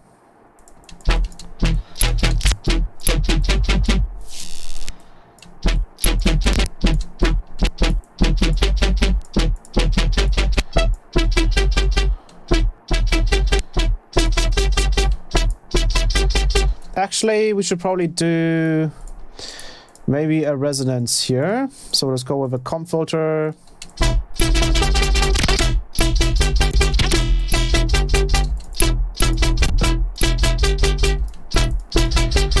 And then let's grab a EQ.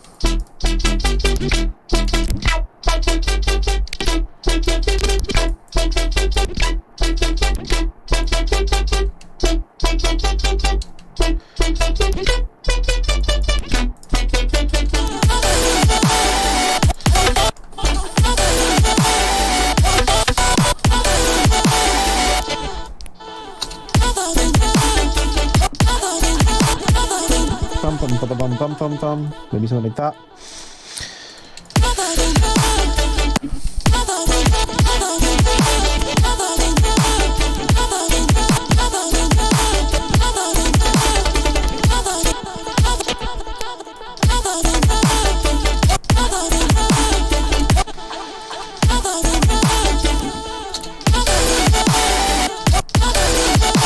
Maybe we just have to enable like a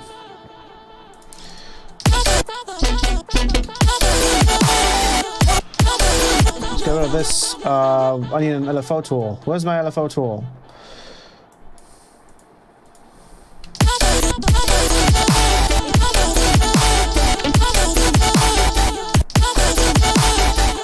And do a high pass.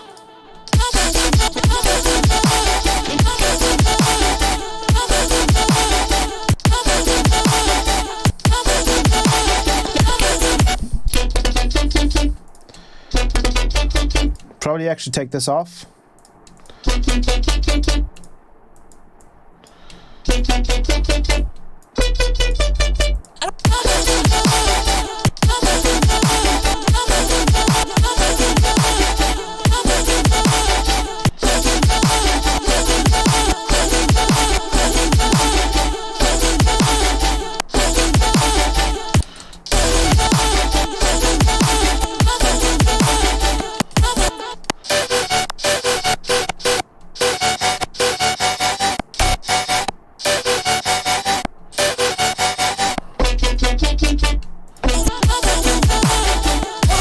What notes are we actually playing though?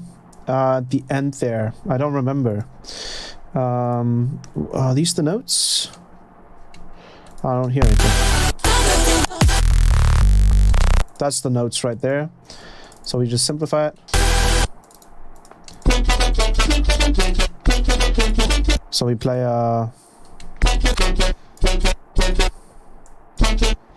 look at. Why is it playing like that? What is it doing? Let's put it to off.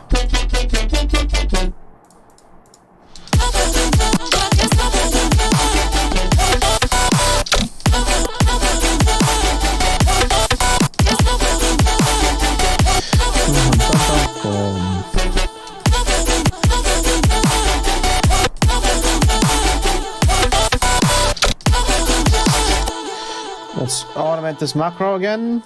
That was on this.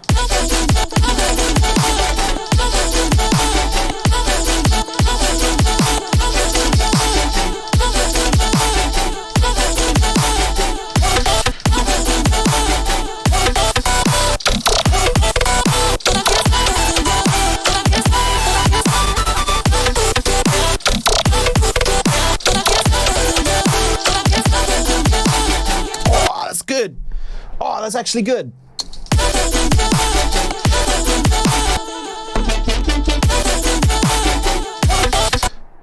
Oh, that's actually so good.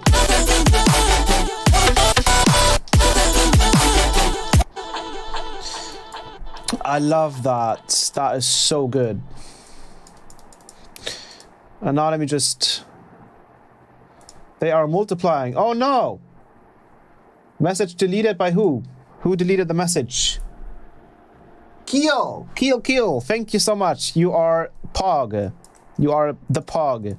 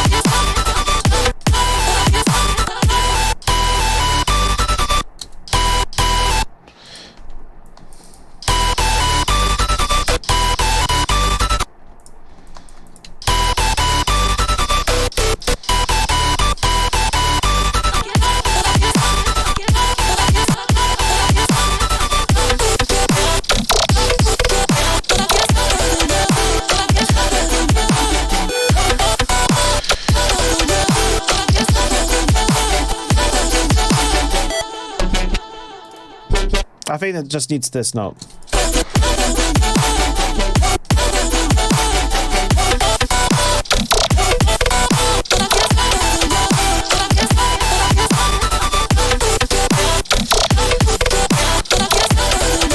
I think then we will also have to just kind of repeat. Well, okay, I'll undo this. I'll copy this, and I'll just like literally like put it right there. So.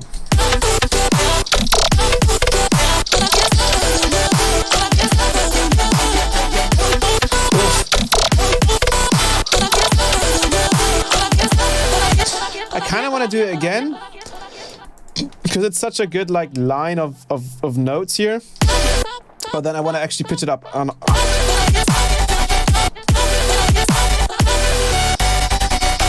And then I just like enable this again, so I just go.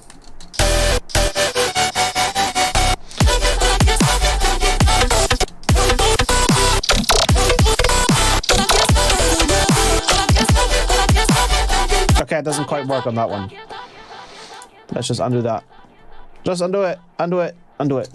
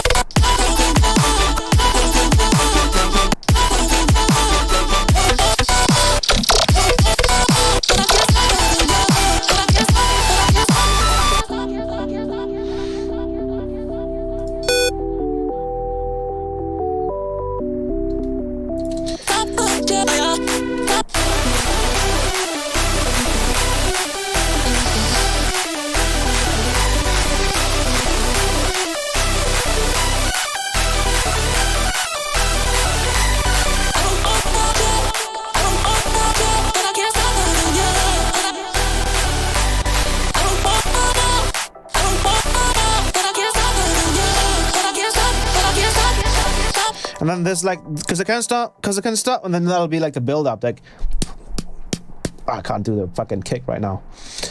We can actually do a second kick with our serum patch here. That's a little bit less, a little bit more, a little bit more.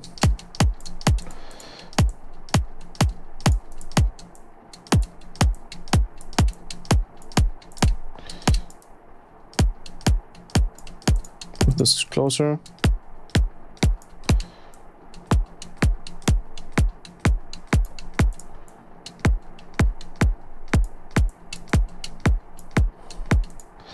Like more like that. And then that'll be like our build-up kick. So for example, if we have a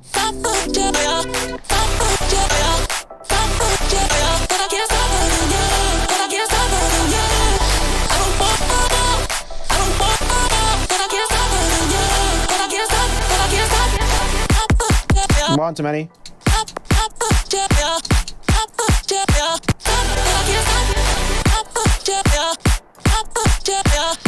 And then we don't actually loop the vocal just like normal, but we actually just loop this part. because it sounds very cool. But I can't stop loving you. But I can't stop. But I can't stop. But I can't stop. But I can't stop. Oops. But I can't stop. But I can't stop. But I can't stop. But I can't stop. But I can't stop. But I can't stop. But I can't stop. But I can't stop. But I can't. But I can't. But I can't. And then I can't stop.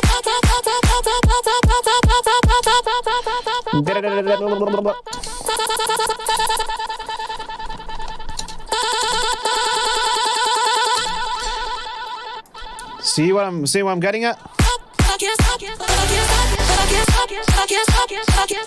Shut up.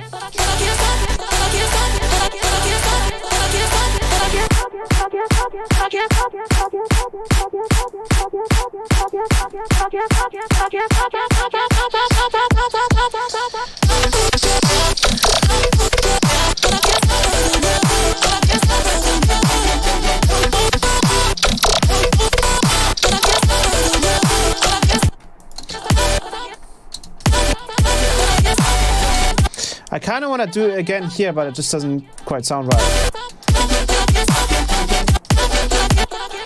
I just need to duplicate it and then do a higher note, but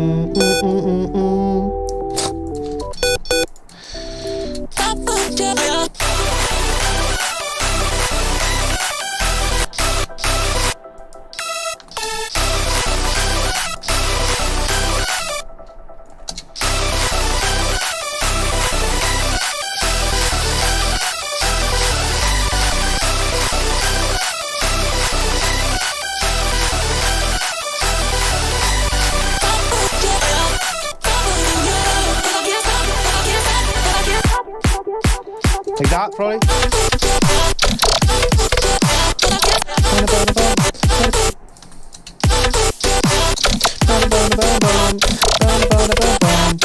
This one might be too much though.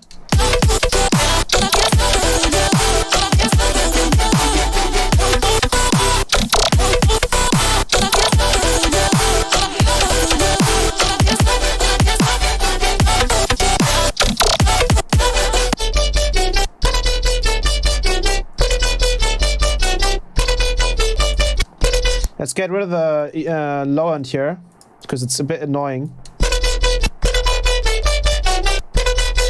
And maybe also like clean this up.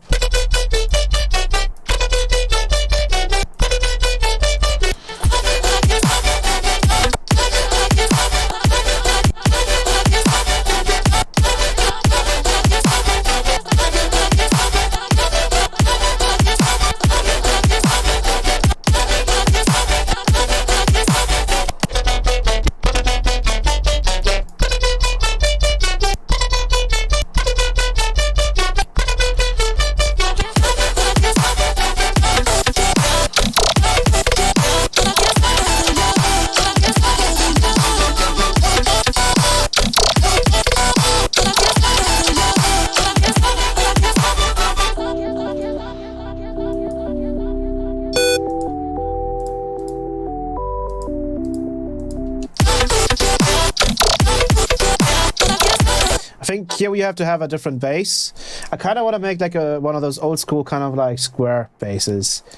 Those square growls. I think those might be fun here. We should honestly be able to just literally use this. Turn this one off. So... Wow.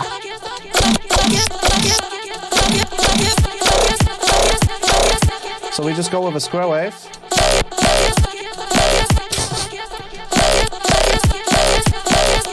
We just pitch it around. The 4/4, please.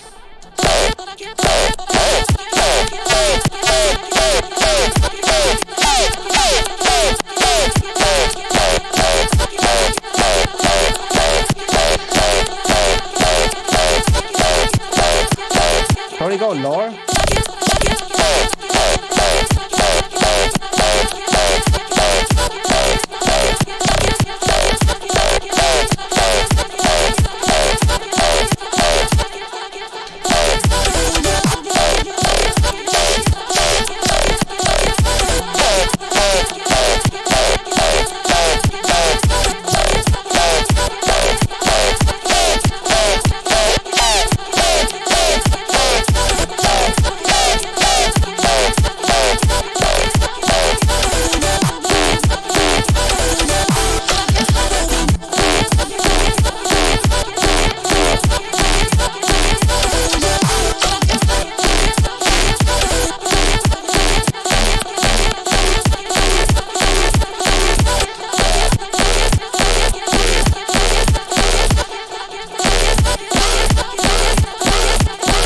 Like that.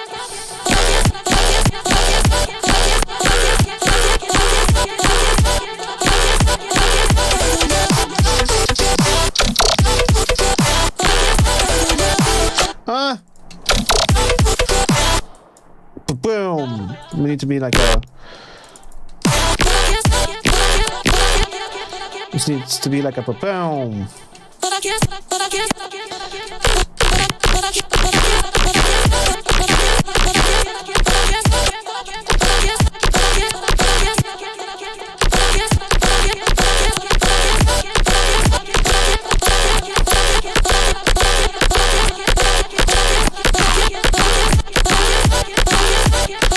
Kind of like that.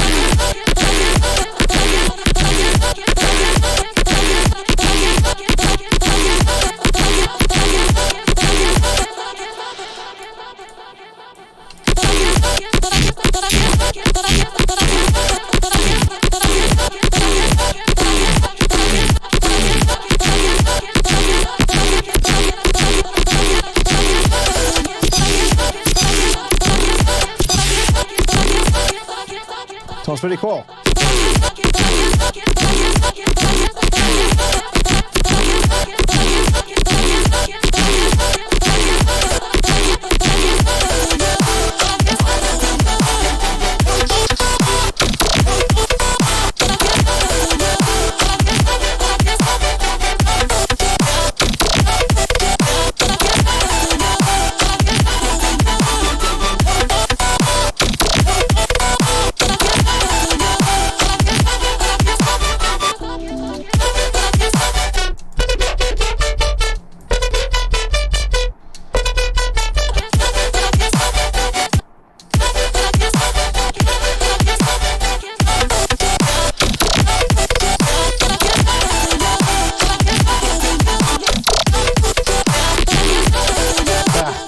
Don't quite like it yet.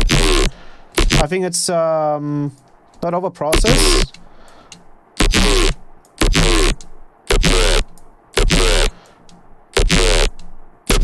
But we need that distortion.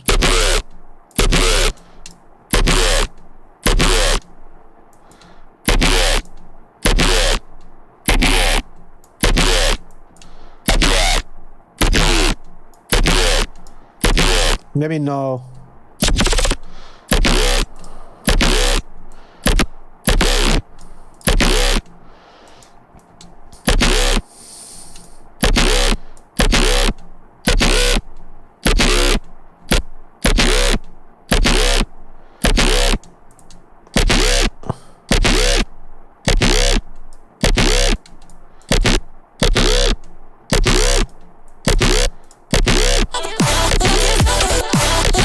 Yeah, it's getting there.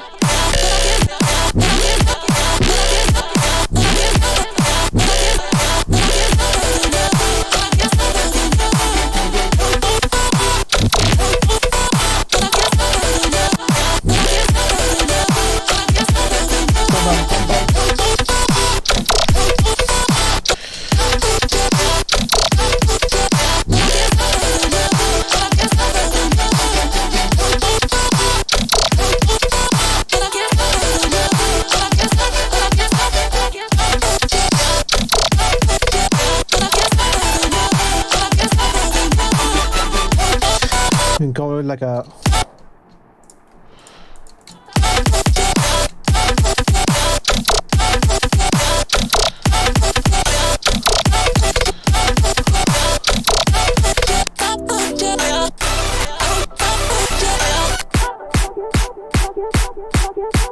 Then for the vocals, I wanted to quickly.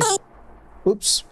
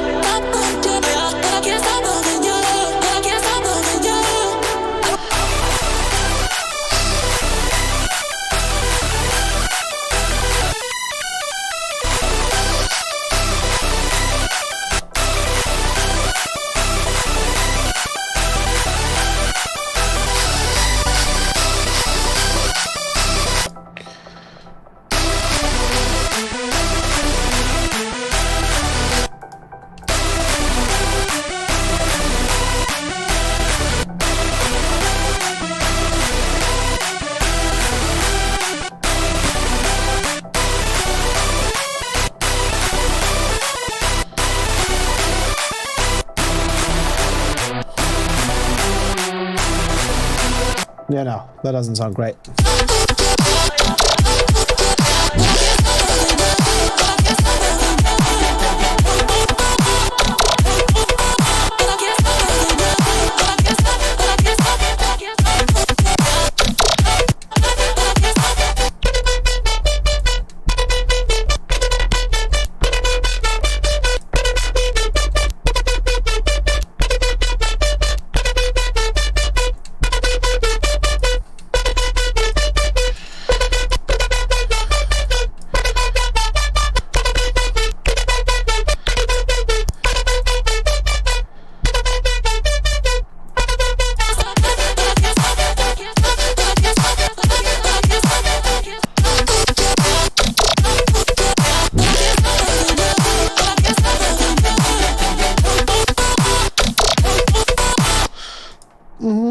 Then now we can probably bring this one in.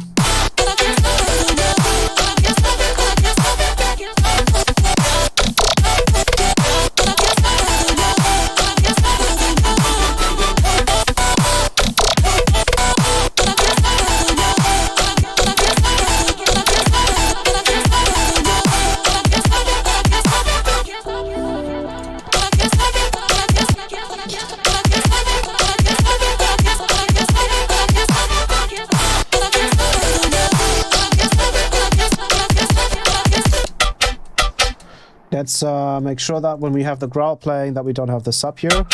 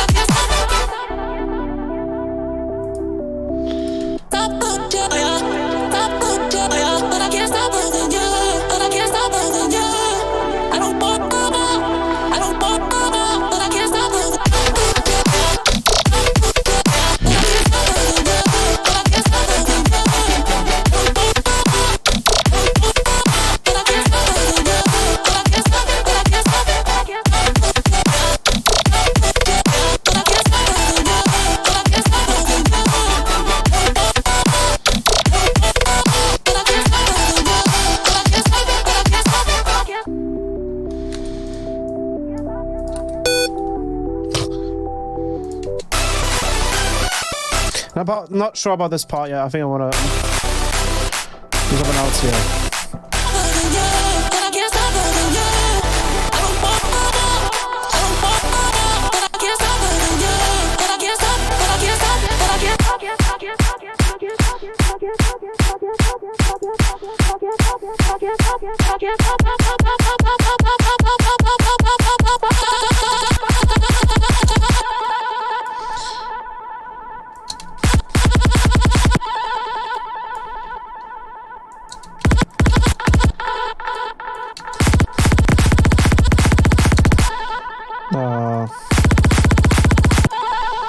And then goes back to this kick.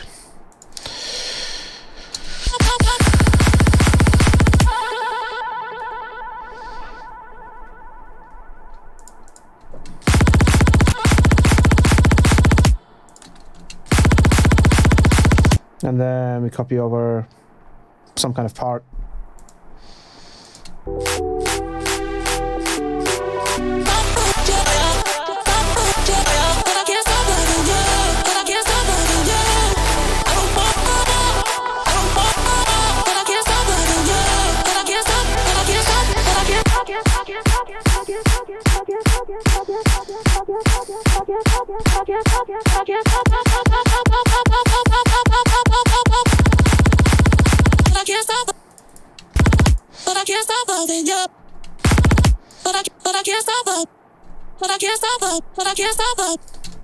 And then maybe like just distort this heavily. I usually like using pedal for this kind of stuff. Distortion and EQ. Let's just put this in a group. Disable it and then enable it.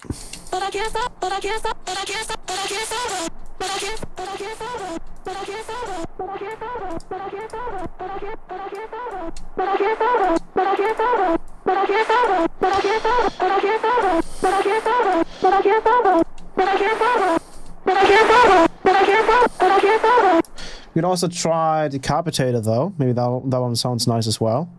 Who knows?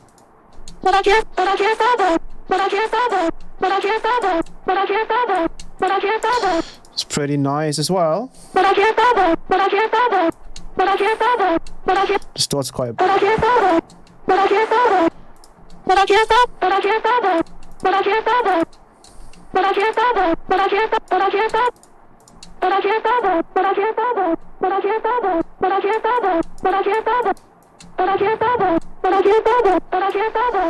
And then we do this.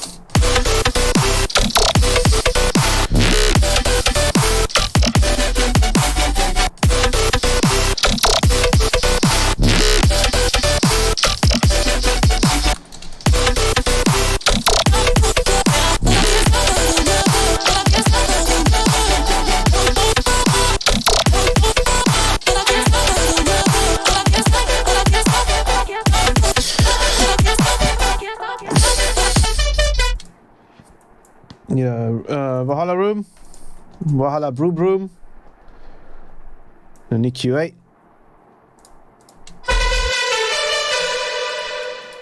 And then just mix this in.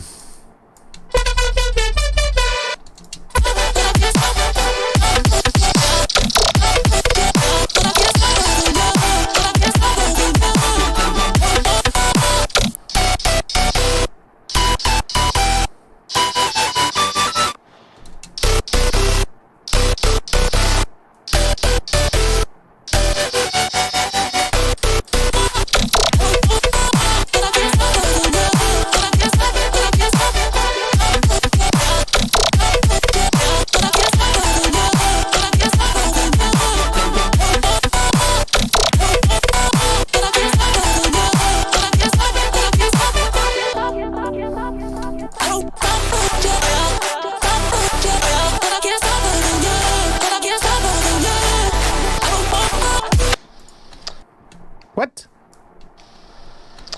Is that me? You know what?